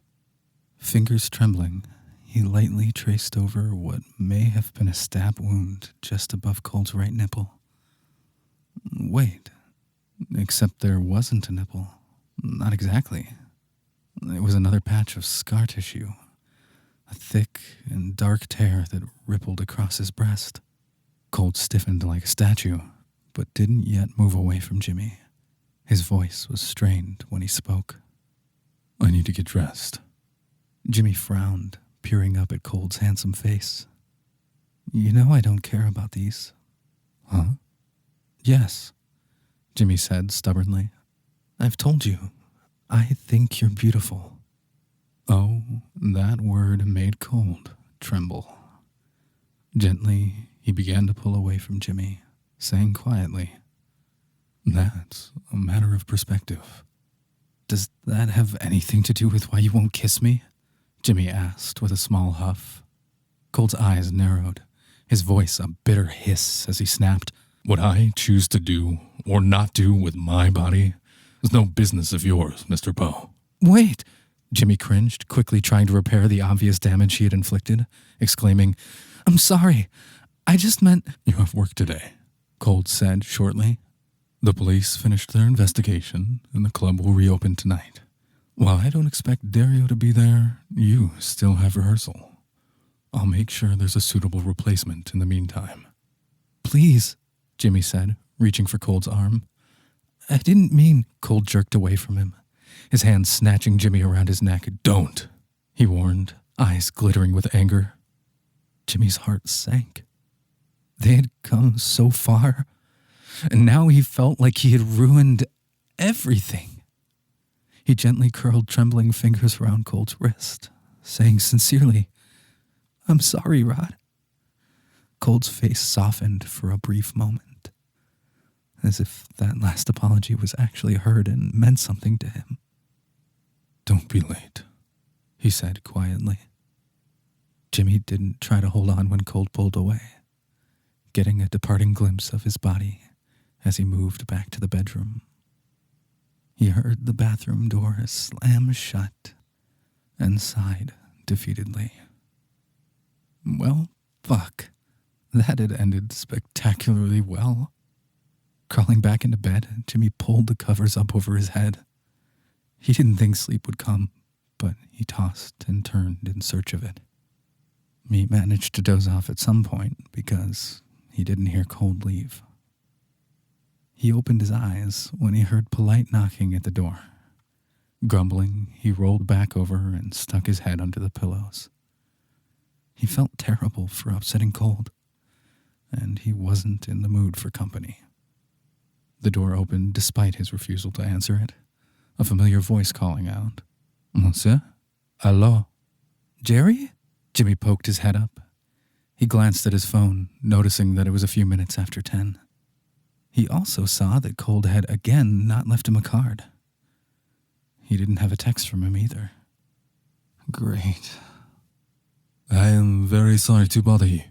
Jerry quickly apologized as he stepped to the doorway of the bedroom. He would not cross the threshold, continuing hastily. There's a bit of a situation down at Lambert, and your presence is needed immediately. Me? Oui, Jerry confirmed. it's Mademoiselle Legrand. He gestured to the room behind him. I've already brought you some of your clothing from your residence. The rest later, yes, but we need to go. Jimmy sat up quickly, but didn't make it very far since he wasn't wearing any pants. Is Rowena okay? She is asking for you, Jerry said with a sad smile, starting to retreat. Please, hurry, and we shall go. Right, Jimmy said, a new streak of worry wrinkling up his gut. Once Jerry had left him, he got up to find clean clothes. Jerry had only brought him suits to wear, so he chose a dark gray pinstripe to put on with his black chucks. He hurried to the bathroom to fix himself up and change his bandage, smirking wryly at his reflection when he was ready. He looked like a little kid playing gangster dress-up. Pausing to take a quick selfie, he then texted it to Cold with a short message. See you tonight? Jimmy hoped so. He rushed downstairs to meet Jerry, the chauffeur and chef adding race car driver to his list of professions as he hauled ass down the label at neck-breaking speeds. Jimmy was a little nauseous as Jerry herded him inside. Jimmy heard a crash come from the upstairs office, grimacing as he jogged up the steps to investigate. He could hear sobbing and something shattering, carefully opening the door and calling out. Rowena? It's Jimmy. Please don't throw anything. The office was plush, decorated in the same theme as the rest of the bar with deep red curtains and dark wooden furniture. Rowena sat on the floor by a small liquor cabinet, glass broken all around her. Jimmy had never seen her looking so distraught. She was crying, her hair disheveled, makeup smeared, and she only had one shoe on. She looked up blearily as Jimmy walked in, cradling an open bottle of tequila in her lap and sobbing. "Oh, Jimmy, the worst thing ever has happened." Carefully stepping over the broken glass, Jimmy found a safe place to sit down beside her. Hey, he soothed. "What's wrong? Are you okay?" "It's Dario." She sniffed sadly. "Is he all right? Did something happen at the hospital?" Jimmy asked, his brow wrinkling in concern. "No, he's fine," Rowena groaned. "He'll probably be released today. Surgeon said he doesn't need to be cut on, just lots of physical therapy. God, no, this is much worse." "What is it?" "I think I'm in love with him," she wailed hysterically. Jimmy blinked. Clearly there was something he was missing here. "But, Rowena, Dario is a really nice guy." No, Rowena pouted. "You don't understand, Jimmy. I am not a nice guy." "Of course you are. I mean, you're a girl, of course, but you're super nice. You're sweet, you're funny, you're a killer." Rowena sighed horribly. "What?" Jimmy gulped. "You know how all the cops think Roddy killed Dickie? Well, it wasn't him," Rowena said, taking a long sip of tequila. "I did it." Jimmy was glad he was sitting down because otherwise he would have fallen over. "Oh, that's, You want me to say I'm sorry? Or that it was an accident? I can't," Rowena blubbered. "I'm not sorry at all. He was a prick. A ridiculous fucking asshole prick who I shot a tiny bit." "You shot him?" Jimmy was stunned. About exactly 19 times. 19? Jimmy squeaked quietly. "What did you shoot him with? A frickin' machine gun?" "No, my Glock," Rowena clarified. She innocently took a small sip, adding, "I may have reloaded." "Oh, you reloaded. That's good." "Roddy hated him so much," Rowena went on. "Said he was like Boris. Told me I was being stupid. I didn't see it until it was too late." Jimmy scooted even closer, gently reaching for Rowena's hand. Did he hurt you?" "Yes." Rowena's beautiful face contorted with anguish, sniffling pitifully as an obviously painful memory washed over her. "Oh, Rowena," Jimmy said in sympathy, leaning close and putting his arm around her shoulders. "I am so very sorry." "May," Rowena smiled weakly. "Shit happens, you know? So, when he was done, I grabbed my gun. I wasn't gonna let him hurt me or anyone else ever again." "That could be considered a crime of passion. Even self-defense under the right circumstances," Jimmy said quickly. "There are ways." "Jimmy," Rowena said dryly, "I stopped to reload. Twice. That shows all the cognitive thought shit, so crime of passion would have been hard to sell." "Well, maybe." "I unloaded 2 full clips into him. And then I shot him one more time right in the dick. "Oh."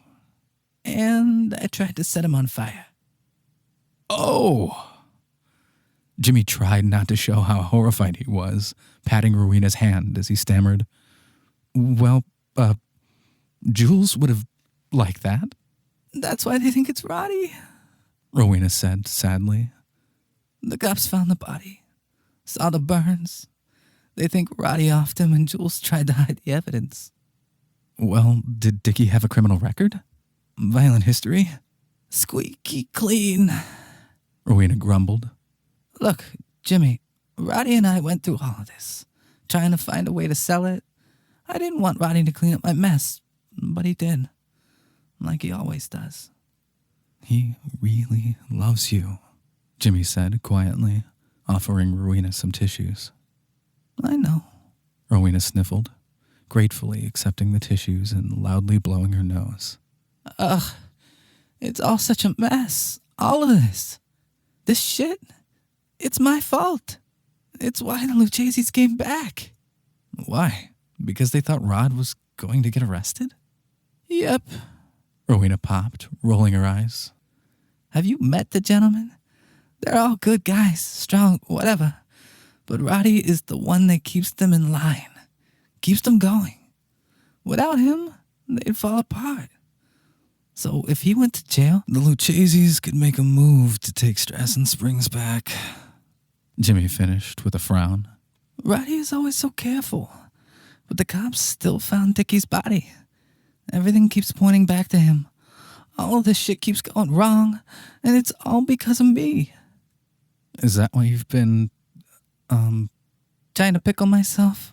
Rowena chirped with a swig of the bottle. Definitely. Not feeling real super about my first kill, okay? Even if the prick fucking deserved it. Do the other gentlemen know? That I killed Dickie? Jules, for sure. Tamerlane is suspicious. The others, meh. They just figure Roddy did it. She replied with a shrug, her lip beginning to quiver. Even Dario. God, he means so much to me. What about Dario? Jimmy asked, petting Rowena's hand soothingly.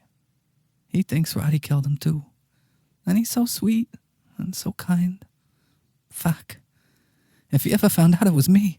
Jimmy almost wanted to laugh, saying sweetly, "You're afraid that Dario wouldn't like you if he found out you, killed someone?" Would you? Rowena squeaked miserably. I mean, I know Rod has killed people, and I'm sort of, still with him.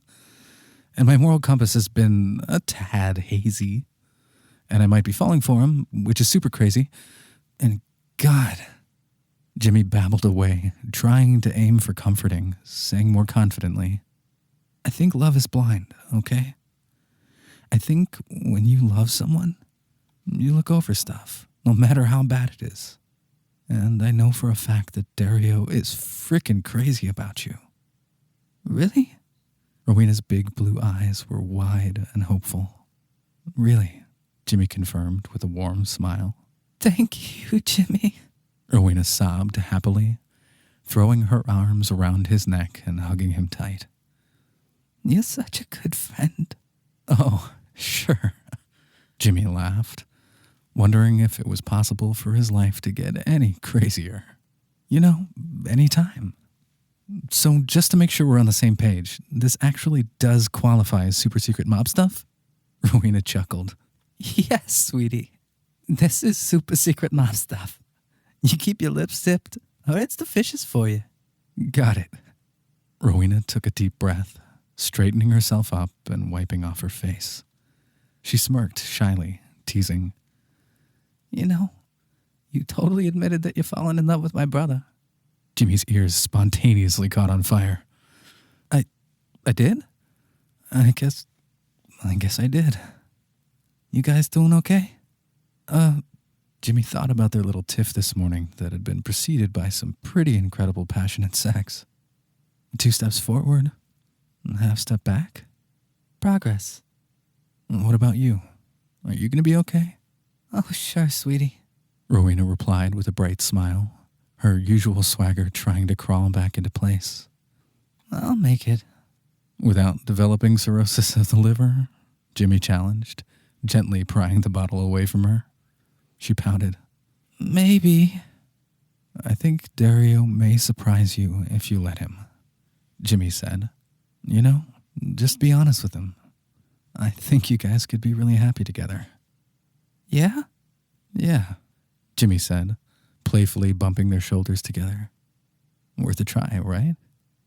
There was a tentative knock at the door.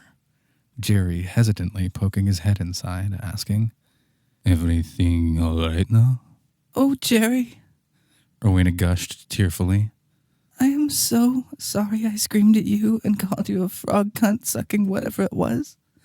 and for throwing a bottle at you, and all that other stuff. Jerry smiled kindly, reassuring her.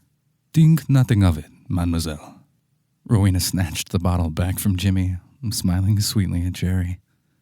You're the best. Thank you for bringing Jimmy. I think we're all going to be okay now. Of course, Jerry replied, fidgeting expectantly. Mr. Poe? What is it, Jerry? You have a visitor, a young lady, very insistent that she must see you. Young lady? Rowena waved her hand, saying, Go on. I'll be down in a little while. Jerry, just keep an eye on things for me. Make sure she's cool. Until Roddy gets here. Of course, Jerry said with an obedient nod. I'll be waiting downstairs for you, monsieur. So, Rod's coming here? Jimmy asked casually once Jerry had left. He tried not to sound too excited. Ah, somebody wants to see their loveykins. Rowena teased, batting her eyes. Yeah, but I don't know if he wants to see me. We had a fight, Jimmy said with a wrinkle of his nose. Things were going really well. Like, wow, really well. But I think I pissed him off. Rowena's lovely face creased with worry. Well, if you're close enough to actually get under his skin, I'd say you're doing better than you think, sweetie. She ran her hands through her tangled hair, sighing. Look, I need to freshen up. Yeah, got it.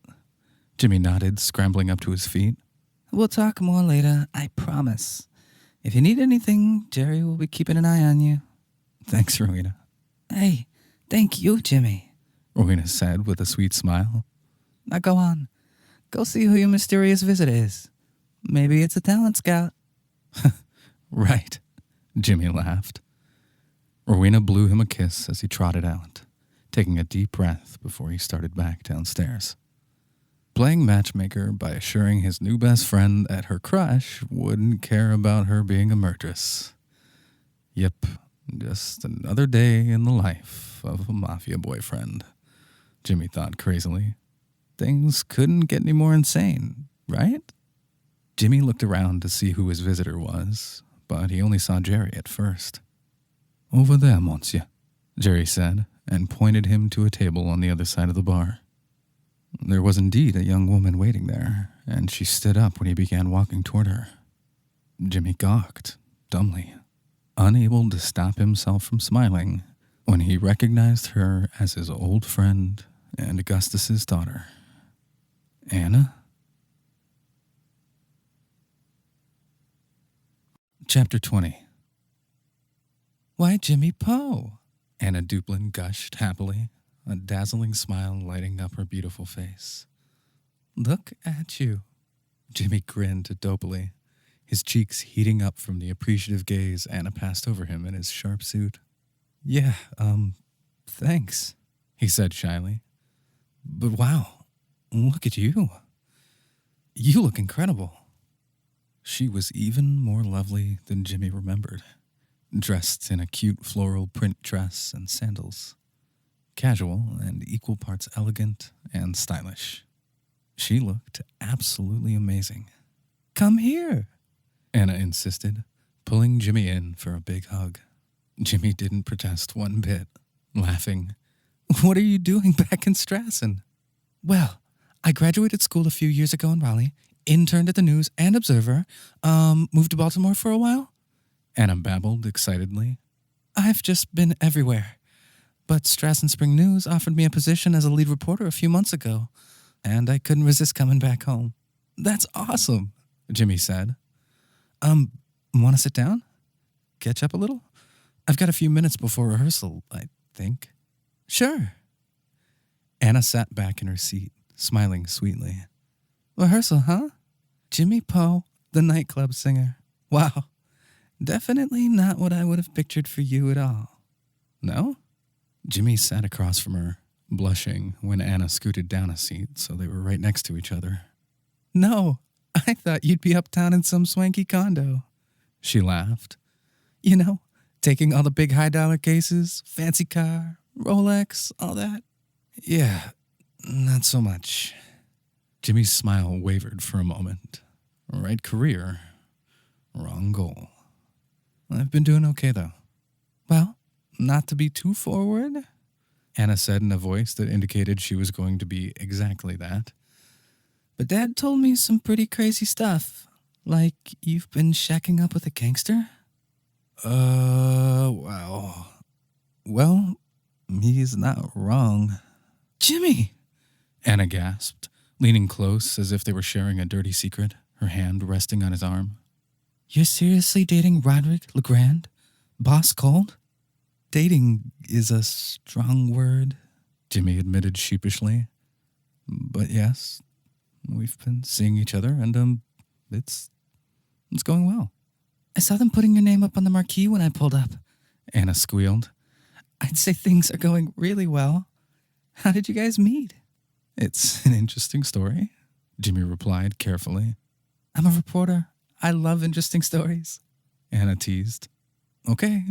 Well, this is off the record. I've already been patted down for any recording devices or weapons, Anna assured him, nodding back at Jerry. Like, seriously? He searched me. Little intense. They're very, protective. So, Dish, how did you end up with big old Boss Cold? Well, I got into a little financial trouble, Jimmy began, trying to find the nicest way to explain the unusual situation he had found himself in. I owed a lot of money to Cold, actually. We came up with a deal to pay it off. He helped me get this job, and so I'm paying him back here and there. But you're sleeping together? Anna asked bluntly.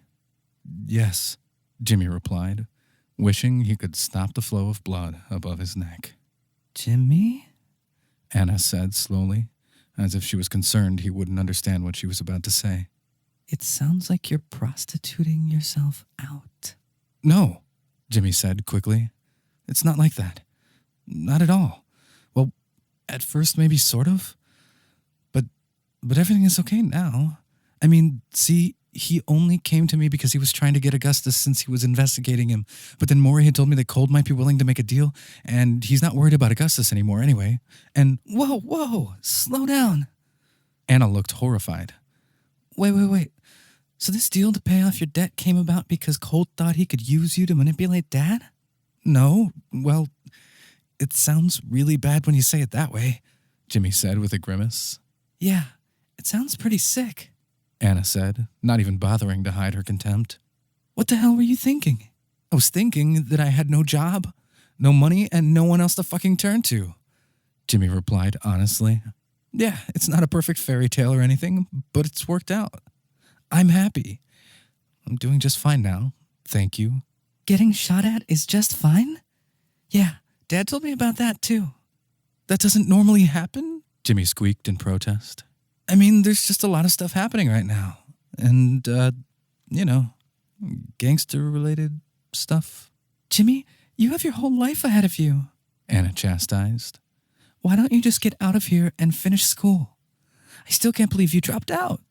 I didn't believe Dad when he told me. You were doing so great. Jimmy tried to pull away, but Anna held onto his hand, prompting him to sigh in protest. Look, things are just complicated. I'm worried about you, Anna said, sincerely. Yeah, so worried you waited until today to find me, Jimmy said with a faint scowl. Jimmy, she scolded, I've thought about you all the time. Didn't you say you've been back for months? Jimmy demanded, eyeing his old friend suspiciously. He was happy to see Anna, but the timing of her sudden visit was quite suspect. Yes, but Jimmy, I've been really busy. Busy? We haven't spoken in years, Anna. You ran off to Raleigh for school. I don't ever hear from you. Not a letter, not a postcard.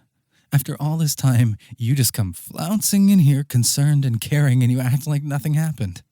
I'm sorry, Jimmy, Anna said, her smile a little sad. I really want to try being friends again. Do you even remember the last time we talked? Jimmy's eyes began to slowly fill with tears. Thanksgiving, I think. Like 6 years? 5? When me and Augustus got into that big fight about my dad, which, by the way, not once have you asked me about how my dad is doing. Not once is he okay. How he's holding up. Well, Jimmy, he's in prison, Anna said softly. What do you want me to say? Maybe to actually give a shit? Jimmy spat. To maybe think for yourself for once and not parrot back everything that Augustus fucking says? Jimmy, Anna scoffed, shocked by his tone and language. Come on. If Augustus told you the moon was made of ice cream, you would ask what flavor. That's not true. I do question him constantly. Not about my dad, Jimmy accused. Jimmy, I'm very sorry, Anna said, her voice strained yet firm. But your dad is exactly where he belongs, in prison. She might as well have slapped Jimmy right in the face. He swallowed back a few bitter tears, asking flatly, Why are you really here, Anna? Dad wanted me to try to talk some sense into you, Anna said, crossing her arms over her chest. See if it's not too late to save you before you get yourself killed. So you came to do Augustus's dirty work? I came here because I'm worried about an old friend, Anna sighed, pressing forward and resting her hand on Jimmy's leg. We used to be so close, Jimmy. I still do care about you, believe it or not. Jimmy shook his head, but patted her hands as he said, And I care about you. But this is what my life is now. I'm finally getting shit straight. I know it doesn't look like it, but I am. I have a new job that pays really well. I'll be able to get my student loans under control in just a few months. I mean, crap. I actually will be able to go back to school eventually. I'll be able to pay for it all myself. And I don't care what you or Augustus or anybody says about Cold. You don't know him like I do. There is so much good in him. The way he cares about the people close to him, how he tries to help them. He really believes in me. Something you and Augustus never did. Jimmy, Anna pleaded, you're talking about a convicted murderer. A criminal who has done nothing but take care of me, Jimmy said firmly. Look, it was really good to see you, but I'm not going anywhere. I won't leave him, and I definitely am not going to do anything to help Augustus. You used to care about doing what was right, Anna challenged. And now, this place, your job, that suit, I don't even know who you are. Well, Jimmy said with a sad smile, recalling Anna's earlier comment about Rolexes and a swanky condo. I'm starting to think you never did. Jimmy, please, I want to help you. My dad wants to help you. I'm good, Jimmy said stubbornly. Really?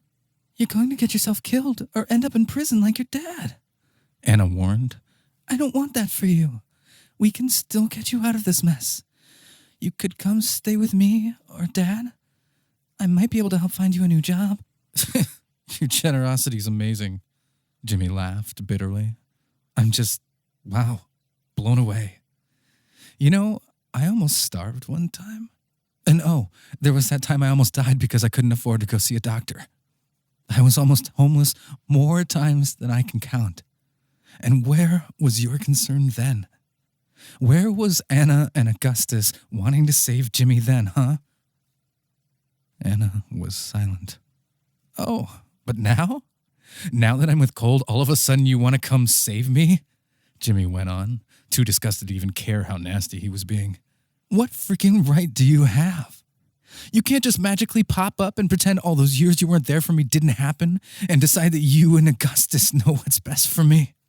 Jimmy was on his feet, prying Anna's hand off his leg, his anger compromised by his aching heart. He had been in love with Anna once. It hurt deeply that she had only come here to do Augustus's bidding. I think it's time for you to go, Jimmy said quietly. Anna rose up slowly, winding her arms around Jimmy's shoulders and pulling him into a gentle hug. She sounded broken when she said, I'm so sorry. I wasn't always a good friend. I know that. I can't take it back. And I'm sorry. If you ever change your mind. I won't, Jimmy promised her, but couldn't stop himself from hugging her back. It was really good to see you. You too, Anna sighed, still holding him close. Maybe I'll come and catch your show sometime? Yeah, I'm sure Augustus would love that, Jimmy snorted. Anna pulled back to fix Jimmy with a stubborn look. I really don't always listen to Augustus, you know. I am my own person. Jimmy raised a skeptical brow. Really? In fact, I have my own dating drama. Not nearly as exciting as dating a gangster, but I'm dating a cop. Jimmy burst into laughter, stunned. Wow, I bet Augustus frickin' loves that. It's his partner, too. Holy crap, okay. Jimmy conceded with a small chuckle. Anna Duplin is her own person. Got it. Damn right I am. And I didn't just come here because Dad told me to. I came because I really care, Jimmy. This is crazy. I know, but I'm happy. Maybe I am crazy, but this is it for me. I really wish you all the best, Anna. I do, but I'm not going anywhere. Anna looked heartbroken, but she nodded tearfully. Well, you're an idiot, she said with a small laugh. But you're a grown idiot, and I can't change your mind, so... Jimmy hugged her tight, closing his eyes and rubbing her back soothingly. He knew now that the distance between them would likely never be repaired, but he could hold on to this moment. He could remember the girl he loved and the friendship he mourned, knowing that some things were just not meant to be. Maybe in another lifetime, but not this one. If you try to print any of what we talked about, I'll sue you for libel, Jimmy teased. You're not a lawyer yet? Anna laughed. Yeah, well, I can afford one now, Jimmy snickered. So just watch out. Wouldn't dream of it, Anna promised, kissing Jimmy's cheek tenderly. Jimmy blushed. Jerry cleared his throat loudly. Boss Cold was here, Tamerlane and Lori flanking either side of him. They were all dressed to the nines, and Jimmy had no problem admitting how weak in the knees the sight of Cold in a suit made him. Black pinstripe with fresh lilies pinned to his lapel, white spats. Christ. Jimmy was more than pleased to see Anna checking him out. Criminal or not, even she couldn't deny how stunning Cold looked. Jimmy hadn't heard them come in, blinking in surprise as all three men stared him and Anna down. Hey. Miss Duplin, Cold greeted with a click of his tongue. Oh, he looked angry. Deceptively calm on the outside, but Jimmy knew better. Cold was severely pissed off. Jimmy gently pushed away from Anna, smiling bashfully. He didn't know why, but he felt an odd lurch of guilt, as if Cold had walked in on him doing something much more intimate than hugging. You know who I am? Anna scoffed, arching her brows in surprise. I know a great many things, Cold replied shortly. Yeah, like where you live, Jimmy thought to himself with a gulp. He gave Anna a quick pat on her shoulder, saying quickly, Look, it was really great catching up and all, but take care of yourself, okay? You too, Anna said, offering a sympathetic smile. Take care, Jimmy. Try not to do anything stupid. Not making a promise I can't keep, Jimmy said with a shrug and a smirk. Goodbye, Anna. Bye, Jimmy. She waved, nervously making her way around Cold and the gentleman. Jimmy bounced anxiously on the balls of his feet, turning back at Cold.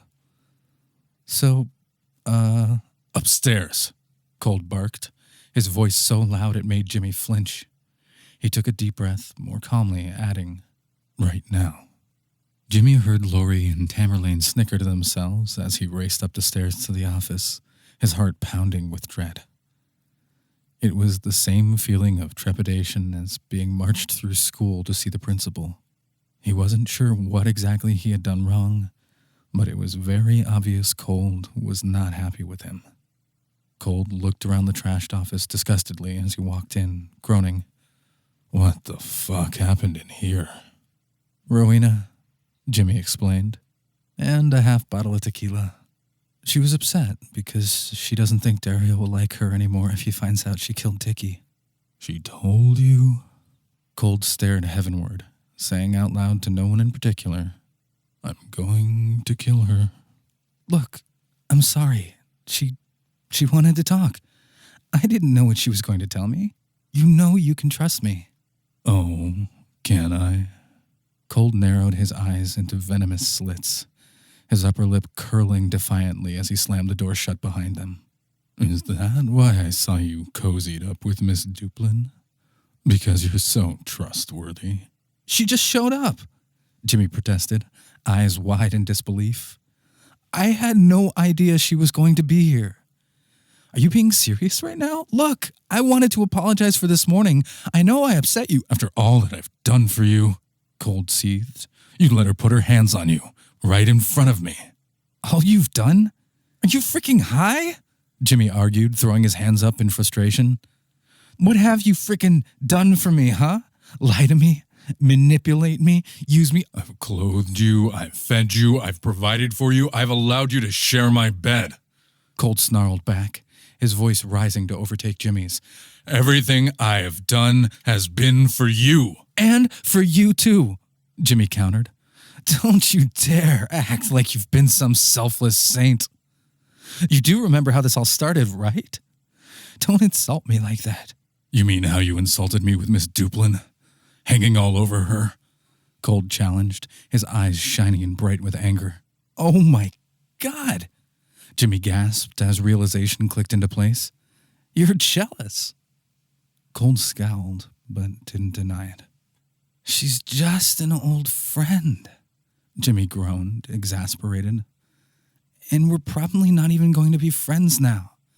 If you had shown up like 2 seconds earlier, you would have heard me defending you. Was that before or after her lips were all over you? Cold asked in a sickeningly sweet voice. I'm not interested in Anna. I don't want her. Cold did not look convinced. Jimmy was getting frustrated, snapping, You're all that I want, Rod, just you. It's crazy and it's stupid, but I do, even when you push me away all the time, even though you refuse to kiss me. I am giving you everything I fucking can. Cold was in his space in a second, forcing Jimmy to stumble back into the desk. His teeth bared as he growled quietly. I have given you so fucking much, and still you want more. It's never enough. I'm not going to apologize for going after what I want, Jimmy protested passionately, grabbing onto the edge of the desk to steady himself. I want to be with you, Rod. I want this to be real. I don't want to be your freaking whore anymore.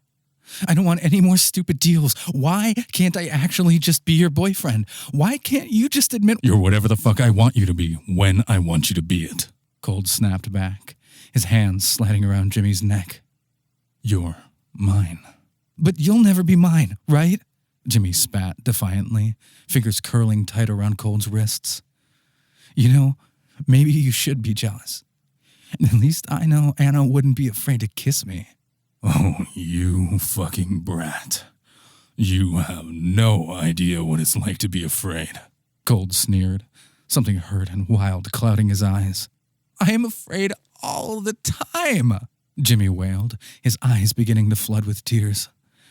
I'm afraid to go to sleep sometimes because of what I might dream about. I'm afraid for my dad. That something is going to happen to him in prison. I'm afraid for myself. I'm afraid you're never going to care about me, even half as much as I care about you. Time seemed to slow down. Cold's hands tight enough to make Jimmy's breath catch, and he could feel Cold's pulse thrumming rapidly under his fingers. Just like that day they met. The energy in the air began to shift, the anger retreating from Cold's gaze. He was so beautiful, and he looked frightfully lost, staring down at Jimmy's mouth as if he could find all the answers he needed there. He suddenly lunged forward. Cold crashed their lips together in a passionate kiss, their teeth clicking from the force of it. It was messy, heated, and Jimmy was crying instantly. He had wanted this for so long.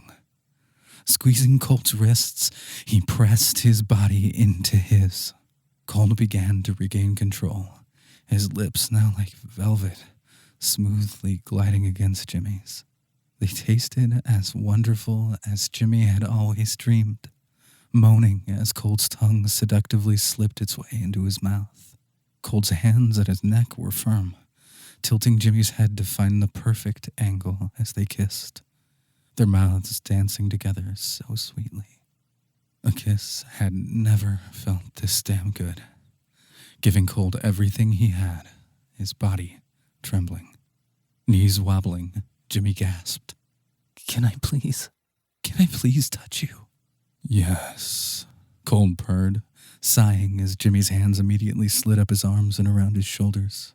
Jimmy gasped again as Colt grabbed him around his waist, lifting him up onto the desk. The keyboard and jar of pens clattered onto the floor as he pulled Colt close, wrapping his legs around his hips. He kept kissing him, afraid to lose contact even for a moment. He kissed Colt like he was starved for it, greedily taking every taste and sensation and going in for more. Colt's hands were all over him, and the way he dominated the kiss, the savage manner in which he just took and took, was driving Jimmy absolutely wild. He wanted Colt inside him, and he scrambled to loosen his pants, moaning loudly. Colt was on the same page, his hands clawing at every inch of Jimmy and sliding down his hips. There was hardly any grace between them, trying to unsnap buttons and pull away fabric, desperate to get at each other as quickly as possible. Palming the sides of Colt's face, Jimmy kissed him eagerly, one leg still in his pants, even as he lifted his hips to yank down his briefs. Colt was going to fuck him right there on the desk, and it was going to be so damn good. This was perfect, hot, and wait, why was the door opening? Why was Rowena standing there with a smug look on her face, teasing? Aw, I see you guys made up. Working on it, Jimmy panted, smiling stupidly. He was glad to see Rowena had cleaned herself up, makeup and hair flawless as usual, and she had both shoes on now. Colt looked annoyed, turning his head to glare at his sister. Need something, sis? Maybe confess to some more crimes? Rowena grinned slyly. Oh, I don't know. Let me go commit a few more, and then I'll get back to you. She tried peering around her brother to peek at Jimmy, giggling. You guys are definitely working on some lovely indecent exposure charges, you know. Colt stared, unbuckling his belt and pulling his pants down, giving his sister full view of his bare ass. Is this indecent enough for you? Ew, gross! Rowena squealed, laughing. Fine, I'll leave you alone. I just wanted to tell you everyone is here except Jules and Corman.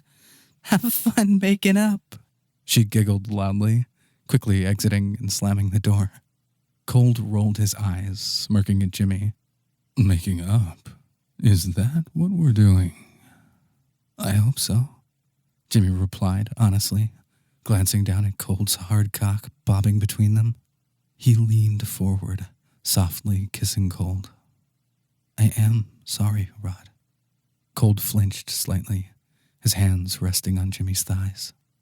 I'm really sorry, Jimmy said again, hoping Colt knew how much he meant it. I'll try to be more patient. I didn't mean to push you so hard. I need some sort of commitment. Tilting his head, Colt pursed his lips in that thoughtful way of his, but said nothing. I'm kind of, putting myself out there, Jimmy said nervously. Don't leave me hanging.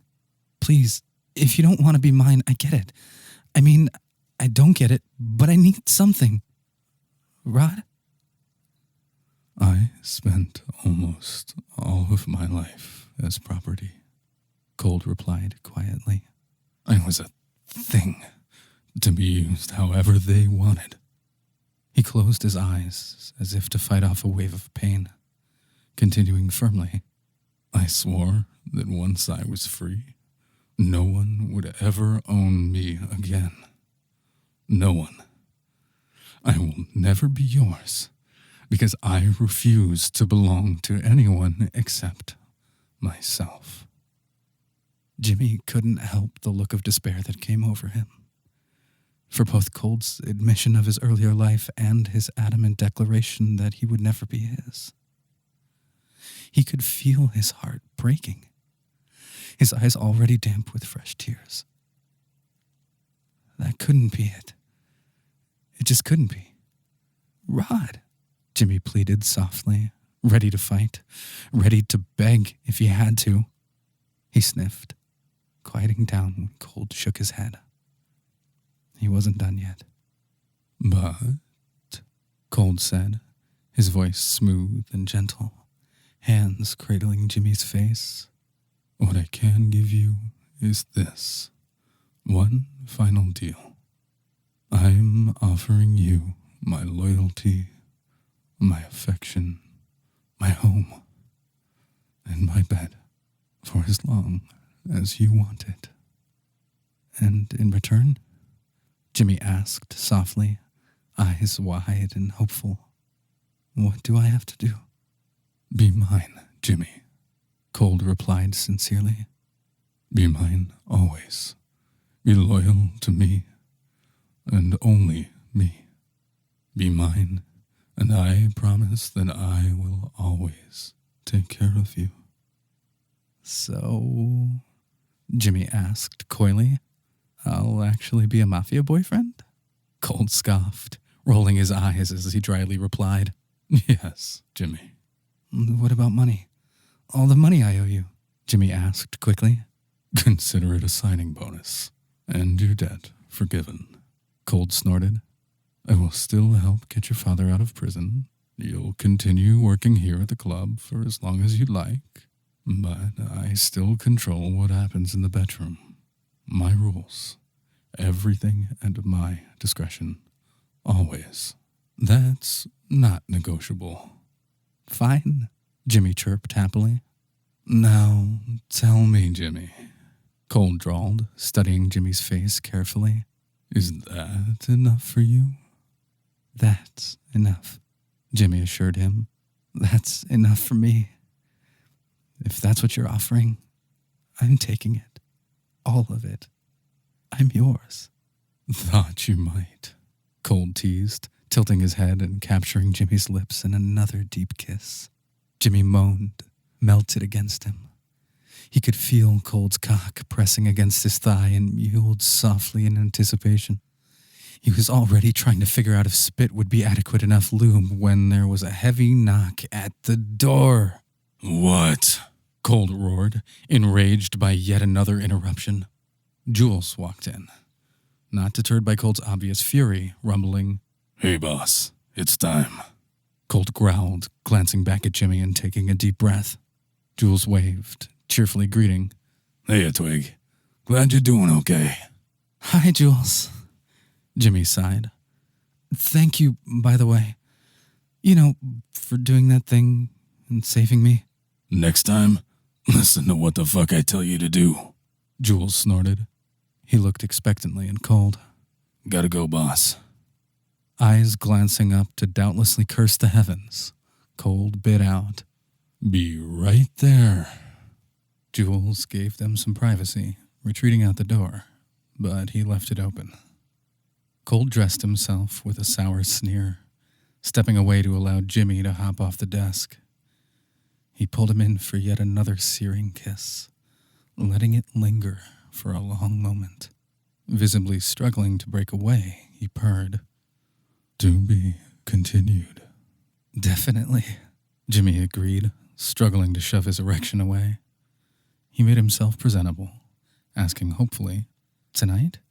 Yes, Cold said. I have important business to attend to, but I'll be home as soon as I can. Okay, Jimmy said, eagerly going in for another kiss. Cold allowed it, gently touching the side of Jimmy's neck. Goodbye, Jimmy. Bye. Jimmy sighed adoringly, watching the gangster leave. He flopped back against the desk, smiling stupidly. Cold had finally kissed him. They had kissed, and it had been beautiful and perfect. And Jimmy knew he was completely head over heels for the gorgeous gangster. They were actually going to be together now, as a real couple. Cold's estate was going to be their home. He was going to be his boyfriend. Jimmy had never been so happy. He practically floated downstairs to find Cold and the gentlemen were all gone. Even Rowena. Jerry, chef and race car driver, was also apparently an amateur pianist, waiting patiently for Jimmy to join him on stage for rehearsal. They went through the set until Jimmy was exhausted, Jerry allowing him a small break before running him through it a few more times. They stayed until the club was getting ready to open, and Jerry finally agreed to take Jimmy home. Jimmy was delighted to find all of his clothing had been brought over, but decided to wait before putting anything away. He had a feeling that Cold would be particular about which side of the closet he chose, grinning when he saw his shoebox of photographs at the foot of the bed. Inside the shoebox was his mother's jewelry box as well, and he looked over his little treasures with a happy smile. After carefully putting the box under the bed, Jimmy took a shower, threw on his robe, and snuggled into bed to wait for Cold. Time ticked by, and soon Jimmy had started to doze off. He snapped awake when he heard the doors all slamming open, heavy footsteps thundering toward him. He sat up, startled as the lumbering figure of Jules Price came rushing in. Jules looked distraught, his shirt soaked in blood, eyes wild with anger and fear. "Jules!" Jimmy bolted to his feet, staring at all the blood. It was everywhere, and he tried to keep the room from spinning as he stuttered. What's wrong? The blood. It ain't mine, Jules panted, grimacing miserably. It's Boss's. Rod? Jimmy gasped, his heart seizing against his ribcage. How bad? Well, it sure as fuck ain't good. Chapter 21. Jimmy thought he was going to be sick, his chest crushed by anxiety and fear. Is Rod going to be okay? Jules came forward, big hands grabbing Jimmy's shoulders and squeezing. The doc is on her way, okay? But we gotta get ready. Lori and Pim are bringing Boss. They were right behind me. You're gonna help me get all this shit set up. Trembling, Jimmy nodded tearfully.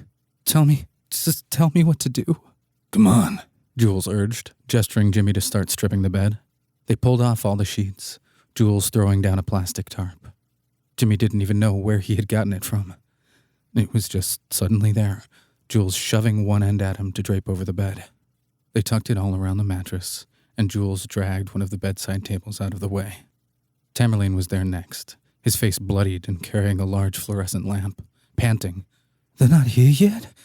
Does it look like they are? Jules snapped, taking the lamp and positioning it next to the bed. Fuck you, Tamerlane spat. Fuck you, Jules barked back.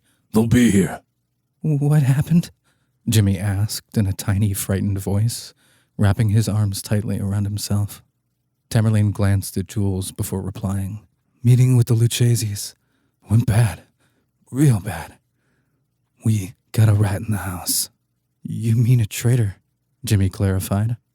Uh-huh, Tamerlane said with a nod. No one knew where the meeting was going down until last minute. And yet, some fuckhead with a gun came blazing in, aiming for Cold and Matteo Lucchese. Matteo didn't get hit, but Cold... He took 2 bullets. Both good shots, Jules said gently, trying to soothe the terrified look on Jimmy's face. He's bleeding bad, but he's fighting. We got Doc Queen on her way, and that's the baddest bitch I know. Can't you take him to the hospital? Jimmy squeaked. And get him arrested? Fuck, come on now, Jules gruffed. Cops are all over the place as it is now. Another big fucking problem. What is? Jimmy stammered, trying to follow along. Cops were on their way before the gunmen started shooting, Tamerlane explained. We heard sirens before the first shot. A setup? Jimmy gasped, hastily scrubbing his hands across his face. But by who? The Lucchese's? Would they risk taking out their own guy to get cold? Tamerlane and Jules exchanged concerned looks as if they had already said too much. Before they could decide on whether or not to confirm Jimmy's suspicions, there was a new commotion from downstairs. It was a rush of raised voices, something being knocked over and broken, and a loud groan of pain. Rod. Jules and Tamerlane rushed out of sight, leaving Jimmy to stand there feeling like a fool. He didn't know if he needed to go help, if he needed to do something. He was scared and useless, his heart clinging to his tonsils as he rocked back and forth on his heels by the bed. Jules returned, Boss Cold in his arms, limp and pale. Come here, help me, he grumbled at Jimmy, nodding for him to join him at the bed. Hold his head. Jimmy obeyed, cradling Cold's head as Jules lowered him. Cold was sweaty, almost gaunt from the blood loss, his eyes fluttering open to see who was touching him. He seemed to relax when he saw Jimmy, groaning softly. Hey, Rod, Jimmy soothed, the tarp crinkling beneath him as he crawled up on the bed. Hey, Jimmy, Cold murmured, his eyes closed. Sorry, I'm late. It's okay, really. Petting Cold's brow, he tried to smile and ignore the blood that had soaked his shirt and pants. He could see it oozing through the makeshift bandage that had been applied to Cold's side, and he demanded sharply, Where is the doctor? Right here, a firm, smooth voice called out, heels clicking loudly on the wooden floors as she approached. She was a thin woman with a shock of peroxide blonde hair. Jimmy would have almost mistaken her for frail, but her expression told a completely different story. Despite her petite frame, her entire energy screamed of danger and strength as she quickly gloved up and sat on the edge of the bed next to Cold. A young woman accompanied her, bright and quick, carrying a large surgeon's bag and starting to pull out a plethora of equipment. Abigail, the doctor ordered, start 2 IVs. I want a saline drip and start pushing morphine stat. Mr. Legrand is not going to like what we're about to do. He's not. Cold mumbled, gritting his teeth. Get a blood pack going, too, she continued, ignoring him. He's already lost too much. Jimmy watched the doctor cut Cold's shirt and jacket out of the way, tearing the fabric until his entire torso was bare. He tried not to look, he really did, but he had been aching to get a glimpse of Cold's body. He was softer than Jimmy had imagined, but there was still firm muscle aplenty despite the lack of definition he had always fantasized about. There was a light misting of hair gracing his pecs that grew a little thicker as it traveled down his stomach and below. A faint hint of silver shimmered even there, and when the circumstances were different, Jimmy was going to take the time to properly appreciate how sexy he thought it was. But the scars, the tapestry of agony weaved from a lifetime of abuse, they seemed more horrifying than the 2 bullet wounds currently spouting blood from Cold's side. There were dozens, all in varying shapes and sizes, too many to count, though there were a definite few that screamed for attention. The most obvious was one Jimmy had seen before, the jagged wreck of tissue that had claimed Cold's right nipple. There was another nightmare of marbled dark tissue streaking across the left side of his stomach several inches over. Despite all the damage, Jimmy still thought Cold was breathtaking. I'm Dr. Madeline Queen. Who are you? The doctor asked briskly, staring Jimmy down. Jimmy, he croaked in response, still petting Cold's forehead. He's with Cold, Jules grunted as if to vouch for his presence. Queen looked less than impressed, saying shortly, Remain up there and out of my way, and you can stay. Interfere at all, and I'll drag you out myself. Got it? Got it, Jimmy replied quietly. Her gloved fingers pressed around the wounds, prompting Cold to gasp and moan. Bullets only grazed him. Lucky. Just an inch more to the right and they would have hit his liver, she mused. We have to get this bleeding under control. Just an inch, she'd said.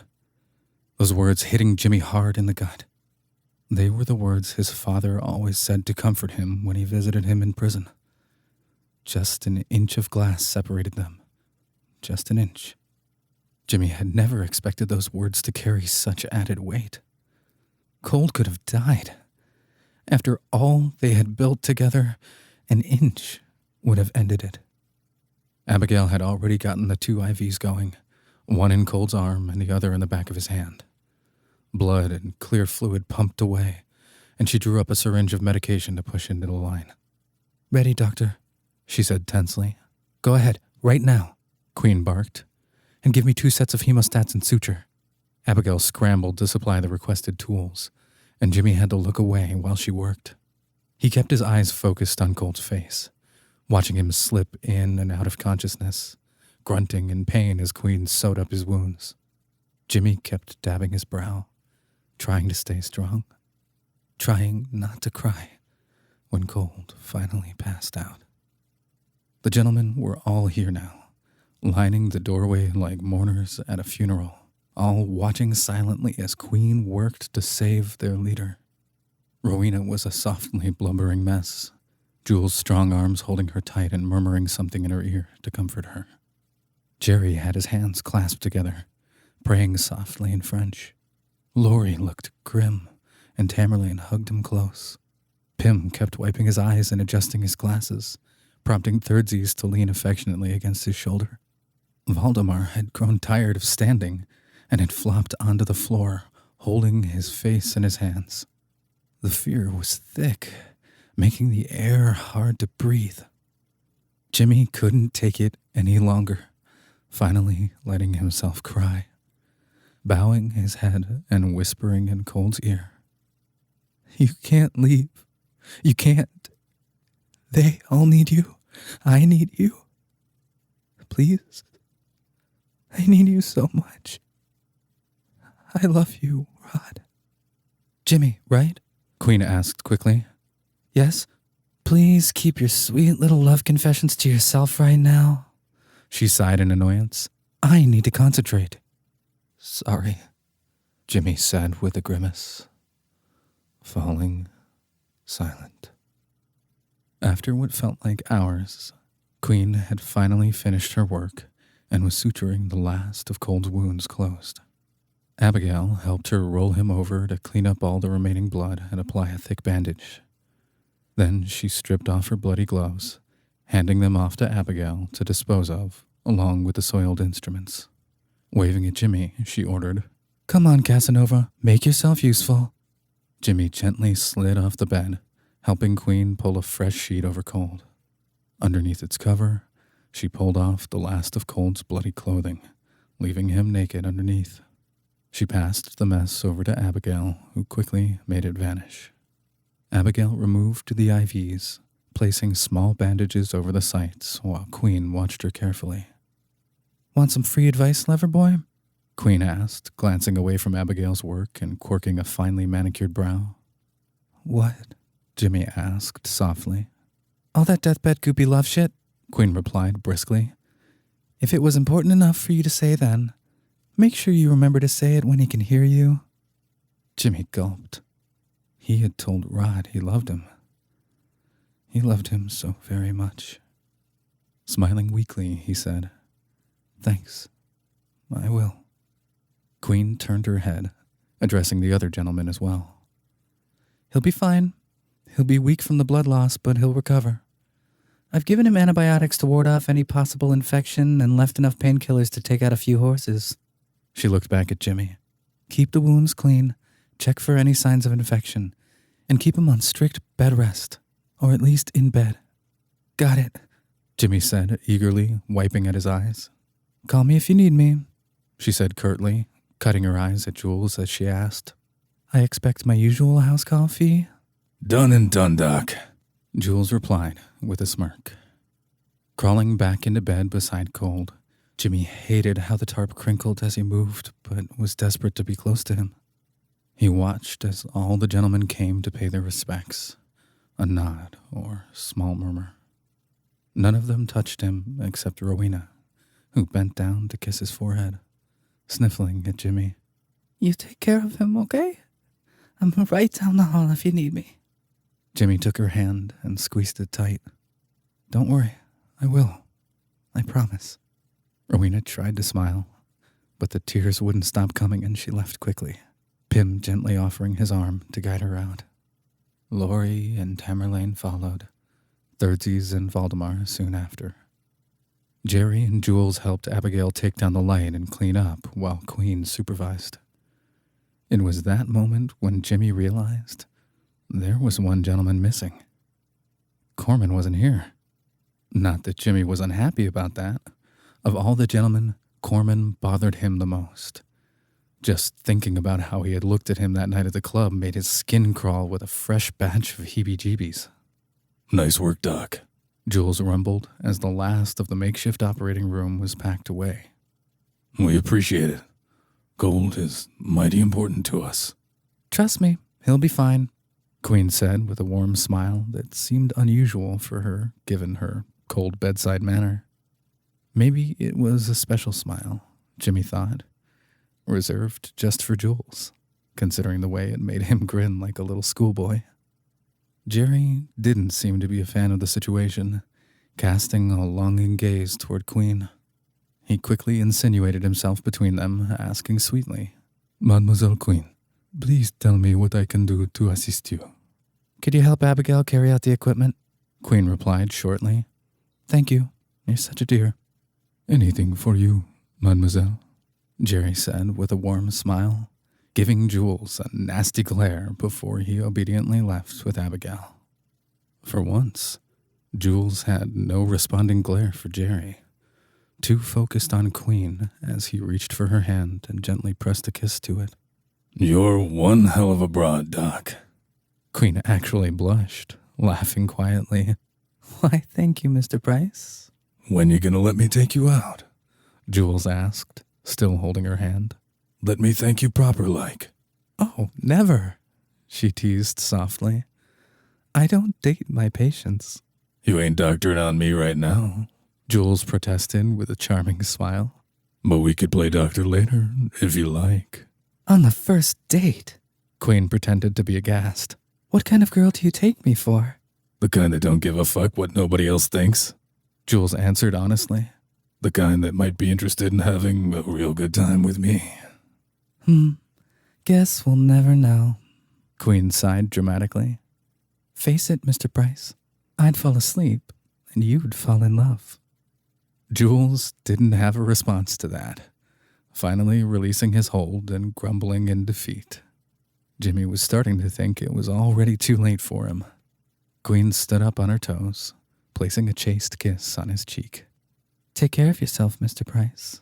Bye, Doc. Jules sighed longingly, watching her leave. He shook his head, mumbling to himself. Damn, that's one hell of a fucking woman. Jimmy tried to subtly get into a more comfortable position, but the tarp didn't allow for any silent movement. Jules perked up when he heard Jimmy fidgeting, approaching the bedside to check on them. You take care of him, you hear? Of course. I'll be here, crashing out on the couch. You need me? Holler.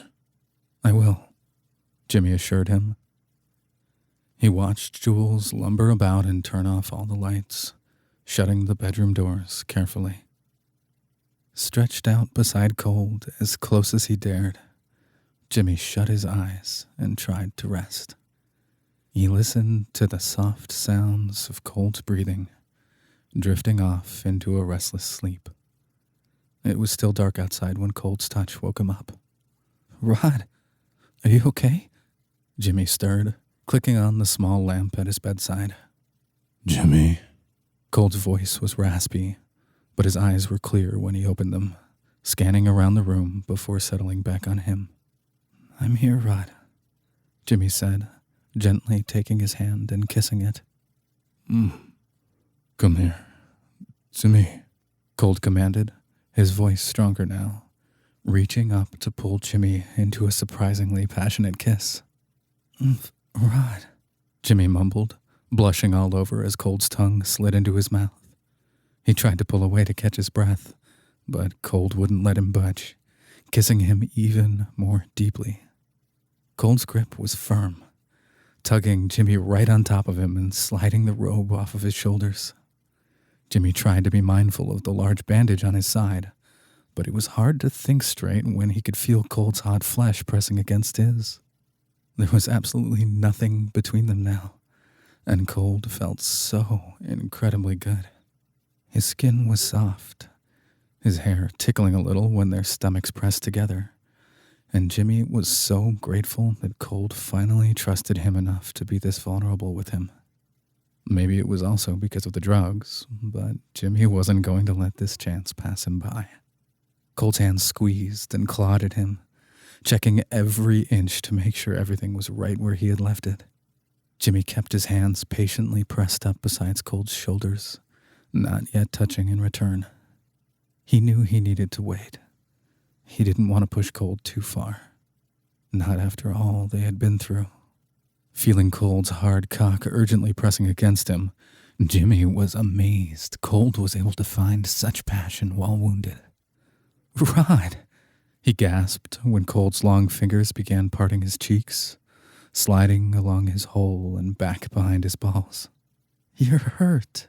Cold growled softly in response, grabbing for Jimmy's hand and planting it firmly on his chest. His eyes were full of need, pleading up at Jimmy as he breathed. "Touch me." Jimmy moaned loudly at the command, eager to comply. He pressed against Cold's skin, dragging through the hair on his chest and savoring the scratching sound it made. He could feel the firm muscle beneath his palm and squeezed happily. Being allowed to touch so openly, to see the faint smile curling Cold's lips, this was absolutely heaven. He had to kiss that smile, taste him, their tongues sliding together as he continued to explore. He touched and petted and groaned when Cold's fingers began to press inside of him. "Rod," he whined. "We shouldn't—" "Jimmy," Cold whined back, mocking Jimmy's concerned tone before switching to his most seductive drawl. "You're going to ride my cock, nice and slow until I come in you. And if I'm satisfied, I'll let you come too." "Fuck," Jimmy panted. "Mm-hmm," Cold purred, nodding toward the drawer. "Get yourself ready for me." Jimmy leaned across him, fumbling to grab the lube. His hands were shaking as he slicked himself up and quickly fucked his fingers into himself with a grunt. Watching his face intently, Cold ghosted a hand over his thrusting fingers, feeling what he was doing.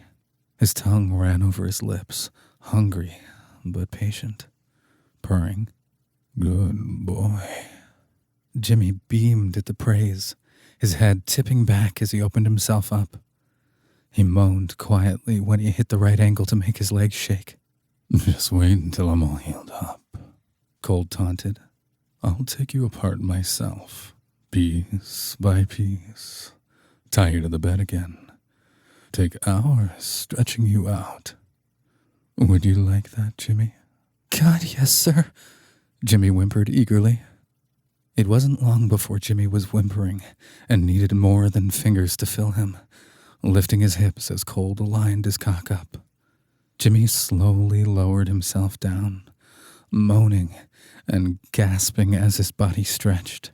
The angle made Cold's already thick girth seem almost impossible, and Jimmy rocked his hips a few times as he struggled to make it all fit. When Cold was finally fully sheathed inside his body, they held each other, savoring the connection and panting softly. Jimmy kissed him tenderly, their bodies pressed flush together as he slowly started to move. "There," Cold sighed, sounding relieved and content. "Just like that. Just like that." Jimmy was careful, every thrust threatening to make him scream outright from the intensity. Cold had a hand digging into his hip, guiding their rhythm, keeping it slow and passionate as he dragged Jimmy down for another kiss. Jimmy never wanted to stop kissing him, drunk on the flavor and his lips soon raw from the sweet friction. He kept rolling his hips under Cold's firm guidance, his hands dragging back over his chest, careful not to stray too far down his stomach. It was getting harder not to take more, desperate for more sensation, but striving to be obedient. Cold seemed to be having the same struggle, soon arching his back and flexing his hips for Jimmy to take his cock deeper. Yes, He hissed, fighting through the pain that crossed his face to start thrusting into him. Fuck! Pushing himself up, Jimmy pressed his hands firmly on Cold's chest to hold him in place. Rod, let me take care of you. Jimmy, Cold grumbled. I've got you, Jimmy promised, starting to rock his body with more purpose, sitting almost straight up and balancing himself on Cold's cock. It was almost too much to handle in this position, his head falling back as he groaned. But he was determined to do this. Jimmy rolled the entire line of his body into every slam, crying out passionately as he moved. He let his hips do all the work, riding Cold hard, dragging his fingers down his stomach and giving him everything he had. Cold's hand grabbed Jimmy's, tangling them together as he gazed reverently up at him. Jimmy had never felt more beautiful than at that moment, being the sole focus of Cold's awe-struck stare. Close, Cold sighed, panting harder and louder than he ever had before. He was sweating all over, grunting as Jimmy fucked down on his cock. Come on, Jimmy pleaded. I want your cum. Please. Cold growled at that, his body tensing beneath Jimmy. Fuck, he hissed, grabbing for Jimmy's cock and stroking him hastily. You've been so good. Come with me, now. Jimmy whimpered, thrusting into Cold's hand as he desperately sought to take them both over the edge. When it came, it wasn't a sudden drop. It was a warm and soothing wave of pleasure, feeling Cold pulsing deep inside of him as he released into his palm, moaning and shuddering together. Jimmy could feel the tingles of ecstasy setting every nerve in his body ablaze with sensation, struggling to keep the feeling going for as long as he could. His heart had never felt so full, eyes wet with tears and overwhelmed knowing he could have lost Cold today. Just an inch, Queen had said. As the last few tremors were leaving him, Jimmy looked down at Cold and had to release some of the emotions threatening to choke him. He swallowed back a thick cry, gasping passionately, I love you. Cold looked terrified, trapped by those powerful words with no way to respond. He had to pull Jimmy down into his arms, had to kiss the sobs right out of his mouth, holding him close and nearly crushing him. Oh, Jimmy, he sighed. I know. Fuck. I know. Clinging to him tightly, Jimmy sobbed against his chest as he let it all out, whimpering, I love you so much, Rod. I know, Cold soothed, gently rubbing Jimmy's back, peppering his face with sweet little kisses. He held Jimmy as if he was afraid he might disappear, keeping him close long after his cock slid out, and they were both a cold, sticky mess. Cold didn't need to say it back. Jimmy could feel it in his tender kisses, the stroke of his hand across his spine. He knew Cold loved him too.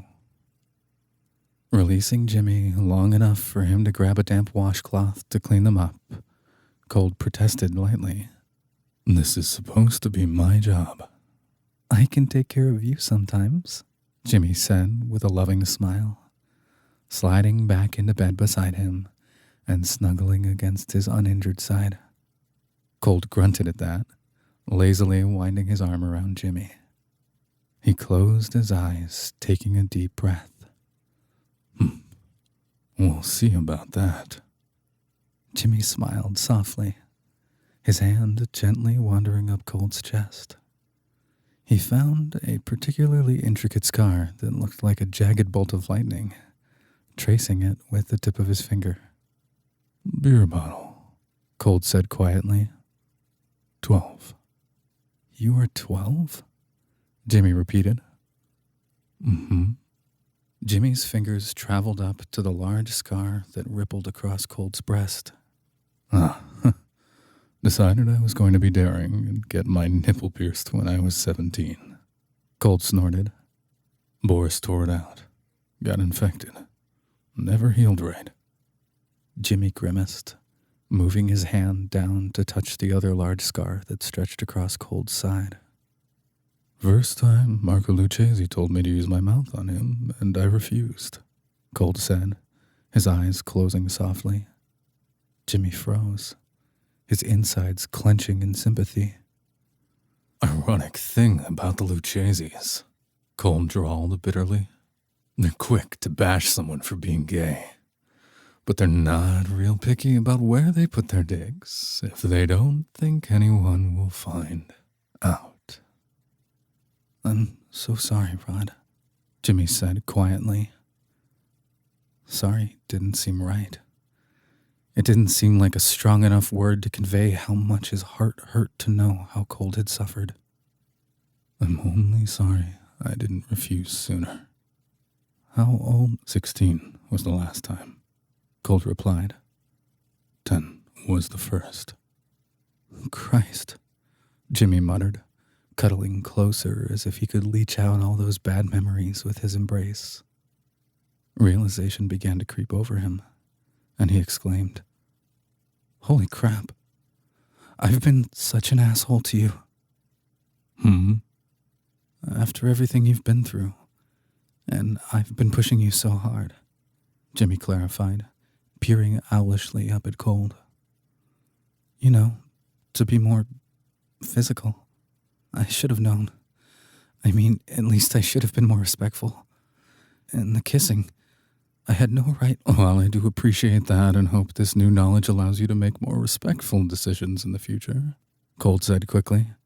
I don't need your pity. It was all a very long time ago. His eyes flickered open to appraise Jimmy with a smug smile. You hadn't even been born yet. Still, I'm sorry. Jimmy rolled his eyes, scoffing. Come on, you're not that old. How old do you think I am, Jimmy? Cold asked, amused. 30-ish something? Flatterer, Cold snorted. I'm going to be 45 on Friday. 40? Wow, Jimmy gasped, honestly quite surprised. He did some quick math, grinning. You're 19 years older than me. Mm-hmm.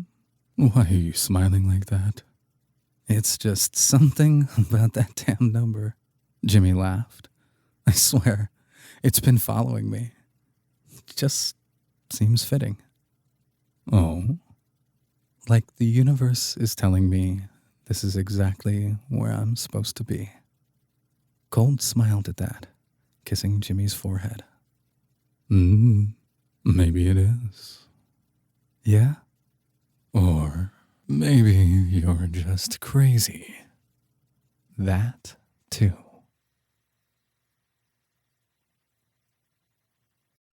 Chapter 22. Jimmy woke up in Cold's arms, smiling brightly to have his boyfriend curled around him. In all of their time together, this was the first time he hadn't woken up alone. He took full advantage, snuggling close and burying his head against the crook of Cold's shoulder.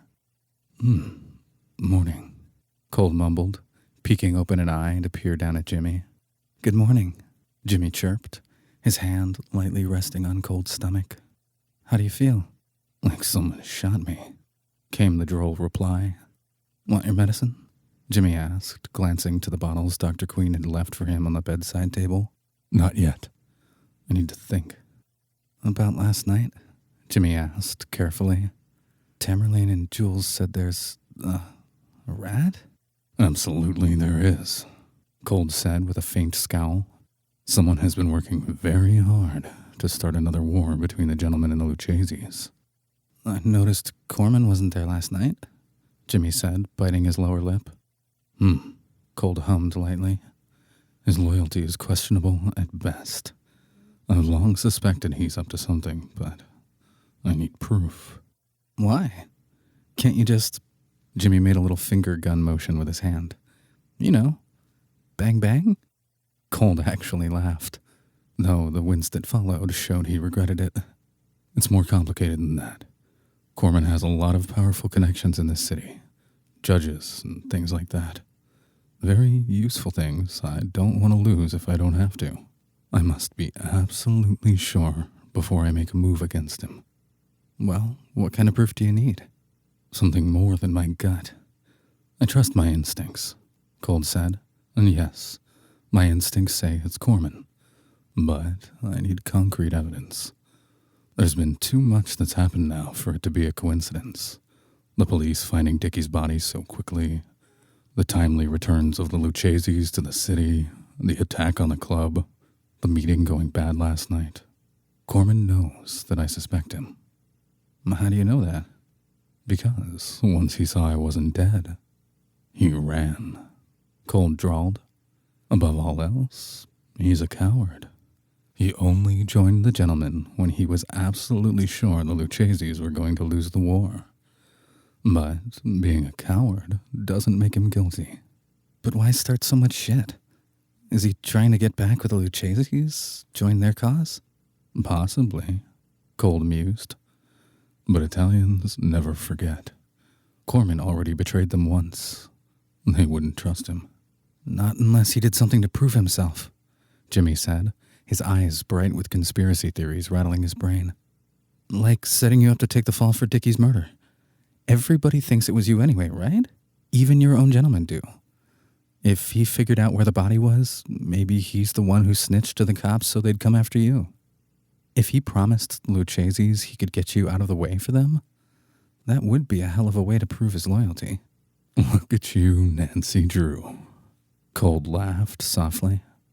Well, it makes sense. Jimmy blushed. So, Cold tilted his head, thinking for a long moment. What else? What? Keep going. Corman tells the Lucchese's he can get me thrown in jail. He tells the cops about the body, but the cops still don't have enough to make an arrest, and I don't go anywhere. So, what next? Well, you said something about the Lucchese's coming back to the city, Jimmy said, sitting up a little. Maybe they were getting tired of waiting on Corman to deliver results, and decided to make a move on their own. So they came back, organized the attacks. It wasn't just a club, right? Some couriers were hit? Cold rolled his eyes, reserving comment on Jimmy's obvious eavesdropping. And the couriers were Corman's, so either way, he was in on it. Jimmy went on, the gears in his brain spinning rapidly. Or the Lucchese's specifically targeted his guys to send a message to him for not being able to deliver yet. Possibly, Cold agreed. And the attack last night? I would need to know what the meeting was about, Jimmy replied sweetly, batting his eyes. Cold snorted, playfully bumping against Jimmy. Well, I can tell you that I've been in contact with Matteo Lucchese since the attacks. Smiled at his apologies and his bullshit. Promised him the return of his father's ring for a peaceful little sit-down. Okay, and they already think you killed Raffaele Lucchese, right? I told him it was a recent acquisition. Let's say it was Corman who set up the attack on the meeting. He wants to get you out of the way for the Lucchese's to move in, and he's already betrayed them once before. So maybe he just wants everybody to go away now? Take over the city himself? Not bad, Cold said with an approving nod. You'd make a decent detective if the lawyer gig doesn't pan out, Mr. Poe. Jimmy laughed, shaking his head. I've probably just been watching way too many movies. I mean, if I was a real detective, I'd know how Raffaello's ring ended up in my mother's jewelry box. How indeed, Cold said mysteriously. Why won't you tell me? Jimmy pouted. Because I'm not sure I'm right. Yet. Cold answered honestly. And to help you, to help your father, I have to be absolutely sure. Jimmy nodded, but couldn't hide his disappointment. He stared off for a while, hesitating for a long moment. I still think about her all the time, he admitted quietly. Do you ever think about your mom? Sometimes, Cold replied softly. but it's hard to think about someone you never met. I saw her pictures. She was freaking beautiful. Jimmy smiled, adding kindly, You look so much like her. Cold seemed pleased with that, noting, Definitely didn't inherit the talent. That's for sure. Did your mother sing? All the time, Jimmy said with a grin. And God, she was so gorgeous. Like, I always used to think she looked like a movie star. I have pictures, Jimmy said, trying not to sound too eager. Let's see. Cold chuckled softly, clearly amused by Jimmy's excitement.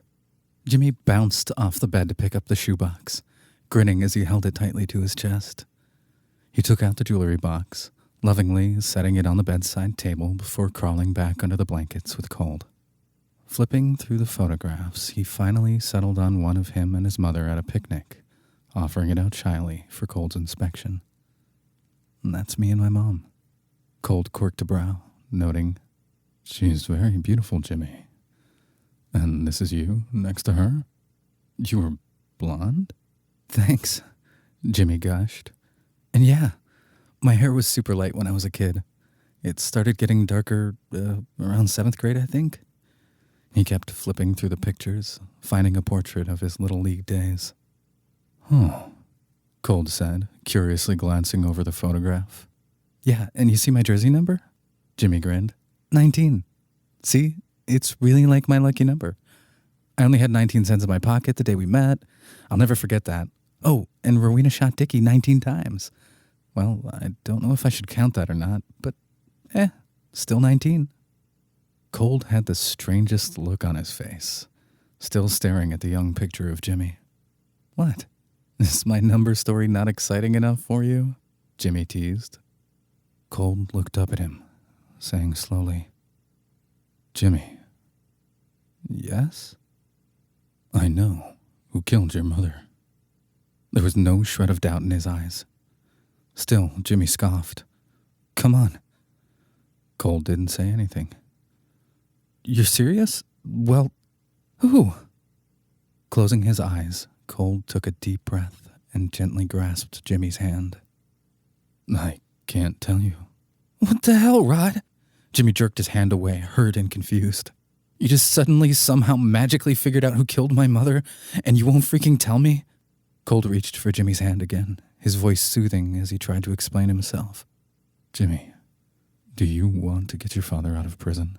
Of course I do, Jimmy fussed, desperate to understand. But what does that have to do with... Everything, Cold said quickly. His eyes were actually pleading, a quality Jimmy had never seen before with Cold. I don't understand. I need you to trust me, and I'm going to invite Detective Duplin over as soon as possible. Are you kidding me? Jimmy snapped, his voice hitting a particularly shrill note. No, Cold said stubbornly. He has his part to play in all of this. If we're going to get justice for your mother and save your father, we need Detective Duplin's assistance. We need proof. He's not going to help, Jimmy scoffed. Cold smiled slightly. Oh, yes, he will. I am going to make him an offer he can't refuse. Too early to be quoting The Godfather, came a loud grumble from the other side of the door. Good morning, Jules. Cold chuckled.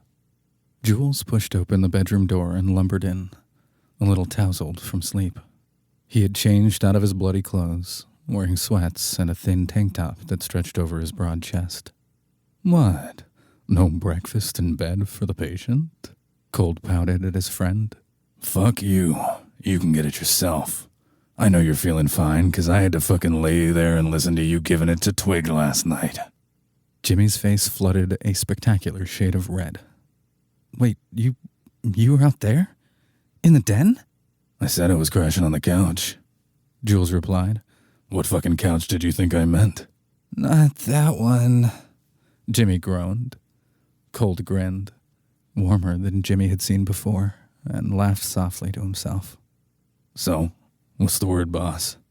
Jules asked, quick to get to the business at hand. They had just been attacked for the second time. They had to make a move. The giant was obviously antsy for direction. Get Tamerlane and Laurie. See if they can find our good friend Corman, Cold commanded sternly, that particular tone making Jimmy shiver. Detective Duplin is going to be paying us a visit today. If I'm right, we have a beautiful opportunity to end the war and take out the trash at the same time. Think Corman's turned? Jules said bluntly. Cold glanced at Jimmy, his eyes flickering back to Jules, replying carefully. I think it's safe to say he's no longer our friend. Got it, Jules rumbled. What do you need me to do? Keep everyone calm, Cold ordered. I have a plan. Tell them this will all be over by Friday. I still have the ring, and I'm sure Matteo Lucchesi will agree to another meeting. If Tamerlane and Laurie can't locate Corman, tell them not to worry. I expect we'll be seeing him again soon.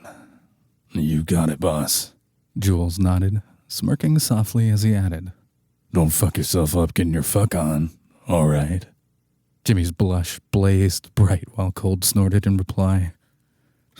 I'll be fine. Worry more about our crew and less about my dick. Jules cackled to himself as he left, the door slamming shut in his wake. Stretching his legs and grimacing, Cold eyed Jimmy with a playful smirk. Well, I need to take a shower. Jimmy expectantly began to move out of the way, blinking when Cold's gaze lingered. Join me? He asked, scanning his eyes over Jimmy with a wicked smile. Oh, God, yes. The shower was more than enough to accommodate two grown men, and it was wonderful to share such an intimate ritual with Cold. Soap and lathering hands quickly turned to hot kisses, and their fingers tangled together as Cold pressed Jimmy against the tile. It was slow, passionate, and Jimmy never wanted to leave the bathroom. When they were finally finished, Jimmy helped Cold dry off and change his bandages. Cold helped place a fresh dressing on Jimmy's arm as well. Look at us and our matching gunshot wounds. Jimmy laughed. Cold rolled his eyes and kissed all the giggles right from Jimmy's lips. They got dressed, Cold taking his time and insisting he didn't need any help. Jimmy finally asked what side of the closet he should use for his things, and Cold snorted, pointing to another door. Jimmy had always assumed it led to an office, delighted to find it was another massive walk-in closet, completely empty and just for him. They ate a late breakfast, entertained by Jules and Jerry screaming at each other in a broken mix of English and French. Jules kept snatching food away, and as best as Jimmy could make out, Jerry was threatening to put his spatula where no spatula should ever go. Rowena joined them, smothering her brother with kisses and tearful hugs, joining in the barrage of spatula threats if Cold ever made her worry like that again. Jules and Cold talked amongst themselves for a while, and Rowena got ready to leave for the club. Cold made a few phone calls, rejoining Jimmy at the table when he was done, and Jules had left. Detective Duplin is on his way, Cold informed him, his demeanor becoming distant and firm. You don't have to be here when I talk to him. I want to be, Jimmy said stubbornly, especially if it has to do with my mother. I deserve to know. As you wish, Cold replied with a small shrug.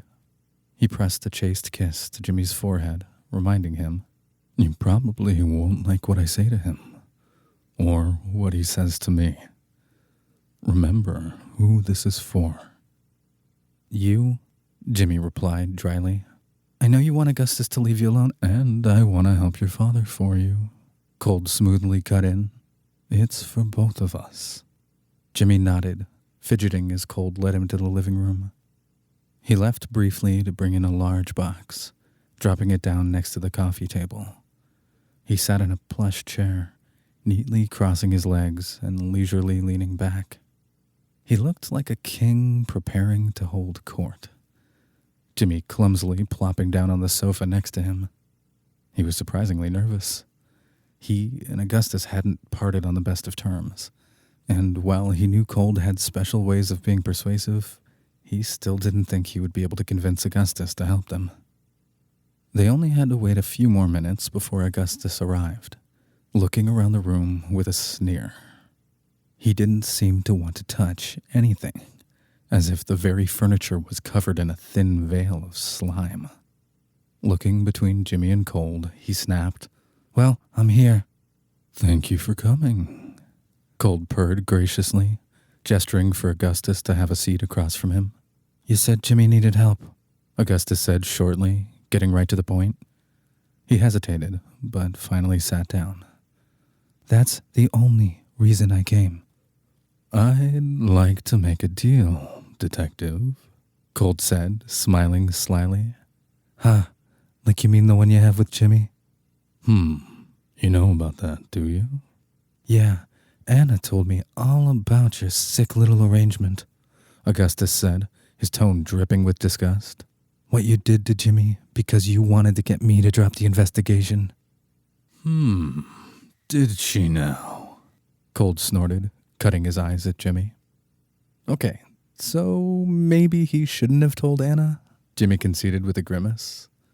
He should have known she would tell Augustus what they had talked about. He wanted to explain that there wasn't technically any deal anymore, that he and Cold were really a couple now. But he kept his teeth together. "Yeah," Augustus spat heatedly. "And you know what? I've got a deal for you, Legrand. Let Jimmy go. Let him walk away from this, and I won't bring you up on prostitution charges. How's that?" Cold looked thoughtful again, his lips curling into a calculated pout as he uncrossed his legs and leaned forward. "No." "No?" Augustus scoffed. "I have a much better idea. How about you drop your little murder investigation? I get to keep Jimmy and continue doing whatever I want to him. In exchange, I don't turn you into the authorities for tampering with evidence. I think that would be much more helpful to Jimmy. Plus, you get to avoid several felonies." "What evidence?" Augustus demanded. His eyes were wide, and Jimmy could see a twinkle of fear. "Before I met Jimmy, I took the time to do my research," Cold said carefully. "I never do anything without being fully prepared. Background check, known associates, the works. I also read the case file that's currently on record with the SSPD for Eliza Poe's murder. Read every detail. Funny though, the official report says he was asleep at the time of his mother's murder. Imagine my surprise when Jimmy told me he saw the whole thing. How curious." Sweat began to bead along Augustus's brow, but he said nothing. So Cold continued. "I'm sure you've heard of Jima," Cold drawled. "Very lovely lady. Fabulous baker. Did you know she made copies of every file she ever transcribed for the SSPD while she worked there? Wasn't hard to get a copy of the original report. You know, the report that's in your handwriting that includes Jimmy's original testimony and eyewitness account of his mother's tragic death." Augustus's jaw was tight.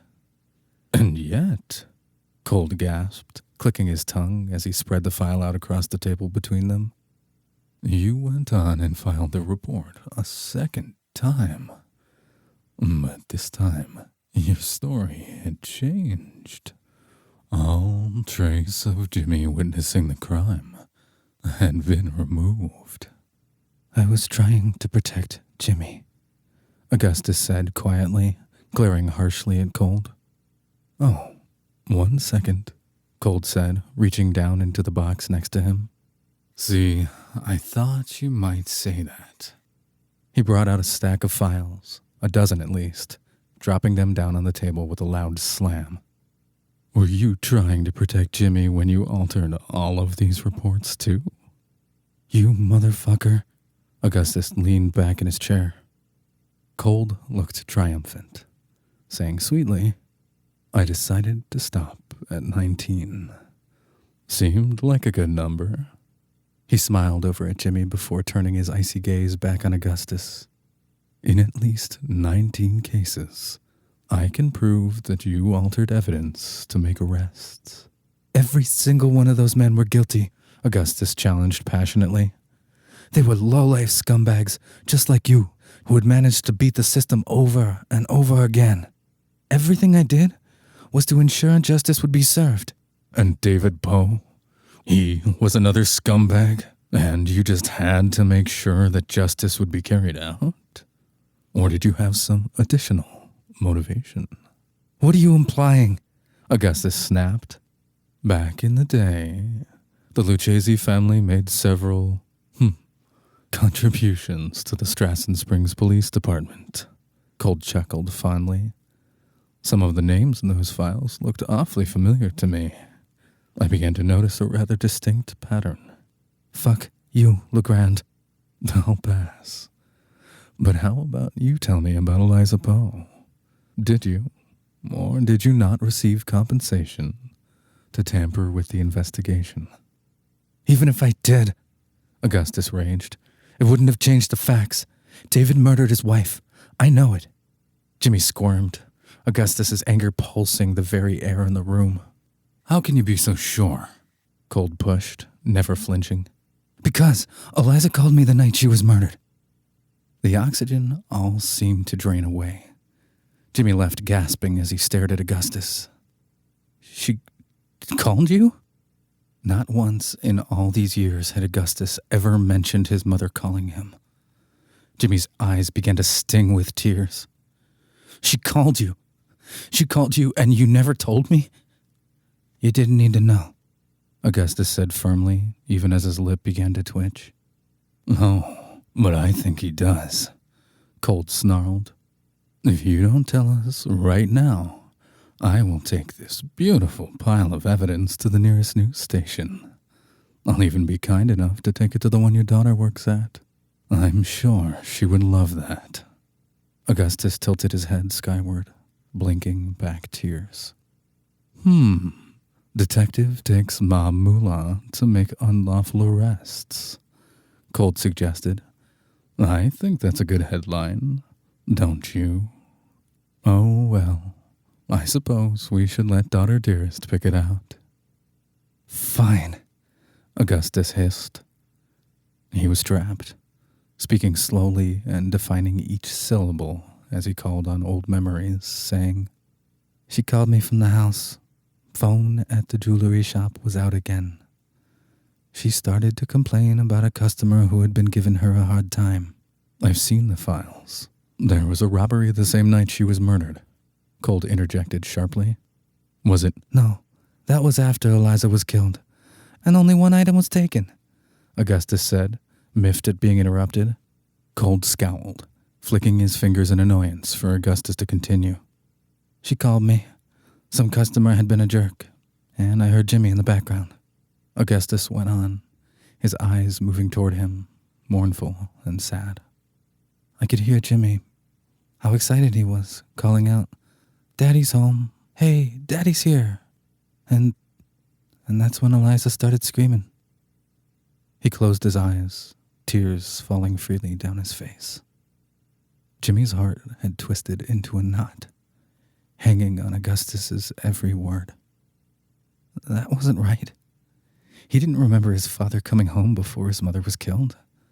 That didn't happen until after it was already too late. Eliza started screaming, It's him, Augustus. It's him. Jimmy was crying. He was crying so much. Augustus took a deep breath, his shoulders shaking as a decades-old weight was finally lifted. Jimmy kept crying. No, Daddy, no. Eliza was screaming for Jimmy to run, and the line went dead. That was the last time I ever heard her voice. Jimmy was frozen. He couldn't breathe. It couldn't be true. That's not what happened. David wasn't there. He wasn't. Jimmy started panting, his fingers digging into the arms of the chair. The night started happening all over again in his head. He couldn't take a breath in, trembling down to his bones as his memories played the horrible event on repeat in his brain. He saw his mother being stabbed. He saw the man in the white coat standing over her with a knife. He knew it wasn't David. He couldn't see the man's face, but he knew deep down in his soul that it wasn't his father. When I saw David, he was wearing his doctor's coat, a white coat, Augustus went on, his voice shaking. Jimmy was still crying about the man in the white coat when I got there. He was confused. He saw David killing his mother, and I don't think his mind could handle it. No, Jimmy cried, shaking his head wildly. Jimmy, Cold began, attempting to soothe and quiet him. No, that's not what happened, Jimmy yelled, trying to stand up, but the world jerked violently beneath his feet. All he could hear was his own shaking breathing and his pulse drumming louder and louder, drowning everything else out as his vision went dark. He saw something. Something new. Something shiny and flickering before him. A door. He knew it was a memory from his childhood because the doorknob was the wrong height. It was so high. Too high. Through the glass of the door, bleary and out of focus, he could see a flash of bright white. Daddy. It was Daddy. His younger self was so excited, giggling as he reached for the lock. No. The glass, it was foggy, Jimmy stammered, his chest shuddering as sudden clarity stole his breath away. I thought it was my dad, but it wasn't. Oh my God, I let him in. You let David in, Augustus said, tense and uncertain. No, Jimmy insisted, the memories flashing vividly before his eyes.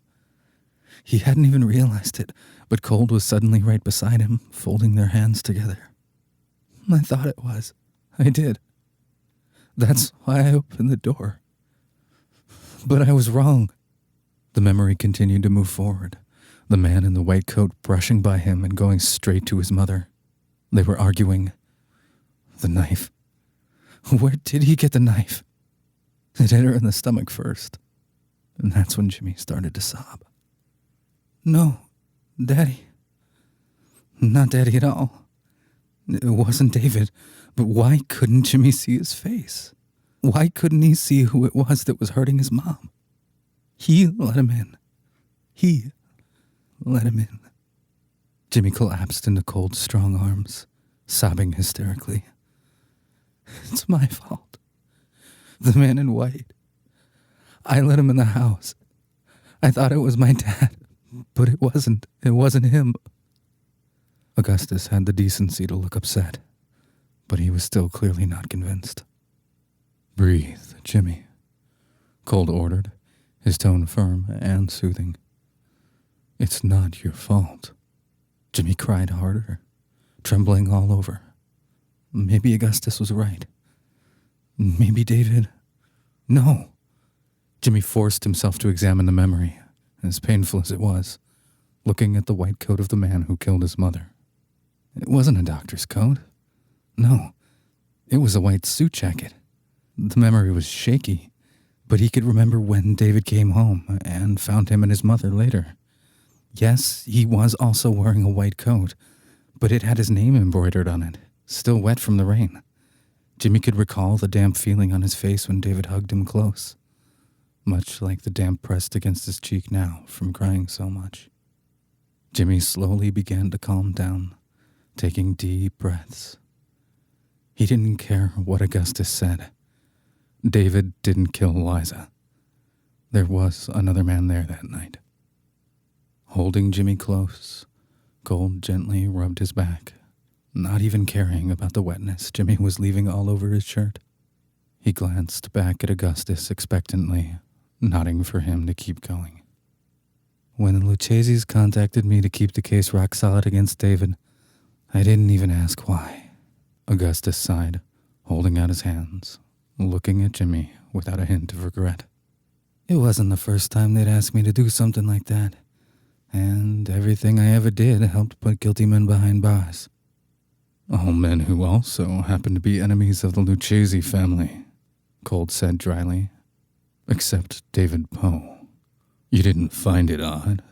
If I ever started asking questions, they'd start talking about what school Anna went to, Augustus said quietly. I did what I had to do, and I was putting bad men in prison. When you took over, all of that stopped. I never heard from the Lucchese's ever again. Who contacted you from the Lucchese family? Cold demanded. I need a name, detective. Gregory Reese, Augustus replied defeatedly. Cold's jaw twitched. He knew that name. His lips stretched in a mirthless smile, asking coyly, Tell me, Detective Duplin, how would you like to help me catch a murderer?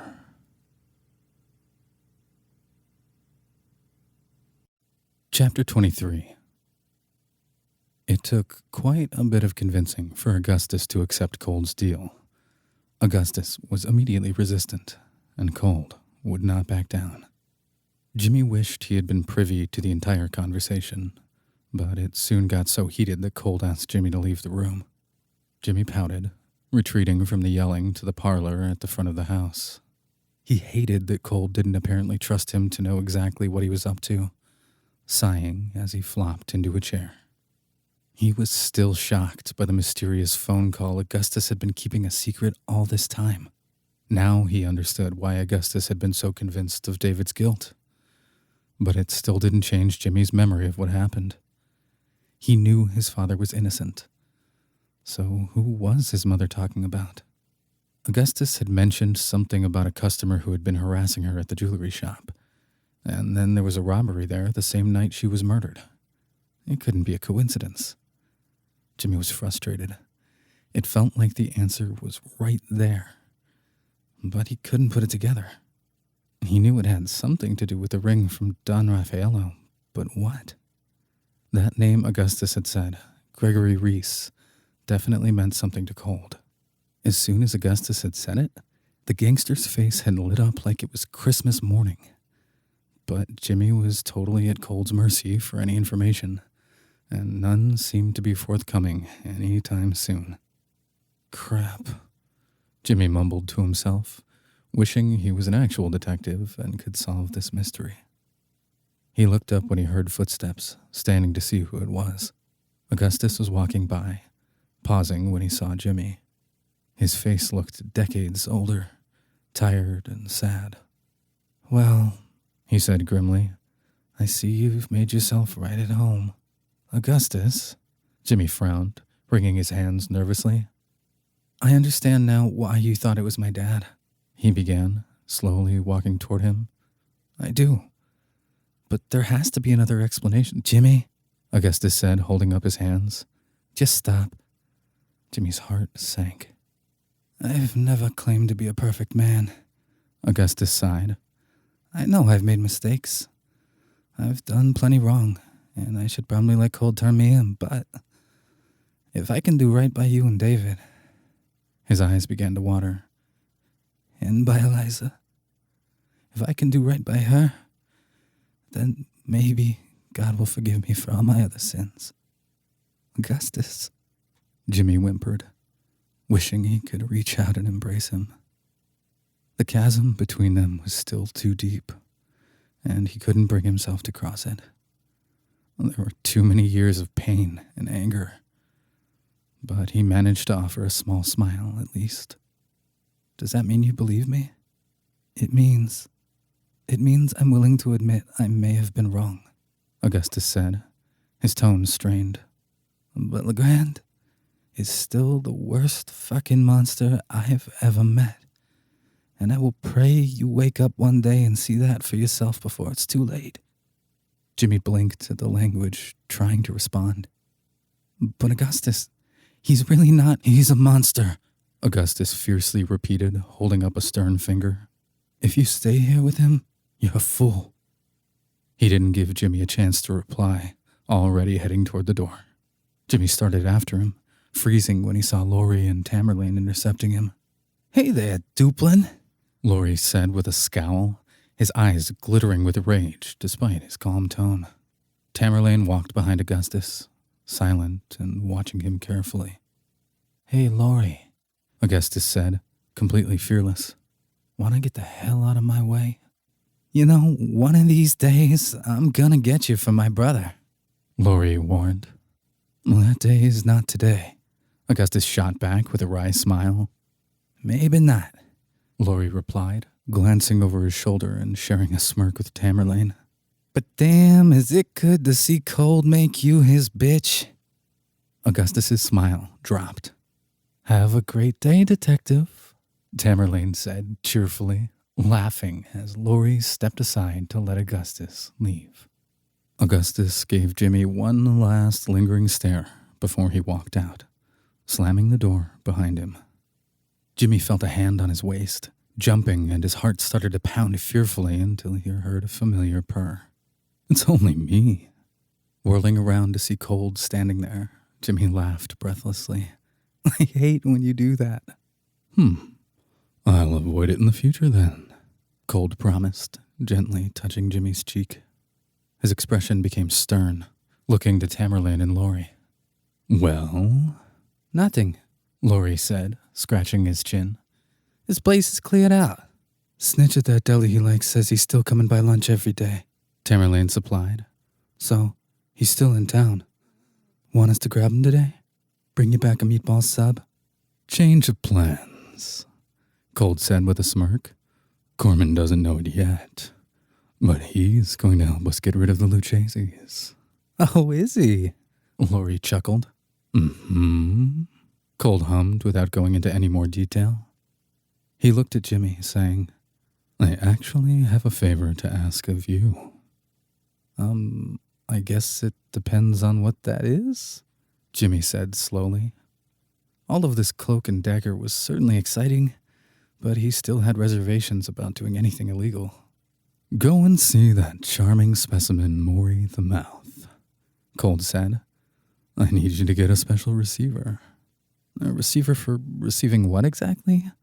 On Friday, we're going to be working with our dear friend Detective Duplin, Cold replied smoothly.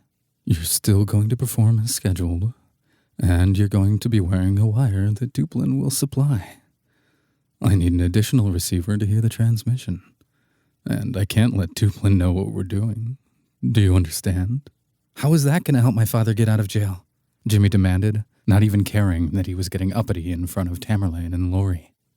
Cold's hand moved to gently cup Jimmy's neck, soothing. You have to trust me. Jimmy closed his eyes, leaning into Cold's touch. He wanted to argue, demand answers, but he knew it wouldn't do him any good. Fine, he grumbled. I'll get the receiver thing. Good boy, Cold said, rewarding him with a kiss on his forehead. Jerry will take you, then you have rehearsal. Yes, sir, Jimmy replied, emphasizing the sir to make Cold smirk. Cold nodded to Laurie and Tamerlane, the gentleman obediently following him into the back of the house. Jimmy watched them leave with a heavy sigh, then trudged toward the kitchen to find Jerry. It was a relatively quiet ride over to Maury's pawn shop, Jerry electing to stay in the car instead of joining Jimmy inside. He hurried through the door, bell ringing loudly as he called out, Hey, Maury! The fuck you want? Maury bellowed from the back, grumpy as ever. It's Jimmy. Ain't you got a phone now? Maury snorted, his voice getting louder as he made his way to the front. You know, you can call a motherfucker instead of coming in here and bothering me. I missed you too, Jimmy teased. Maury came around the counter to give Jimmy a big hug, mindful of his wounded arm, laughing. Yeah, How the fuck are you, kid? Holy crap, Maury, it's been crazy, Jimmy exclaimed, quickly launching into a recap of all the exciting events. He kept the truth about Dickie's killer to himself, focusing more on the new arrangement he had with Cold and the confrontation with Augustus. Eliza called him, and that fucking rat never said anything? Maury raged, his cheeks red and blotchy. All of this time? No wonder they convicted David so goddamn quick. That fucking pig was hiding all the fucking evidence. I know, Jimmy said sadly. Augustus said he was doing it to protect me. Fuck him. He did it because he was scared of the Lucchese's. Maury argued. Fucking prick. Do you know who Gregory Reese is? Jimmy pressed, hopefully. I know the name. Maury's brows furrowed up. Maybe like 15, 20 years ago. Used to work for the Lucchese family. I know that much. Hadn't heard anything of him in fucking forever. Jimmy frowned, tapping his fingers on the counter. So, no clue what he would have to do with my mom's murder? Nope, Maury replied with a shrug. Sorry, kid. I think he used to do pickups at the jewelry store when it was still a front for scrubbing money. But I don't think Eliza would have known him. Well, Jimmy paused, trying to get his thoughts together. Do you remember anything about the robbery? The one at the jewelry store the night my mom died. Not much, Maury said with a regretful frown. Busted in quick. Knew what they were looking for. They were in and out. Thank God Eliza had already gone home. But it happened after she died. No, it happened before, Maury corrected stubbornly. They got the fucking time all fucked up because the alarm was tied in with the phone. Phone went out, time's all reset. You sure? Jimmy blinked, his heart starting to flutter. Positive. I know it was before your mom was killed because I remember being so thankful she was safe at home. Not that home ended up being any safer. Look, it was definitely before she died. And what was taken? Jimmy's heart started thumping faster. Maury's face scrunched up as he racked his brain. Fuck, kid, he sighed. I don't know. I know it was only one thing missing, because I do remember the owner was ranting about having to replace the door all because of that. Shit. Come on, Maury, Jimmy pleaded. This could be really important. Fuck. Sorry, kid. I got no clue. It's okay, Jimmy said with a weak smile. I guess it doesn't really matter. I mean, Cold says he knows who did it. Right, Maury said cheerfully. And he's turning the screws on Augustus to get your old man free, right? I still haven't figured out how. He's made some crazy deal with Augustus, and it's all going down at his birthday party on Friday. I have to wear a wire and... Oh, that reminds me. Cold told me to get a receiver. For what? For receiving wire things, Jimmy said helplessly. Augustus is giving us the wire, and I guess Cold wants something for us to listen in on without Augustus knowing. Why are you wearing a fucking wire? Ain't your ass just gonna be up there singing? Maury blinked. I have no idea, but Augustus agreed to it, so I guess it's all part of Cold's big plan. He pouted. I just wish he would tell me what he's up to. All the gentlemen know what's going on, even Augustus. Maybe he's trying to protect you. Or he ain't telling you so you don't blow it. Rude. I mean, Jimmy fidgeted. I guess subterfuge isn't exactly one of my best skills. Jimmy, you can read your fucking mug like a book. Like one of them board books for little babies with pictures. Jimmy stuck out his tongue in protest. Look, Maury said, leaning back against the counter. I'm still in fucking shock Cold gave you a clean slate. He sure as fuck didn't do that just 'cause he likes the way you suck dick, okay? You mean something to him. Yeah? If he ain't telling you, there's probably a good-ass reason. Maury continued. He ain't gonna do nothing to hurt you. And fuck, if he does, it's wrinkly ball time. Jimmy groaned, scrubbing a hand across his face as if he could rub away the awful mental image those words conjured up. Thanks. Hey, I love you, kid, Maury said with a small shrug. I hope this all works out, and I can shake your old man's hand again. I really do. And you're really happy with old Boss Cold? Yeah, Jimmy replied, unable to resist the bashful smile. I really am. Just keep your nose clean and stay out of his business, Maury warned. Still gotta make a lawyer out of you someday. An honest one. Jimmy Poe, the world's first honest lawyer. Ha ha, Jimmy drawled. Very funny. I'm a fucking riot, I know. Maury snickered. He sighed heavily, heading back behind the counter as he said, Hang tight. I'm gonna get you that receiver. Jimmy waited patiently, surprised when Maury brought back the device and set it down in front of him. That's it? What's the matter? It's just... Jimmy picked it up. The receiver was roughly the size of a handheld radio, although there were more knobs and the speaker was larger. It was heavier than it looked. It's little? Hey, that's modern tech for you, Maury said with a smirk. Everything's all super compact and shit now. You could put this little baby right in your pocket. Nobody'd ever know. There's even a plug for some headphones. Cool. Hey, kid. Maury cleared his throat. You gotta pay for that. I ain't running no charity here. How much is it? Jimmy asked mournfully. Damn. Why didn't he ask Cold for any money? More than you can afford, Maury teased. Tell you what, since we're such good friends and all, how about I make you a little deal since you seem so into him? Oh, God. What? Take the receiver. Let me keep all your shit you've bonned. I can finally sell that bullshit, and you won't owe me a dime. Maury, I know there's interest, Jimmy said with a surprised blink. I owe you a lot. Like, so much. Take the fucking thing, and let me do something nice, okay? You don't need any of that old shit anyway since you're sitting pretty with Boss Cold. Thank you, Maury. Jimmy laughed, beaming happily. Okay, there might be one more thing I want to get back. Are you really that attached to your fucking toaster? No, my records. They were my parents. And you know. Fuck.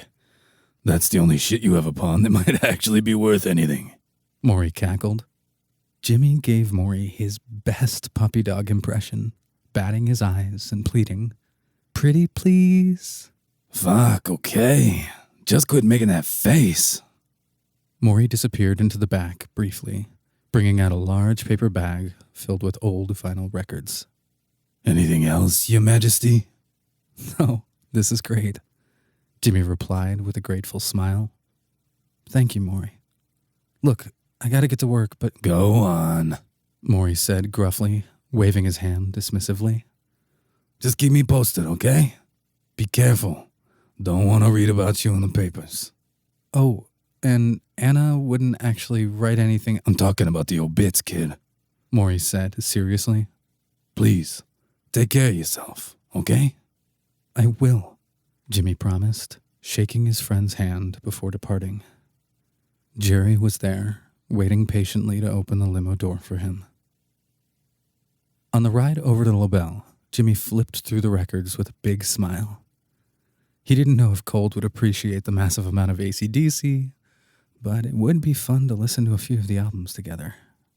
He shivered a little when he thought about their last encounter involving a record player, blushing when they pulled up to the club.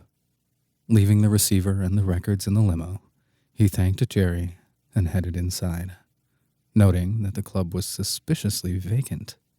Rowena should be here, he thought, glancing around. He wondered if she was in the office and started to head up the stairs.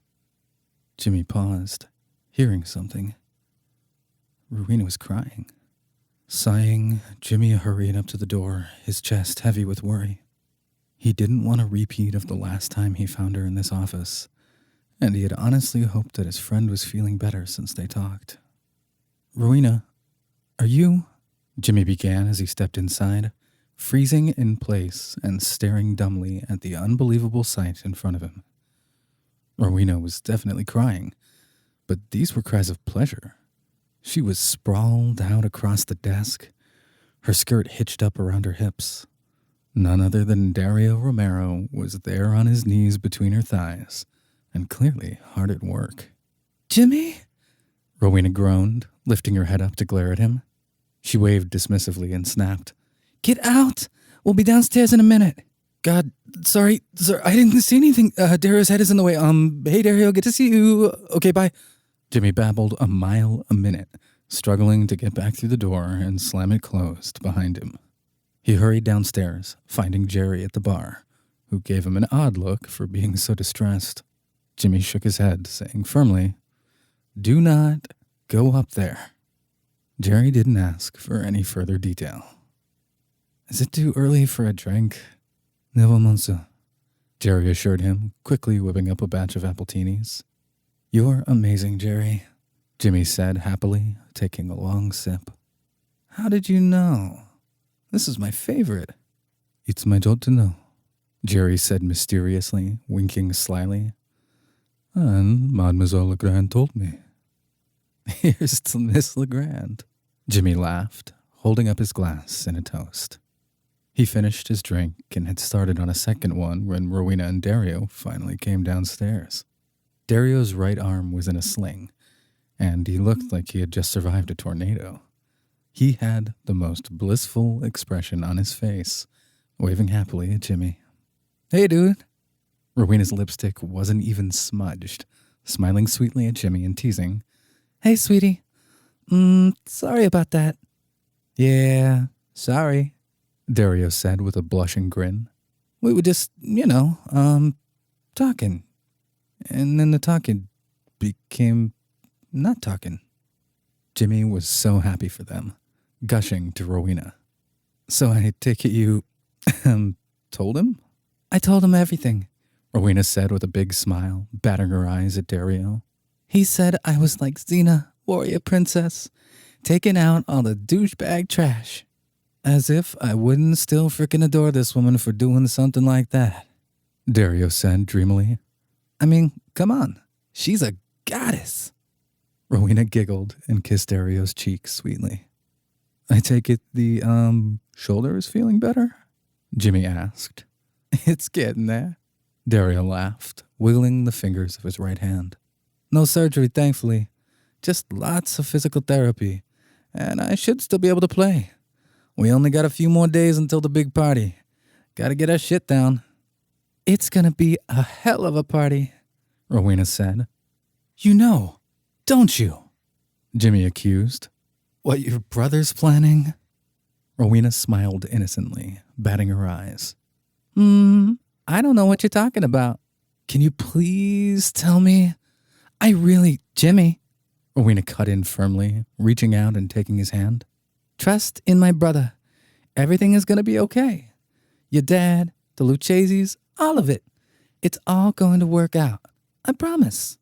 And hey, in the meantime," Dario piped up, smiling brightly, "we got a show to get ready for."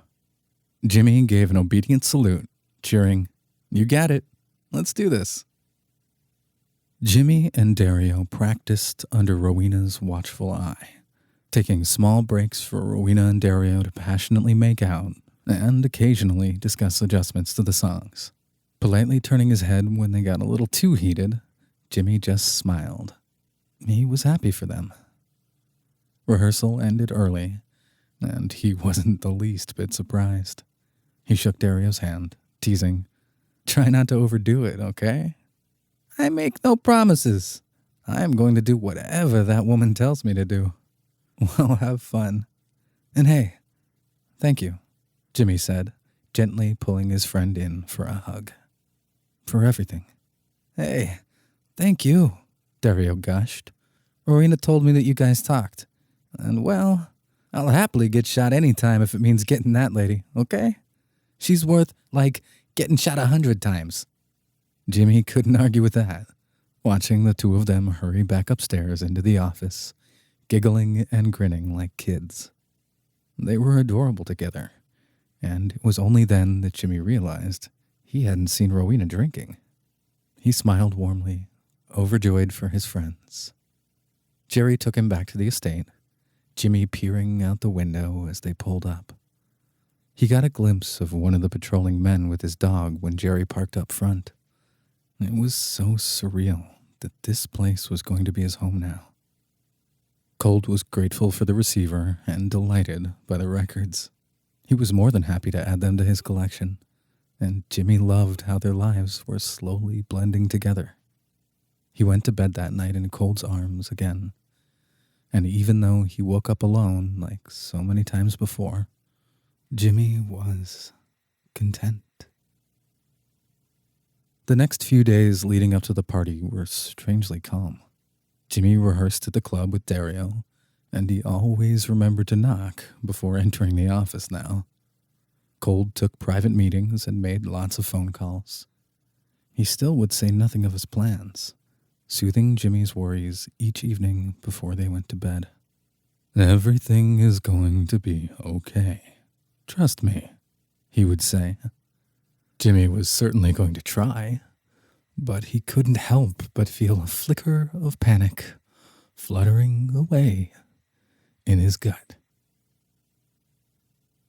Thursday had arrived, and Cold surprised Jimmy late that evening by taking him back to the hotel they had first stayed at together. He didn't know why they were spending the night there, but Jimmy felt an odd sense of comfort coming back to this familiar place. He flopped on the bed as soon as they arrived, stretching out with a cheerful grin. "Home, sweet home," Jimmy sighed. Cold snorted, hanging up a few things in the closet and setting down the small overnight bag he had packed for them. "Missed this, have you?" "It's kind of romantic," Jimmy teased. "This is where we spent our first night together." "It's for our protection," Cold said dryly. "We'll be back home tomorrow." "Protection from what?" Jimmy rolled over onto his stomach, tracking Cold's movements with his eyes as he moved around the room. Cold didn't answer, replying instead, "I brought that red suit for you. I'd like you to wear that tomorrow at the party." "Protection from what, Rod?" Jimmy pressed. "I expect that tomorrow morning you'd like to visit your father before rehearsal," Cold continued as if they were having an entirely different conversation. He sat down at the desk as he had all those nights before, leaning back in his chair. Jimmy groaned loudly, mumbling, "Yes, I would. I'd also like for you to tell me what's going on." "No," was Cold's simple reply. He had brought his briefcase, pulling out his ledgers, and it gave Jimmy the oddest feeling of déjà vu to watch him put on his glasses and begin to write. They had come so far in such a short amount of time, their relationship so intense and passionate now. He could have never imagined this was where they'd end up when he spent the night here for the first time. He now knew that the man sitting there wasn't just a heartless gangster. He was kind, generous, and fiercely loyal. He could be gentle as well as ruthless, cruel and adoring. And Jimmy loved him completely, even when he was stubborn. Jimmy knew pushing Cold for answers was pointless, huffing and rolling over with all intentions of ignoring him for the rest of the evening. He couldn't sit still for very long, though, maybe only a few minutes, and then he suddenly remembered something about the last time they had stayed here. "Hey, I love breakfast. I really do," Jimmy said quickly. "But if you order room service tomorrow, I just want pancakes." Cold laughed, snorting, "You didn't enjoy your buffet?" "Lola, the nice lady who brings the food, always got freaked out trying to carry everything up here on time because you ordered the whole menu." Jimmy chuckled. "Why did you do that anyway?" "Because I didn't know what you like," Cold replied with a small smile, closing the ledgers and standing up to stretch. Jimmy smiled in return, glancing over at the clock. It was a few minutes after midnight now. He grinned wide as he sprang up to his feet to pounce Cold as he came around the desk. Cold blinked in surprise, but allowed Jimmy to hug his neck, gently resting his hands on his waist.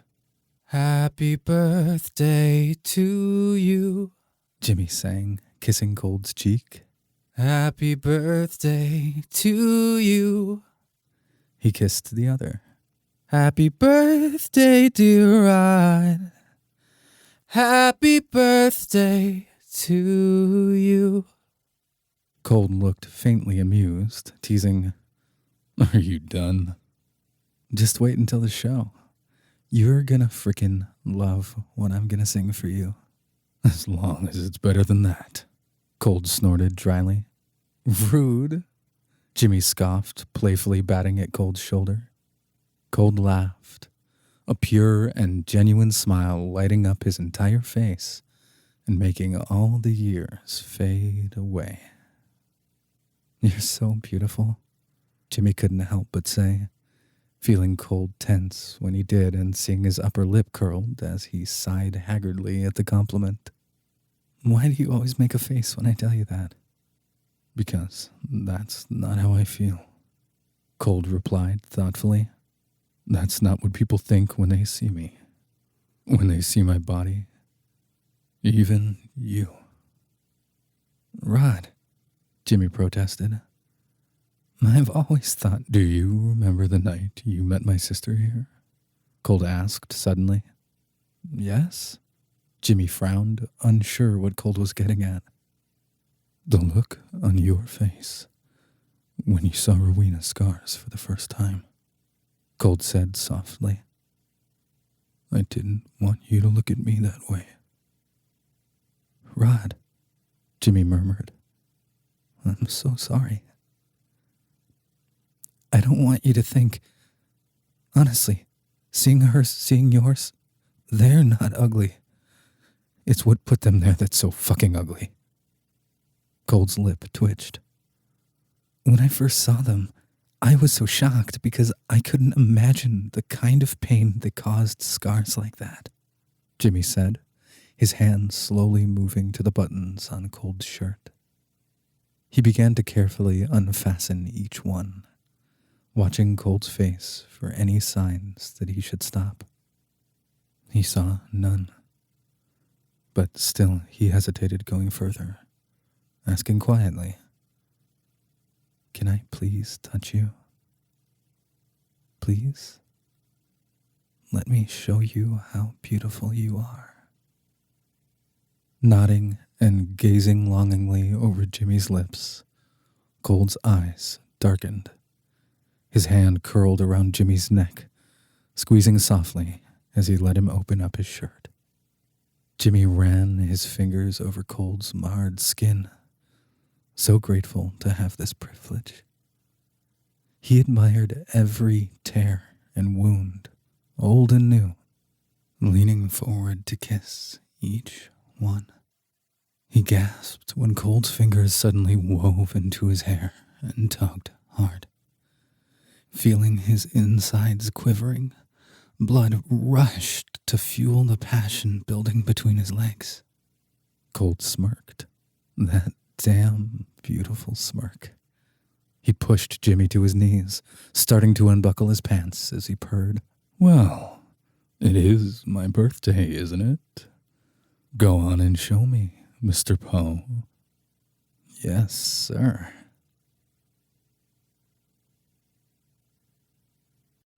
Chapter 24. Jimmy woke up to the warm and wonderful smell of pancakes, rolling over to see Cold letting Lola into the room. She was nervous, as always, quickly getting the tray of food set up from her cart. Cold had only ordered 2 dishes of pancakes this time, and Lola smiled at Jimmy appreciatively. Cold sent her on her way, sitting down on the edge of the bed to eat. He had already dressed, but his jacket was hanging on the back of the chair at the desk. He reached behind him, grabbing Jimmy's foot and giving it a playful tug. Hungry? Always, Jimmy laughed, wiggling out from beneath the blankets to join him. He leaned close to steal a kiss, murmuring, Happy birthday. Thank you. I have a feeling it's going to be a very exciting birthday. Still not going to tell me what you're planning? No. Jimmy rolled his eyes, munching on his pancakes with a mournful pout. Jerry will drive you to see your father, Cold said between carefully cut bites. Afterwards, he'll bring you back here to get ready. Detective Duplin will meet us at the club to place the wire before you start the show. I really do wish, Cold silenced him with a kiss. letting it linger until Jimmy was gasping and flushed. "Trust me," he urged, lightly touching Jimmy's neck. "See, now that's just not fair. Because when you do that, my brain, turns off, and then all I can think about is sex." Good. Cold chuckled, kissing Jimmy's brow before rising up to his feet. "Go see your father. I'll be waiting for you at the club. You need to be there by 5 o'clock, so keep track of the time. Don't be late." "Visiting hours are only until 2. "Are they now?" Cold said mysteriously, winking playfully as he fetched his jacket. "Jerry is waiting for you downstairs. Enjoy yourself, Jimmy." Jimmy quirked an eyebrow as Cold left him to ponder whatever the crap he meant by that. He finished eating and got dressed, riding the elevator down to find Jerry. Arriving at the prison after a quick limo ride, Jimmy went to sign in at the front desk as always. He was surprised when the guard led him not to the normal visiting room, but another part of the prison he had never been in before. He was brought to a small room, his jaw dropping when he saw his father sitting in front of him at a table. "Dad!" "Jimmy!" David exclaimed, quickly getting to his feet and dragging his son into a big hug. "Oh my God. I should have known it was you. They said my lawyer was coming. Wow. I can't believe this." Jimmy could feel tears stinging his eyes, glad the guard had left to give them privacy, burying his face into his father's chest. He couldn't remember the last time he had been able to give his father a hug. "I can't believe this. This is great." "I can.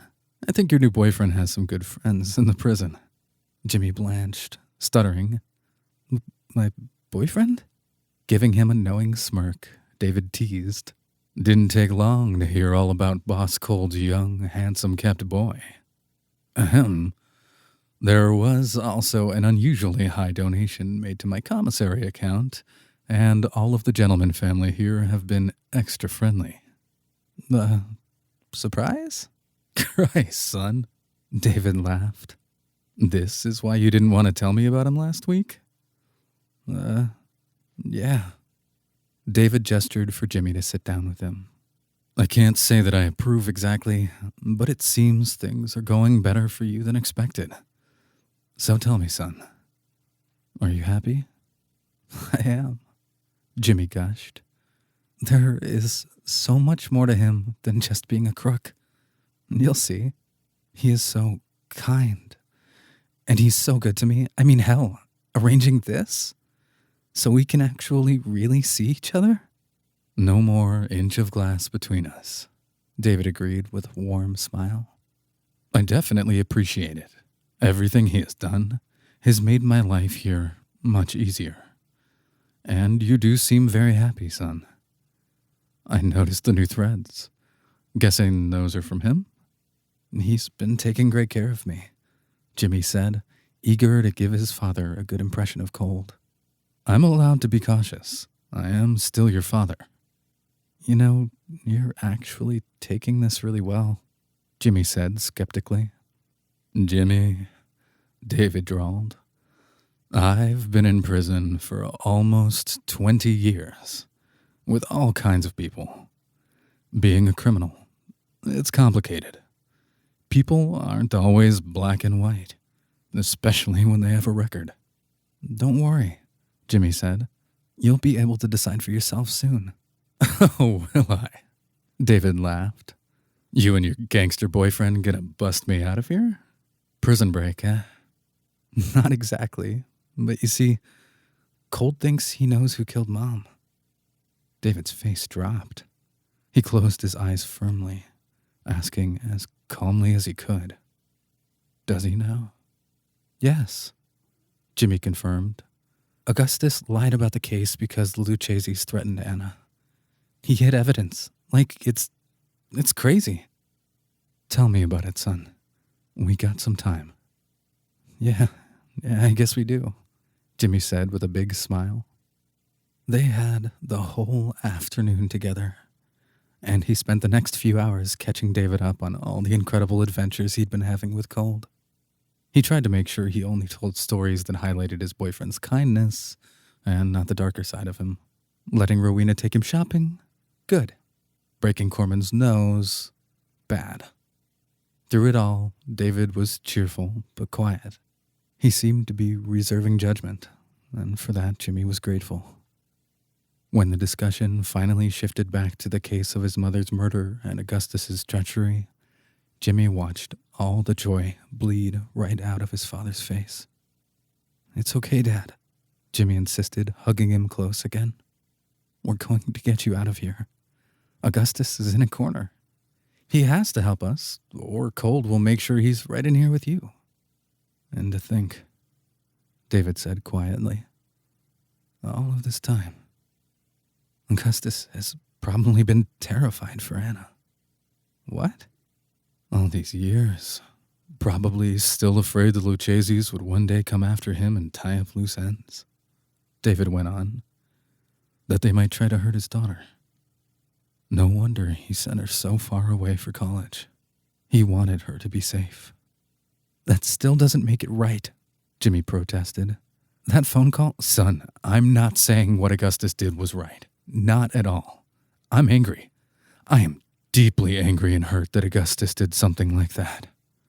But," he held up his hand, "as a father that would do anything for their child and let the world burn to save them, I understand." Jimmy was humbled by his father's kind heart. His shoulders sagged as he murmured, "I guess." "Hey, if you ever have kids, you'll understand," David chuckled warmly. "Now, I'm not saying that me and Augustus are going to go have a cup of coffee if Cold can actually get me out of here. I'm more likely to punch him right in the mouth. But hey, I get it."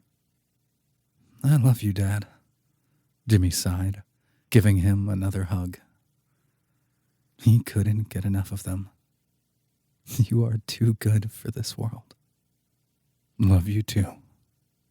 And you know, not that I haven't been having a great time, but, what time did you need to be getting ready?" I gotta be at the club by 5? Jimmy looked around for a clock, squeaking when he saw it was 3:30. Holy crap! We've been talking for like 4 hours. "Good conversation makes the time fly by," David suggested, squeezing Jimmy's shoulder. "Be sure to tell your boyfriend thank you for me. Letting us visit like this, no time limit. Definitely took some string pulling." "He can be very persuasive," Jimmy said with a blushing smile. He stood up, pulling David with him to hug him one more time. "God, this feels so good. I've missed you so damn much, Dad." "I've missed you too, Slugger. I love you. So very much. I'm proud of you. Always have been. I'll get you out as soon as I can."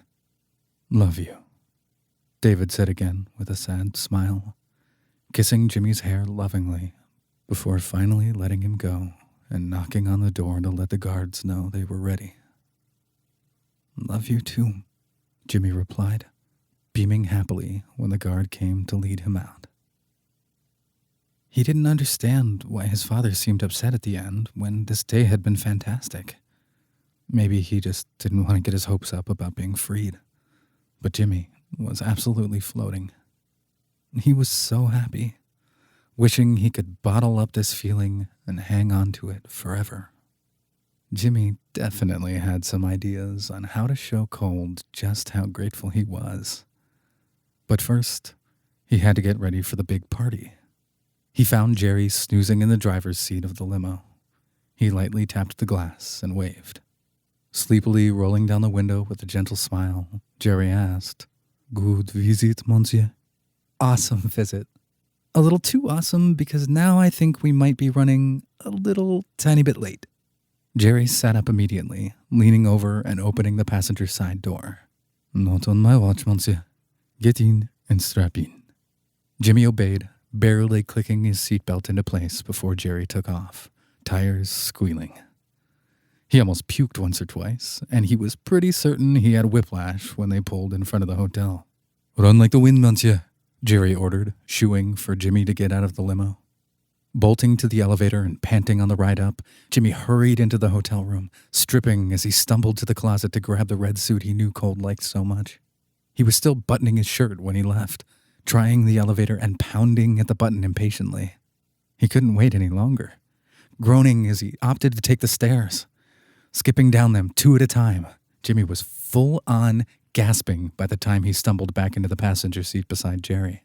He grinned breathlessly, wheezing, "Okay, ready." He must have looked a fright because Jerry stared at him in bewilderment. "We will fix you at the club."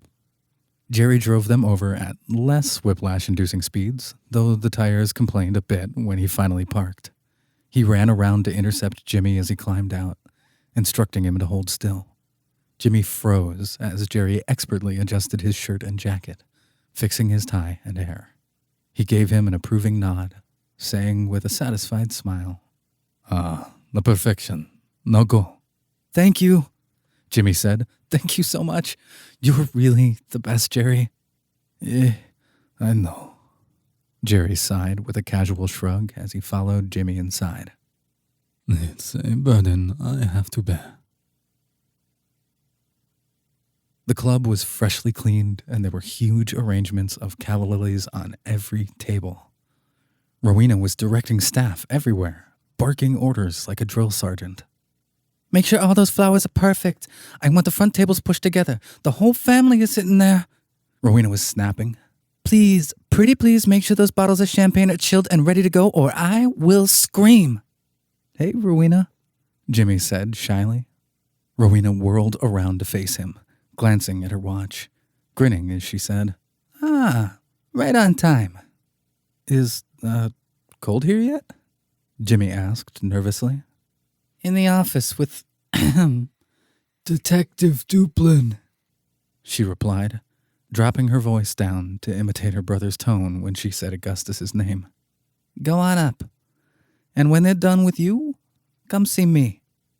Giving a quick salute, Jimmy headed up the stairs to the office. Out of habit now, he knocked. "Come in," came Cold's familiar drawl. Jimmy stepped inside, finding Cold seated at the desk with Augustus standing in front of him, arms crossed and glaring. "Hey," Jimmy squeaked. The tension was heavy and palpable. "It's time," Cold said briskly, all business as he nodded at Augustus. Augustus approached, at least saying a quick hello before he held out a small black disc. "This is it," he said. "We'll just tuck this in your jacket pocket, okay? I'll be able to hear everything in about 20 minutes. So, keep it clean." Right," Jimmy stammered, fidgeting as Augustus fixed the device inside of his inner jacket pocket. It didn't look like much, despite its importance. "I don't suggest listening in for the next 10 minutes or so," Cold taunted. "Unless you'd like to hear a private performance from Jimmy. He really has quite a voice." Augustus stared down Cold while Jimmy flushed, saying flatly, "I'll be waiting for you. Good luck to both of you." "Can't wait," Cold said, fixing Augustus with a nasty smile. He watched him leave the office without another word, visibly relieved as he rose up to properly greet Jimmy. As Cold pulled him close for a tender kiss, Jimmy's entire body became pudding in his strong embrace. Hi. "Hi," Cold chuckled, his thumb tracing along Jimmy's jaw. "I trust you had a good visit with your father?" "Amazing. Thank you," Jimmy replied earnestly. "It was an awesome surprise. We had a really good time. He was so happy. And he told me to tell you thank you, too. Thank you so much for setting that up." Cold shrugged indifferently, saying, "It was nothing." "Seriously," Jimmy said, leaning in to press a kiss to Cold's cheek. "It meant a lot to me. It was so sweet. Thank you." For a brief moment, Jimmy could have believed he saw Cold blushing. The gangster smirked, running his fingers through Jimmy's hair as he said, "Almost showtime. What do I need to do?" Jimmy asked eagerly. He was wearing a wire now, stupidly excited as he was suddenly starring in his very own crime drama. All I need you to do is perform beautifully, wear this ring, and meet me in the dressing room immediately afterwards, Cold said firmly as he pulled out the Lucchese ring from his pocket. That's it? That's it, Cold confirmed, smirking at Jimmy's pout as he slid the ring onto his finger. Don't look so disappointed. Fine, Jimmy lamented. I guess I need to go get prepared? Throw some things? Be a diva? If you'd like, Cold chuckled, giving him another kiss. Let's go. Cold led him downstairs to Rowena, who barked some more and dragged Jimmy backstage to go over the set list one more time. After that, it was really a game of trying to stay out of the way as everyone continued to prepare for the big night. The club finally opened and the band began playing as guests filtered in. Jimmy hadn't seen Dario yet and peeked out from behind the curtains to see if anything interesting was going on. There were 4 large tables, all pushed together right at the front of the stage, the gentlemen occupying almost every seat, with Cold sitting in the middle. He couldn't quite make out what was happening at the front of the club, but as far as he could tell, everyone was being thoroughly searched. A new group of suited men had appeared, slick and predatory, their eyes stalking across every inch of the room. Jules guided them in, seating them at a bunch of tables to the left of the gentlemen. Lucchese's, Dario's voice suddenly hissed beside Jimmy, making him jump. Shit! Be easy, man! Jimmy laughed nervously. Where have you been? Wait, is that lipstick on your neck? Probably, Dario replied with a blushing smile. Rowena needed to, relax for a few minutes. Say no more, Jimmy chuckled, peeking back out to the audience. Seriously, those guys there, those are the Lucchese's? Yep, the tall one in the blue, that's Matteo Lucchese. And, oh, look who's hanging out with them. A new figure had appeared, sitting proudly with the Lucchese's. Rufus Corman. That frickin' traitor? He really is working with the Lucchese's. What are they doing here? Jimmy wondered out loud. Cold invited them. What? Why? I am not about to try to understand the inner workings of your man's brain. That's just what Rowena told me. The crap, man. Worry about it later, Dario soothed, patting Jimmy's shoulder. You ready for the show? Ready, Jimmy said with a quick nod. Dario took his place on stage, and Jimmy began to walk out toward the microphone with a sly smile. He didn't worry about the gangsters or murderers. When he was on stage, all he had to focus on was the performance, the music, the songs. Taking a cleansing breath and smiling lovingly at Cold in front of the stage as applause lightly erupted around the room. As soon as Dario hit his cue, Jimmy began to sing. His body moved through the music as he guided the band through Sinatra's The Way You Look Tonight. They had agreed it was easier to use some songs they had already performed previously, following that up with another riveting rendition of Halsey's Hold Me Down. Cold was just as captivated as before, only looking away once when Jules came to whisper something in his ear. He glanced over at the Lucchese's and nodded, his eyes snapping back to Jimmy on stage in a heartbeat. Next was one that Jimmy was a little nervous about. Patsy Cline's Crazy. He tried to capture the same sorrow and beauty as he had heard when Suzanne sang it, pouring his very essence into each word.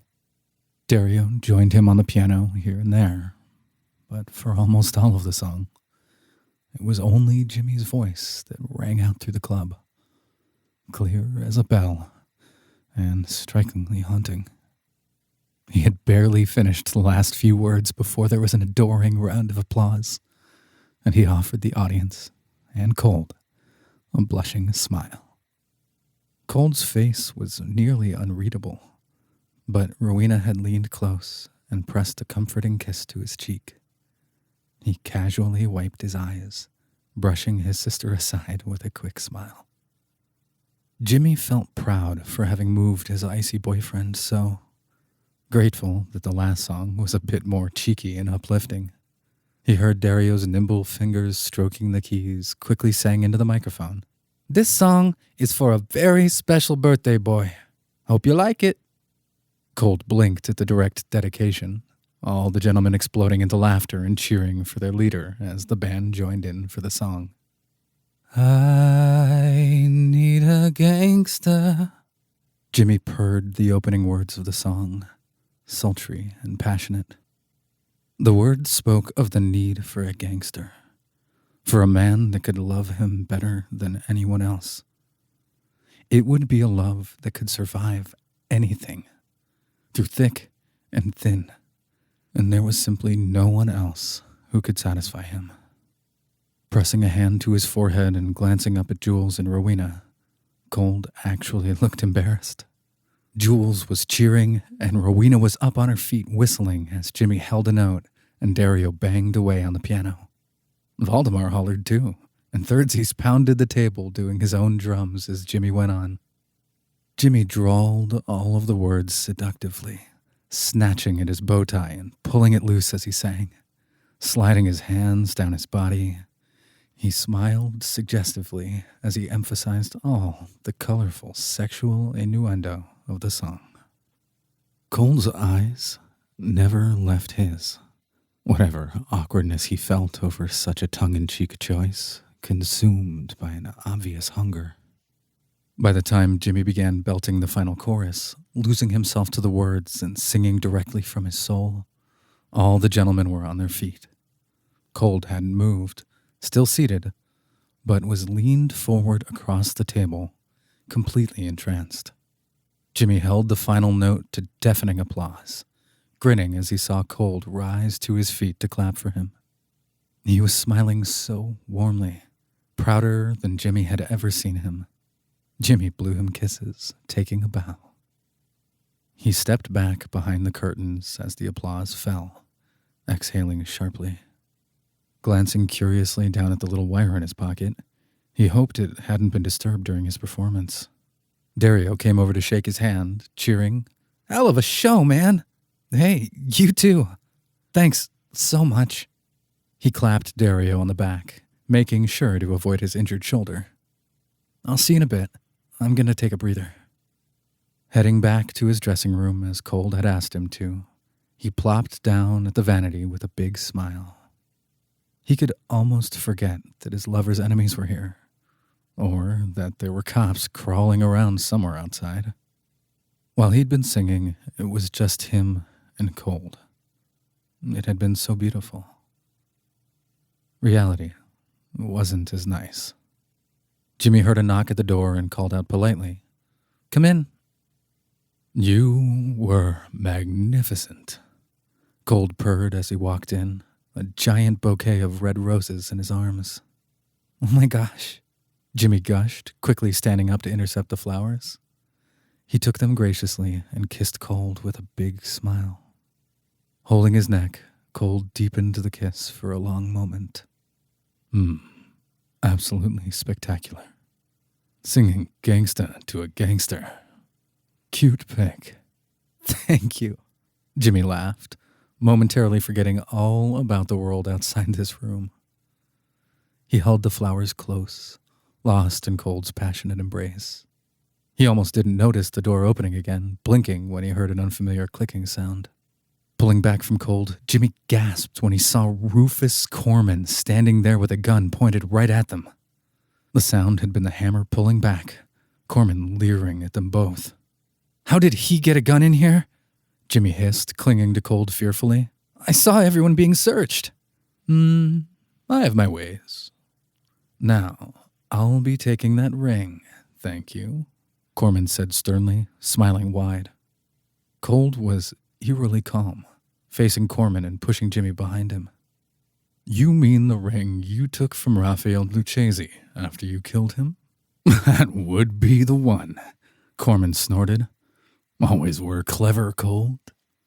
I've been looking for my little trophy for quite some time, and I'd like to, finally, have it back. Please. Jimmy's eyes widened at the confusion as pieces began to fall into place, pushing his way in front of Cold as he started to shout, "You! It was you! You killed my mother!" Cold jerked him back, but Corman's aim was now focused on Jimmy. "All she had to do was give me the ring," Corman snarled, his lip curling in annoyance. "But then, she just wouldn't stop fucking screaming." Jimmy thought he might throw up, his vision starting to get hazy as the panic set in. He fought it with all of his strength, determined to keep pushing. He knew Augustus was listening in, and whoever else had that extra receiver. "You killed the Don, and then my mother? But why? Why kill her? She didn't do anything wrong." "Oh, yes, she did," Corman hissed. "She recognized the ring when I brought it to the jewelry shop to get it resized. She knew it was Don Lucchese's. Apparently, she was the one who did the engraving. Isn't that fun? She threatened to call the cops. So, I left." "But you went back," Jimmy said slowly, more of the pieces clicking together. "You're the one that broke in, looking for the ring." That had to be the one missing item from the night of the robbery. It had to be. But it was long gone when Corman went looking for it. "Mom knew you'd come back for it, so she took it home." "Good thing her address was on file at the store," Corman said with a roll of his eyes. "Too easy to find her. Shame about your daddy and the cops showing up. Didn't have a chance to get the ring. Or you." "Why kill her over a fucking piece of jewelry?" Jimmy demanded passionately. He had waited a lifetime for answers, tears racing down his cheeks as he screamed. "She was a beautiful and kind woman, a mother, a wife. Why? Why did you do it?" "It's not just a ring, you fucking simpleton," Corman scoffed. "It's a symbol. Why do you think I was going to get it resized? I was going to wear it and rub it all in their fucking faces." Jimmy couldn't stop his tears, his mouth twisting up in anguish. The very ring on his finger was what had cost his mother her life. She had tried to do the right thing and died for it. She had to have realized that Corman had no good reason to have that particular ring, and she had called Augustus to report her suspicions. She'd had no idea Corman was going to show up at their door. She had no clue Jimmy would see a white blazer and think it was his father's coat. Fuck all of it. That tiny chunk of metal and rock was what stole his mother from him. Jimmy wanted to throw it away, destroy it, melt it into nothing, shove it down Corman's throat, and watch him choke on it. No. He had to let him keep talking. Augustus was listening. They had to keep Corman talking, no matter what. This had to be part of Cold's plan. It just had to be. This is what would free his father. "I'd spent years serving the Italians and kissing that fucking thing." Corman was still ranting away. "It was finally going to be mine. All fucking mine. Along with the kingdom of Strassen Springs. And it will be. Now hand it." "You killed the Don to start the war," Jimmy snapped in realization. Even as upset as he was, he knew he needed more. He had to keep going. You knew his sons would fight over who was going to lead. Just like now, you were trying to start a war between the gentlemen and the Lucchese. "Shut up, fucking Scooby-Doo," Corman snapped.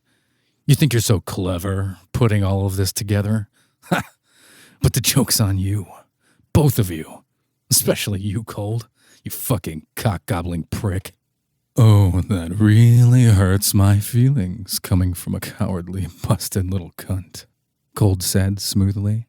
"Fuck you," Corman spat, leveling the gun at Cold. "I've spent months planning this. I have the Lucchese's all behind me. They're eating out of the palm of my hand. Who do you think gave me the gun, huh? The Lucchese's who don't know you killed their father yet? Jimmy mumbled, clinging to Cold's arm. You know, Corman said with a languid sigh as his eyes hunted over every inch of Jimmy's body. I had so much fun sticking it to your mom all those years ago. I would love to know what it would be like to stick a few things in you. Ruin that pretty face. Cold lunged forward, the barrel of the gun hitting his chest as he bared his teeth, snarling, You will not fucking touch him. Tough talk coming from a dead man, Corman sneered, grinning wildly.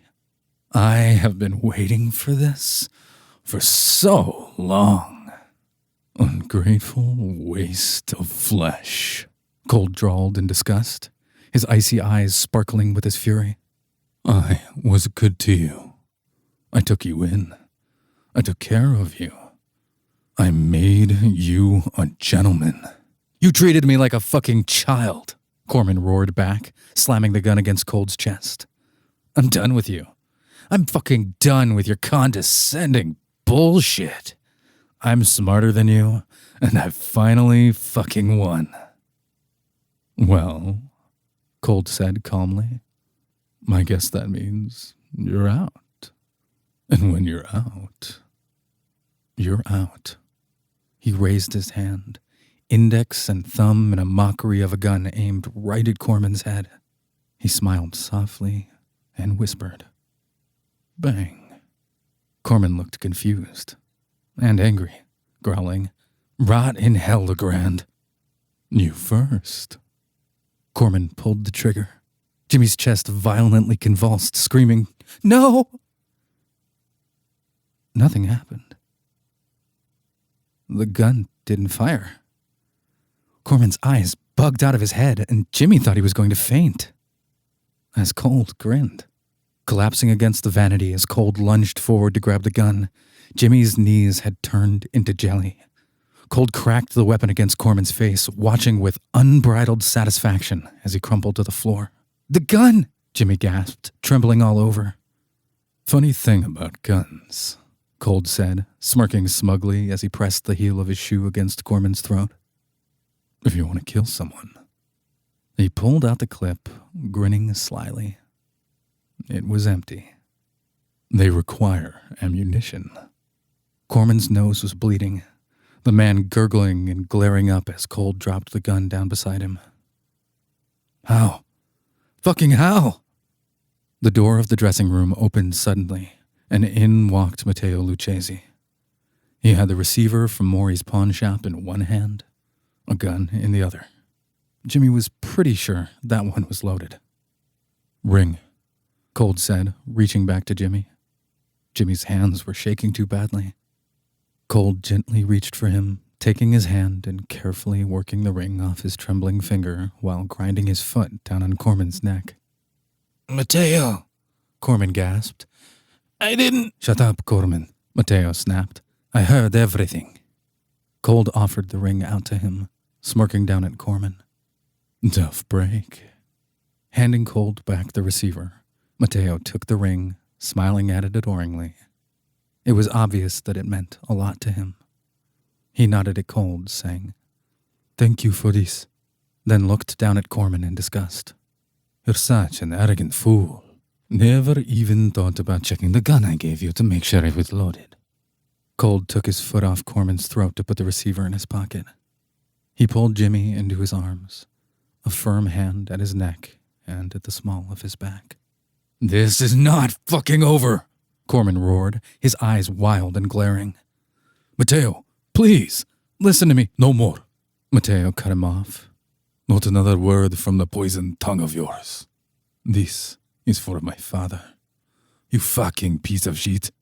He aimed his gun. Jimmy couldn't tear his eyes away, watching Matteo aim right for Corman's forehead. Cold grabbed Jimmy close, pressing his face against his chest and hissing quickly, Don't look. Jimmy closed his eyes, and Matteo fired, the shot ringing in Jimmy's ears. He couldn't hear. Everything was muddled and weird. The gun kept firing, and Cold was pulling Jimmy out of the dressing room and dragging him away. Jimmy never looked back. He never saw Corman's body. But he didn't need to. Cold was leading him down the narrow hallway that exited out of the back of the club. Leaning heavily against Cold, Jimmy's legs felt weak. Cold guided him through the door, nearly running right into Augustus and several SSPD squad cars. Jimmy started crying, the adrenaline making every inch of his body shake. It was over. Corman was dead. Got everything you need? Cold asked briskly, eyes locking with Augustus's. Augustus looked as if he had seen a ghost, but he nodded. He carefully removed the wire from Jimmy's jacket, saying, "We heard it all. We'll contact the DA tonight. David Poe is an innocent man, and we'll get him out as soon as we can. I'll make sure the courts put a rush on it." Jimmy sobbed harder, clinging to Cold tightly. His father was going to be free. After 17 years, his father was finally going to be free. And Matteo Lucchesi? Cold went on. Augustus turned to the officers behind him, all in full battle gear, giving them a thumbs up. They started rushing the back door. "About to be arrested for the murder of Rufus Corman. I don't suppose you're going to explain how Matteo happened to hear everything?" Cold shrugged, innocently replying, "Perhaps he had his ear pressed against the door." He turned his head slightly when he heard a distant barrage of gunfire. He smirked, saying knowingly, "Guess we'll never know."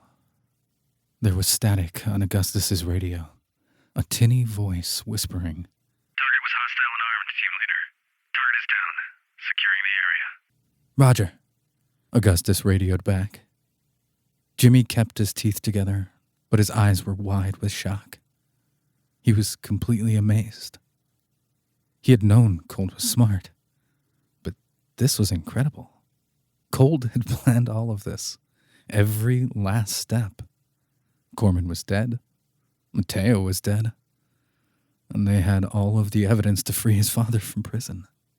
"If you'll excuse us, Detective," Cold purred as he cradled Jimmy close. "I'd like to finish celebrating my birthday." Augustus glanced at the two of them warily. "I'll be in touch." He looked at Jimmy, his expression grim, as he added softly, "Jimmy?" He was clearly struggling to find the right words. Jimmy smiled through his tears, saying, "It's okay, Augustus. Just help my dad. I will.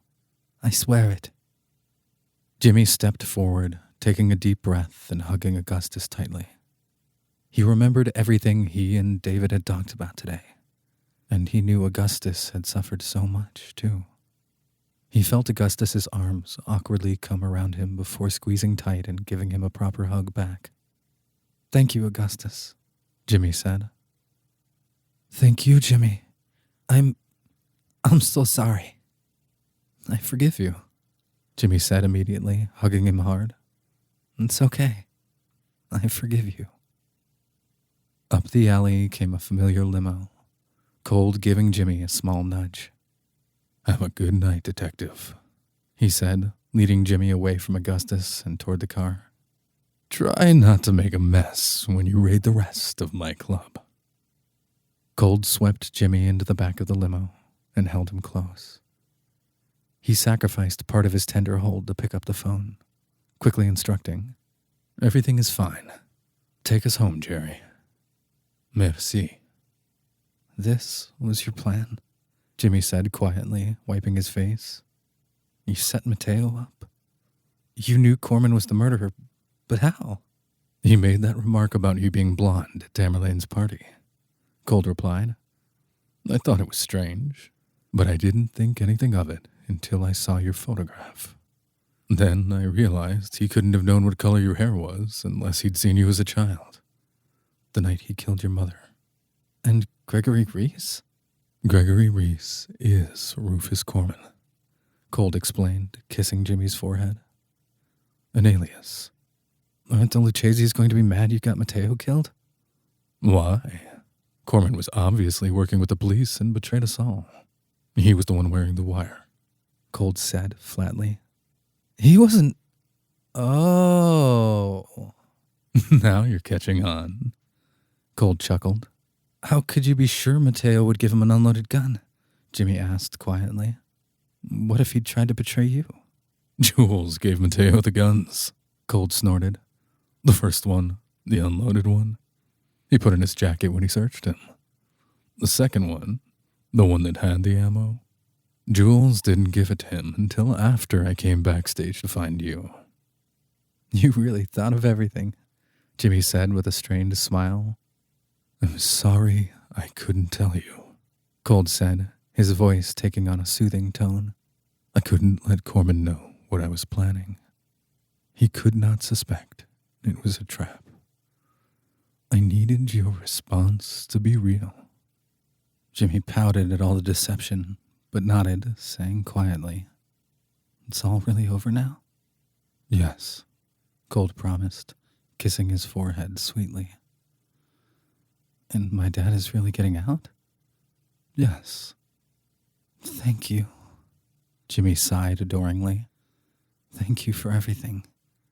I think I'm in shock. I just can't believe it. This is real. This is really happening. Believe it. Cold purred, smiling slyly.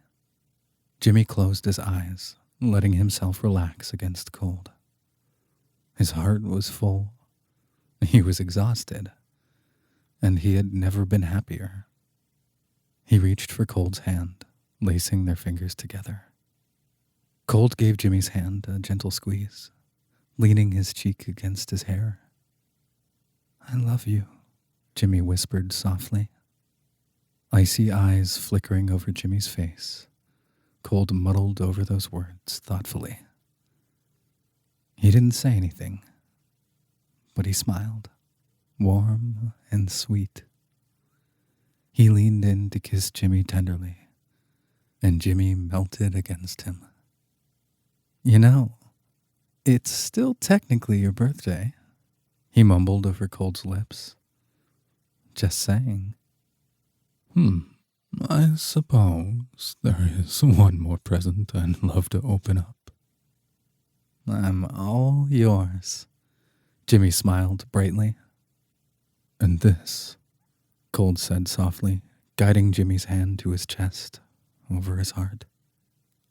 This is yours, James Poe. Jimmy was already so emotionally compromised that Cold's unexpected declaration was nearly enough to break him. He was tearful in moments, kissing Cold frantically, hands roaming as he gasped, I'll take it. Cold easily took control of the kiss, forcing Jimmy to slow down, take their time. He kissed him sweetly, passionately, and purred contently. Thought you might be interested. Pretty fair trade. Jimmy actually laughed, grinning from ear to ear as he teased. Sounds like a hell of a deal to me.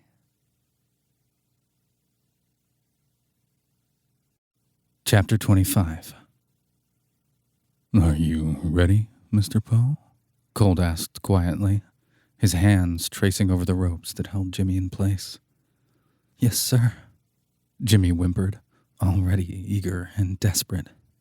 Cold had soft ropes tying Jimmy's hands behind his back, thoughtful twists that held his wrists together just above his ass. The ropes looped between his legs, around his cock and balls, hugging his thighs. They were then woven down into a special bar that kept his knees firmly apart. To open a present, it first had to be unwrapped, Cold had told him firmly. When they first arrived back at the estate, all of the gentlemen were waiting for them to celebrate. Being in on the plan had allowed them to escape the police's raid on the club totally unscathed. Rowena had brought Dario, the pair looking rather cozy snuggled up on a sofa, earning themselves a nasty glare from Cold. Rowena didn't look bothered, though Dario was clearly nauseous. Perhaps Cold was in a good mood from their victory because he didn't say a word about it. He didn't even say anything about Tamerlane and Lori being tangled up by the bar, torn between shoving each other or kissing. Much less distracting than the shocking sight of Thirdsies and Pym passionately making out on one of the other sofas. Jules had his cell phone out, mumbling something about giving the doc a call, and left with a determined smile on his face. Valdemar had been watching everyone with a longing grin, tipping a drink back and laughing. Ah, young love. Cold finally had seen enough when Thirdsies started biting Pym's neck and threw his glasses behind the sofa. He left Valdemar to his voyeuristic intentions and whisked Jimmy away to their bedroom, stripping him down and worshipping every inch of him as he looped all the ropes around his body. Every knot was tied with a kiss, fingers lingering to caress every bit of skin as he went. Jimmy was now currently posed on the edge of the bed, Cold admiring his handiwork with a smug chuckle. Jimmy bowed his head, blushing fiercely as he felt the tip of Cold's finger slide between his cheeks. "You do look so lovely like this," Cold appraised. "A perfect little present, just for me." He spread Jimmy's cheeks, massaging around his hole with his thumb. Jimmy's hands wiggled against the ropes, wishing Cold would give him more, give him something. His cock was stiffening quickly, the rope suddenly feeling tighter, making him groan. "Not too much?" Cold asked, sliding a hand around to check the fit of the rope. "Good, sir," Jimmy replied quickly. Cold gave him a firm stroke as a reward, going back to playing around the edge of his hole. Jimmy had lost all sense of time as Cold teased him, gasping when he finally pressed the tip of his finger inside. Cold held it there for a breath, but pulled away again. Cock twitching in protest, Jimmy pouted. Cold reached into the bedside table, humming lightly to himself. Jimmy heard the click of a lube bottle and sighed happily. But Cold wasn't done torturing him, simply swirling the lubricant around between his cheeks and still not penetrating him. Jimmy whined, his hips pushing back. "Please." "No," came Cold's firm reply, his palm cracking across the tender flesh of Jimmy's ass. "You should be happy I'm touching you at all. Maybe I should leave you like this. Watch you squirm for a little while." "Please, sir," Jimmy gasped, his cheek left stinging from the rough spanking. "I promise I'll be good." "We'll see," Cold snorted, his fingers returning to spread Jimmy's cheeks wide, thumbs digging and massaging at his taint and around his hole. Jimmy bowed his head down in submission, letting himself collapse against the bed with his ass still up in the air. "There," Cold purred. "Just like that. Yes, be good for me." "Yes, sir," he whimpered, the ropes still tugging all over. Like an answer to his prayers, Cold's fingers began to slide inside of him, gentle at first, but then rougher, deeper, until Jimmy was crying out from the stimulation. His nails dug into his palms, grunting when he felt Cold pressing in a third finger to make him moan louder. "Look at you," Cold praised as he opened Jimmy up. "Your little hole is so hungry, hmm?" Clenching down around Cold's fingers, Jimmy whispered brokenly, "Yes, sir. God, I want more." "Tell me what you need, Mr. Poe." "Your cock, sir." "I don't know if you deserve that yet," Cold said, leaning down and spitting lewdly on Jimmy's hole. His fingers swirled around in his own saliva before plunging back inside Jimmy. Jimmy whimpered, groaning when Cold's fingers twisted and pressed against his prostate, causing him to shudder all over. "I'll be good, so good," he swore, wiggling against the rope. It was driving him crazy not to be able to touch, completely at Cold's mercy. He was desperate and wrecked, trying to be good but loving every second of the beautiful torture. The thrill of being denied made every sensation hotter, and he gasped when Cold's fingers plunged so deep Jimmy would swear he was trying to fit his whole hand inside. The feeling was intense enough that Jimmy's head came up off of the bed, his hands curling into fists as he cried out, "Fuck!" There. Cold soothed, twisting his fingers and forcing Jimmy to squirm and sob. Such a good boy. Panting hard, Jimmy gritted his teeth and took it all, his toes curling as he writhed. Cold finally released him from the intense pressure, withdrawing his hand and leaning down to softly kiss his cheeks.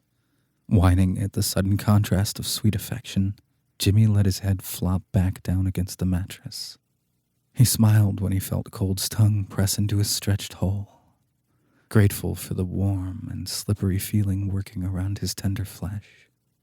God, yes, Jimmy moaned, having to call on every drop of patience not to tilt his hips back and fuck himself on Cold's probing tongue.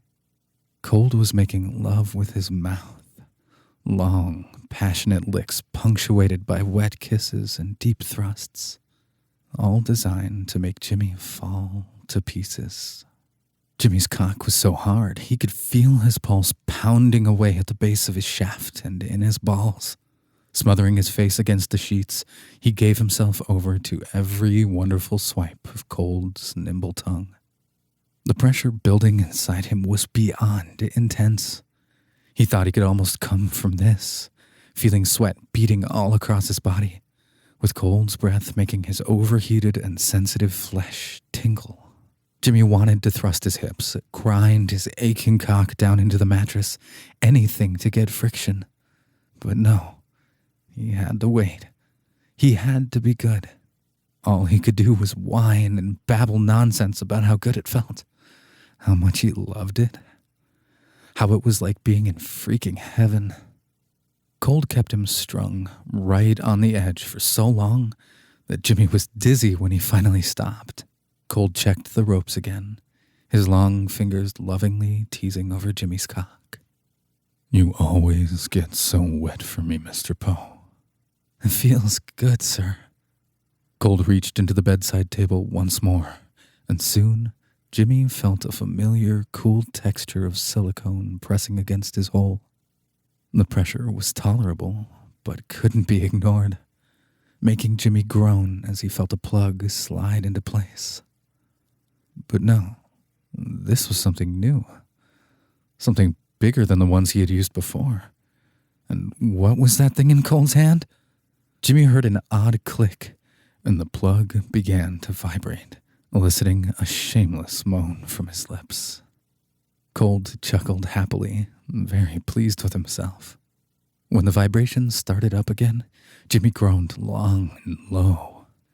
They were slow at first, then suddenly pulsing and more intense.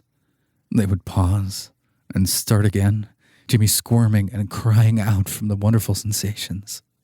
He hadn't even noticed Cold moving onto the bed in front of him, quick fingers pulling at his hair and lifting his head up. Right in front of his face was Cold's thick cock, a breath away from his lips. Suck my cock, Mr. Poe, Cold ordered, his hand firmly at the base to spare Jimmy a few inches. Maybe if you do a good job, I'll fuck you. Opening his mouth, Jimmy whined in want of the warm taste of flesh and salt, eagerly sucking as hard as he could. Cold kept pushing, letting him take as much as he wanted down to his fingers. Jimmy was soon drooling, gagging a little and writhing as the vibrations in his ass grew even stronger. Cold fucked his face slowly, fingers still tangled tight in Jimmy's hair as his hips thrust forward. He would turn the vibrations down to give Jimmy a quick reprieve before cranking them back up and choking him with his cock at the same time. Savoring every moment, Jimmy's body was on the verge of collapse when the vibrations reached their peak, and Cold pushed his cock even deeper down his throat. Jimmy loved Cold using him like this, making him gag and whimper, his skin hot and tingling all over as the temperature inside him climbed higher and higher. Good boy, Cold soothed, adjusting the vibrations to a low level and pulling his cock away. Jimmy gasped, blinking past his tears and smiling up at Cold. I was good? Very good, Cold confirmed, lovingly wiping Jimmy's drool from his chin. Any better, and I would have come already. Jimmy's chest surged with a rush of pride. He opened his mouth instinctively as Cold rubbed the head of his cock over his lower lip, teasing him with a quick taste. Not yet, Cold said. I much prefer to come inside you. Would you like that, Mr. Poe? Yes, sir, Jimmy pleaded eagerly. Please. Cold smirked, tapping his cock one more time against Jimmy's mouth. Wait right there for me. Yes, sir. Cold slid off the bed, coming around behind Jimmy to release the spreader bar from between his knees. He sat back against the headboard as he lubed up his cock, reaching for Jimmy, since he still couldn't move well with his arms tied. Come here, in my lap, your back to my chest. Jimmy eagerly crawled over as best he could, Cold's strong arms helping him get into the position he wanted. He sat, knees bent with his feet flat on the bed. He felt a little like a frog sitting like that, grateful for Cold's grip holding his arms so he didn't teeter forward. Perfect, Cold praised, reaching down between Jimmy's cheeks to slowly remove the vibrating plug. He set it aside to clean up later, lifting Jimmy's hips and teasing at his hole with the head of his cock. God, Jimmy whined, his head tipping back at the beautiful torture.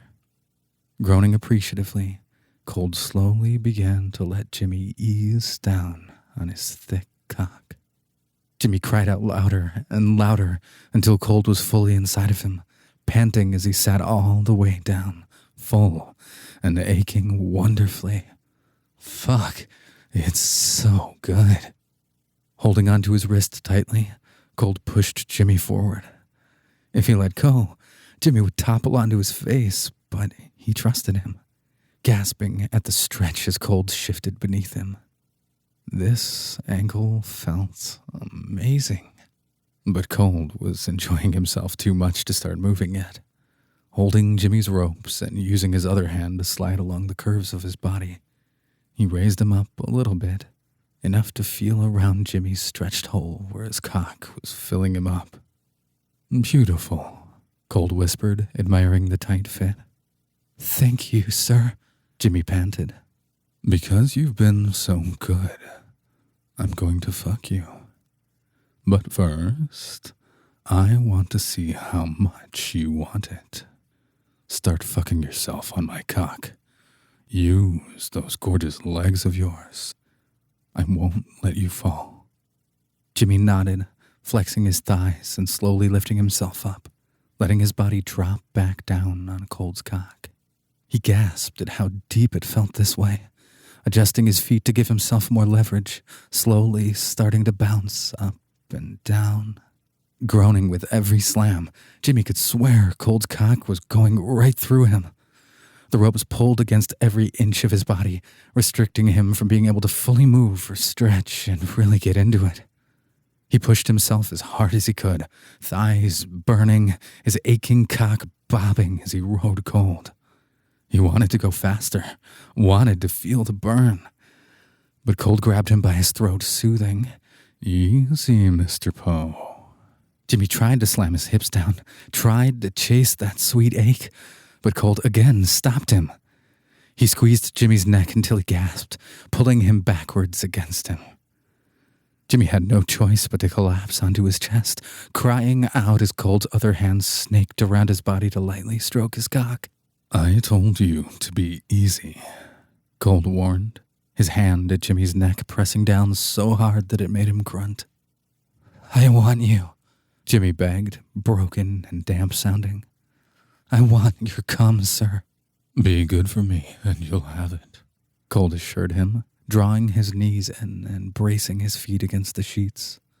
while lifting Jimmy up to begin lovingly thrusting into him. Jimmy went limp in Cold's arms, his legs like noodles as they stretched out, spreading them as wide as he could. Leaning his head back, he pressed his mouth against Cold's in a breathless kiss. I love you. Fuck, I love you so much.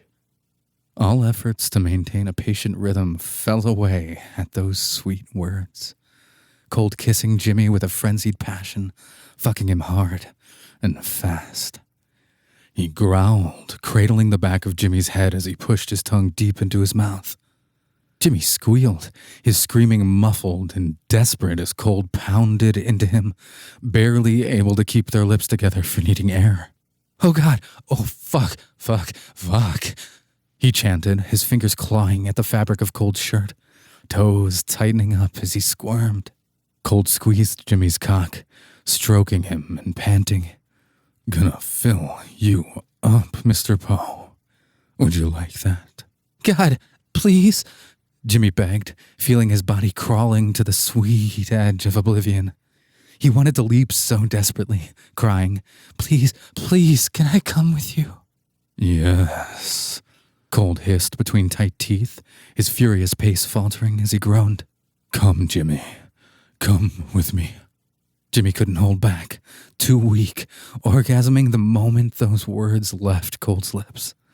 His eyes closed, and he screamed as his cock shot all over his stomach and thighs.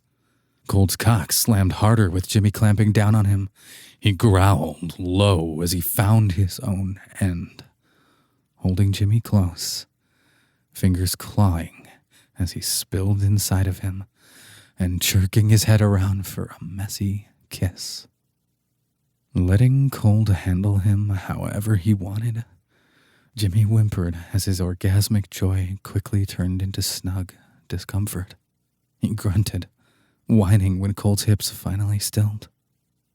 Fuck.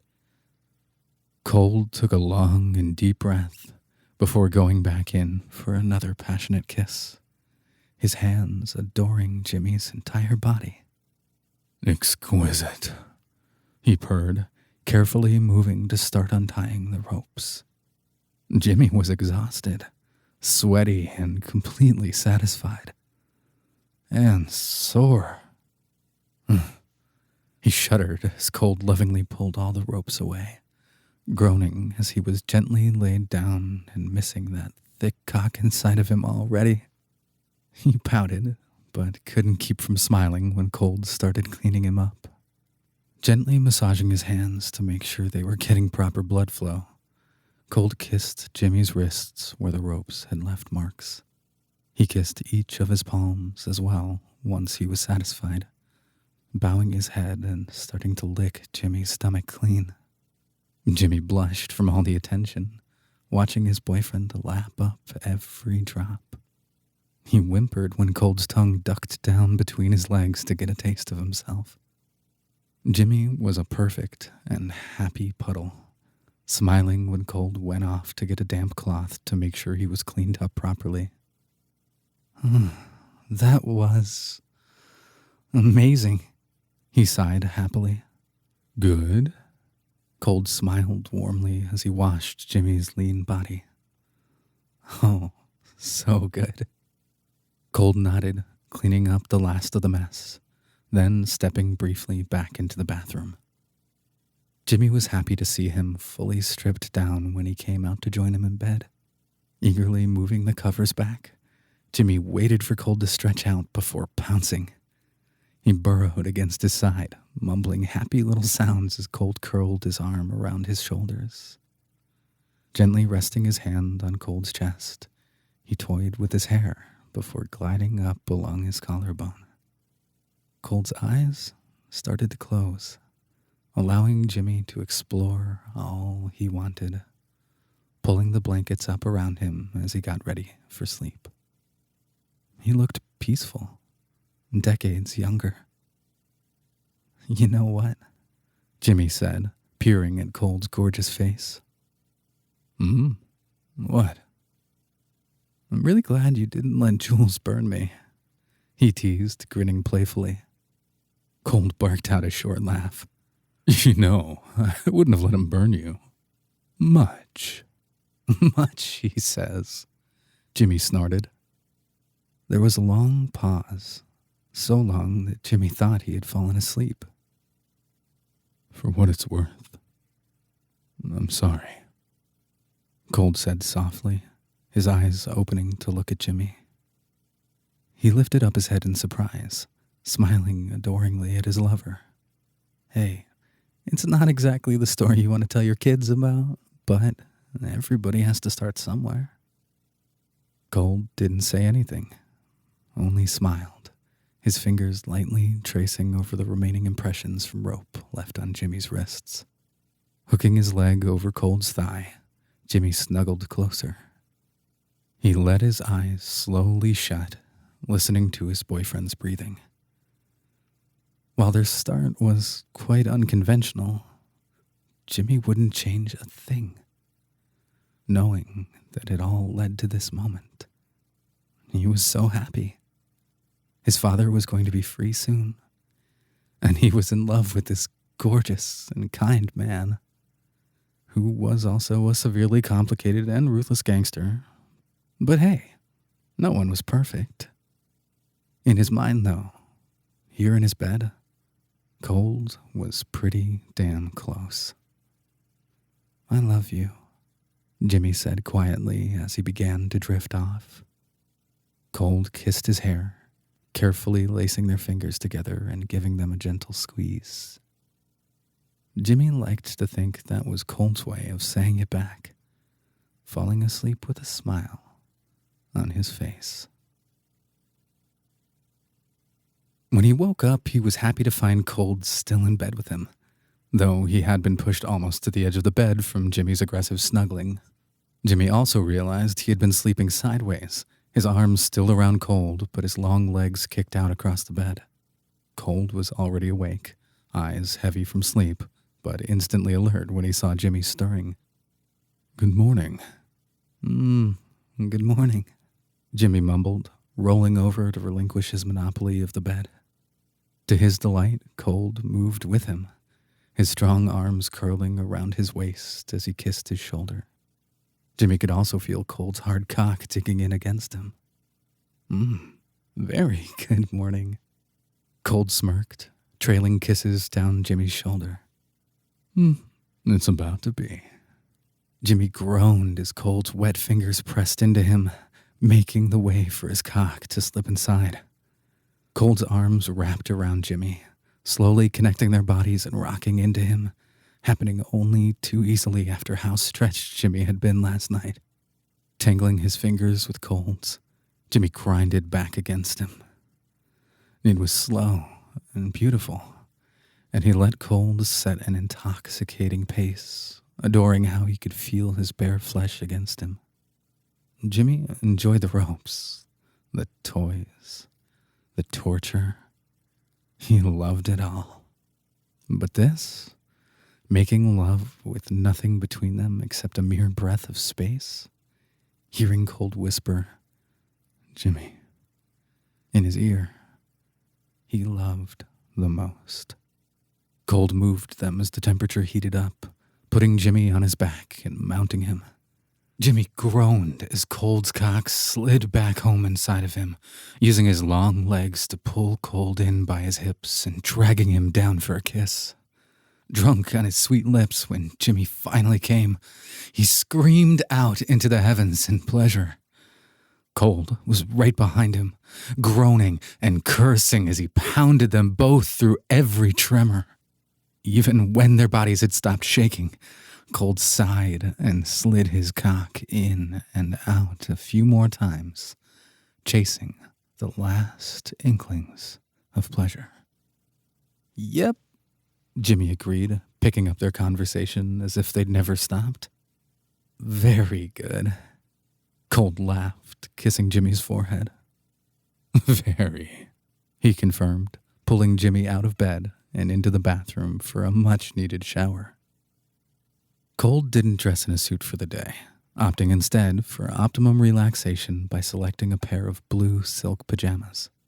Jimmy was still only wrapped in a towel, smiling as he watched Cold get ready. Gonna go be a badass gangster in your jammies? Cold snorted. I'm always a badass gangster, thank you very much. And today, I'm going to be a badass in my pajamas. I've earned a day of rest. So big old boss Cold wants to chill? Eyes twinkling as he laughed, Cold said. It's not a bad idea. We've got no place to go. Jimmy giggled. Oh, that was terrible. Clearly, you don't know the frost thing about such highbrow humor. You're awful. Aw, gonna give me the cold shoulder now, Jimmy? Okay, seriously, where has this ridiculously dorky sense of humor been hiding? Jimmy laughed, shaking his head in disbelief. No, it's been around, Cold assured him, smirking playfully and leaning in to steal a quick kiss. Get dressed. I'll see you downstairs. Jimmy found a pair of sweatpants and a plain white shirt, brushing his teeth and grinning at himself in the mirror. Life was pretty damn good. He floated down the stairs to the kitchen, all smiles. He could hear Jules and Jerry fighting in a mixture of volatile French and English, while Cold snickered to himself as he sipped a cup of coffee. Jerry had already begun to fix plates, waving his spatula at Jules and screaming at him as he tried to steal a handful of bacon. I don't even care what you're saying, voodoo, whatever, Jules roared back. Don't fucking care. I've got a fucking date tonight, and you're not gonna ruin my good mood. Date? Jimmy gushed excitedly, sitting down next to Cold and thanking Jerry for the food. Jerry mumbled something in French, continuing to stir at the eggs still in the pan. Jules looked proud, beaming. I was finally successful in wooing da queen. And now she's gonna go on a real fucking date with me. You mean she felt sorry for you and agreed to one date if it meant you'll finally leave her alone? You uncultured twat. Jerry sneered, angrily scooping eggs onto Jimmy's plate. Someone is fucking jealous, Jules hissed triumphantly as he snatched another piece of bacon. That the better man won. Speaking rapidly to Cold in French, Jerry gestured clearly to Jules while he finished serving their food. Ah, je connais. Cold sighed, waving as if to dismiss Jerry. Allez. Merci, monsieur. Jerry replied, huffing as he stalked out of the kitchen. Jules chuckled heartily, giving Cold and Jimmy a big grin. Now, the better man is gonna go get ready for his fucking date. You good, boss? Very good, Cold replied, smirking. Hope you two kids have a lovely time. See you later, Jules said cheerfully, then waved at Jimmy. Bye, Twig. Bye, Jules, Jimmy replied through a bite of eggs. What was that about? They're both admirers of our dear Madeline Queen, Cold said, vying for more coffee instead of actually eating. That's what they always fight about. And Jerry is very disappointed that Jules was successful where he was not. And a bunch of other things about Jules' questionable genetics. How many languages do you speak? Jimmy asked. 4. Cold replied with a shrug, as if it was nothing to be excited about. English, of course. Italian. French. And some very poor Russian. I always thought French was a very beautiful language, Jimmy gushed, leaning close. It doesn't matter what you're saying. It just sounds so pretty. Je suis au monde comme un terre. See? No clue what that means, but it sounds beautiful. Je te leche des anges jusqu'aux pieds.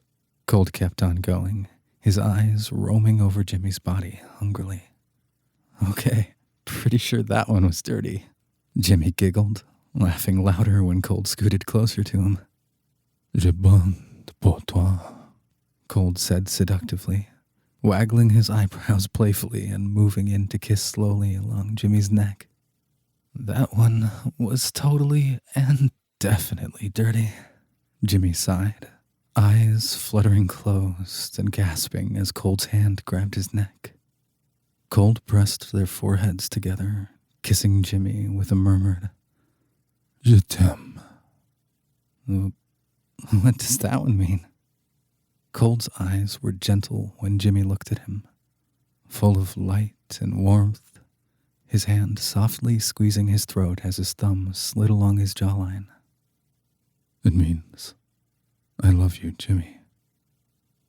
Jimmy's heart stopped, dropping down into his gut. You said, Je t'aime aussi, Cold said quietly. is how you say I love you too. In case you were wondering. Je t'aime aussi, Jimmy replied carefully, trying to imitate Cold's flawless accent. Cold leaned in for another kiss, gazing at Jimmy adoringly and chuckling softly. Close enough. The end.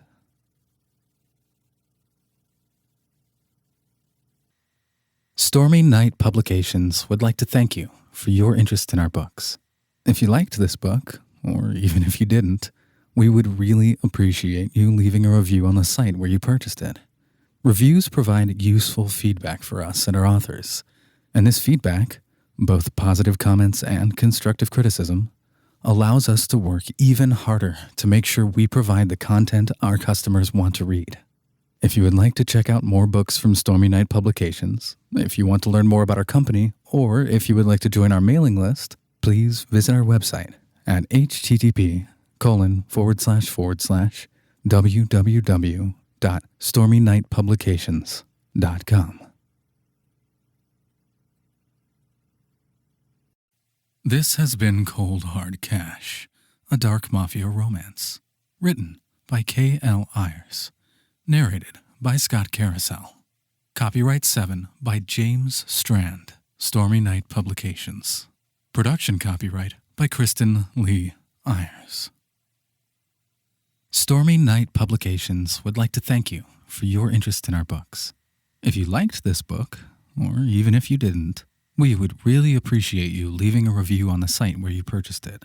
Reviews provide useful feedback for us and our authors, and this feedback, both positive comments and constructive criticism, allows us to work even harder to make sure we provide the content our customers want to read. If you'd like to check out more books from Stormy Night Productions, if you want to learn more about our company, or if you would like to join our mailing list, please visit our website at http://www.stormynightpublications.com.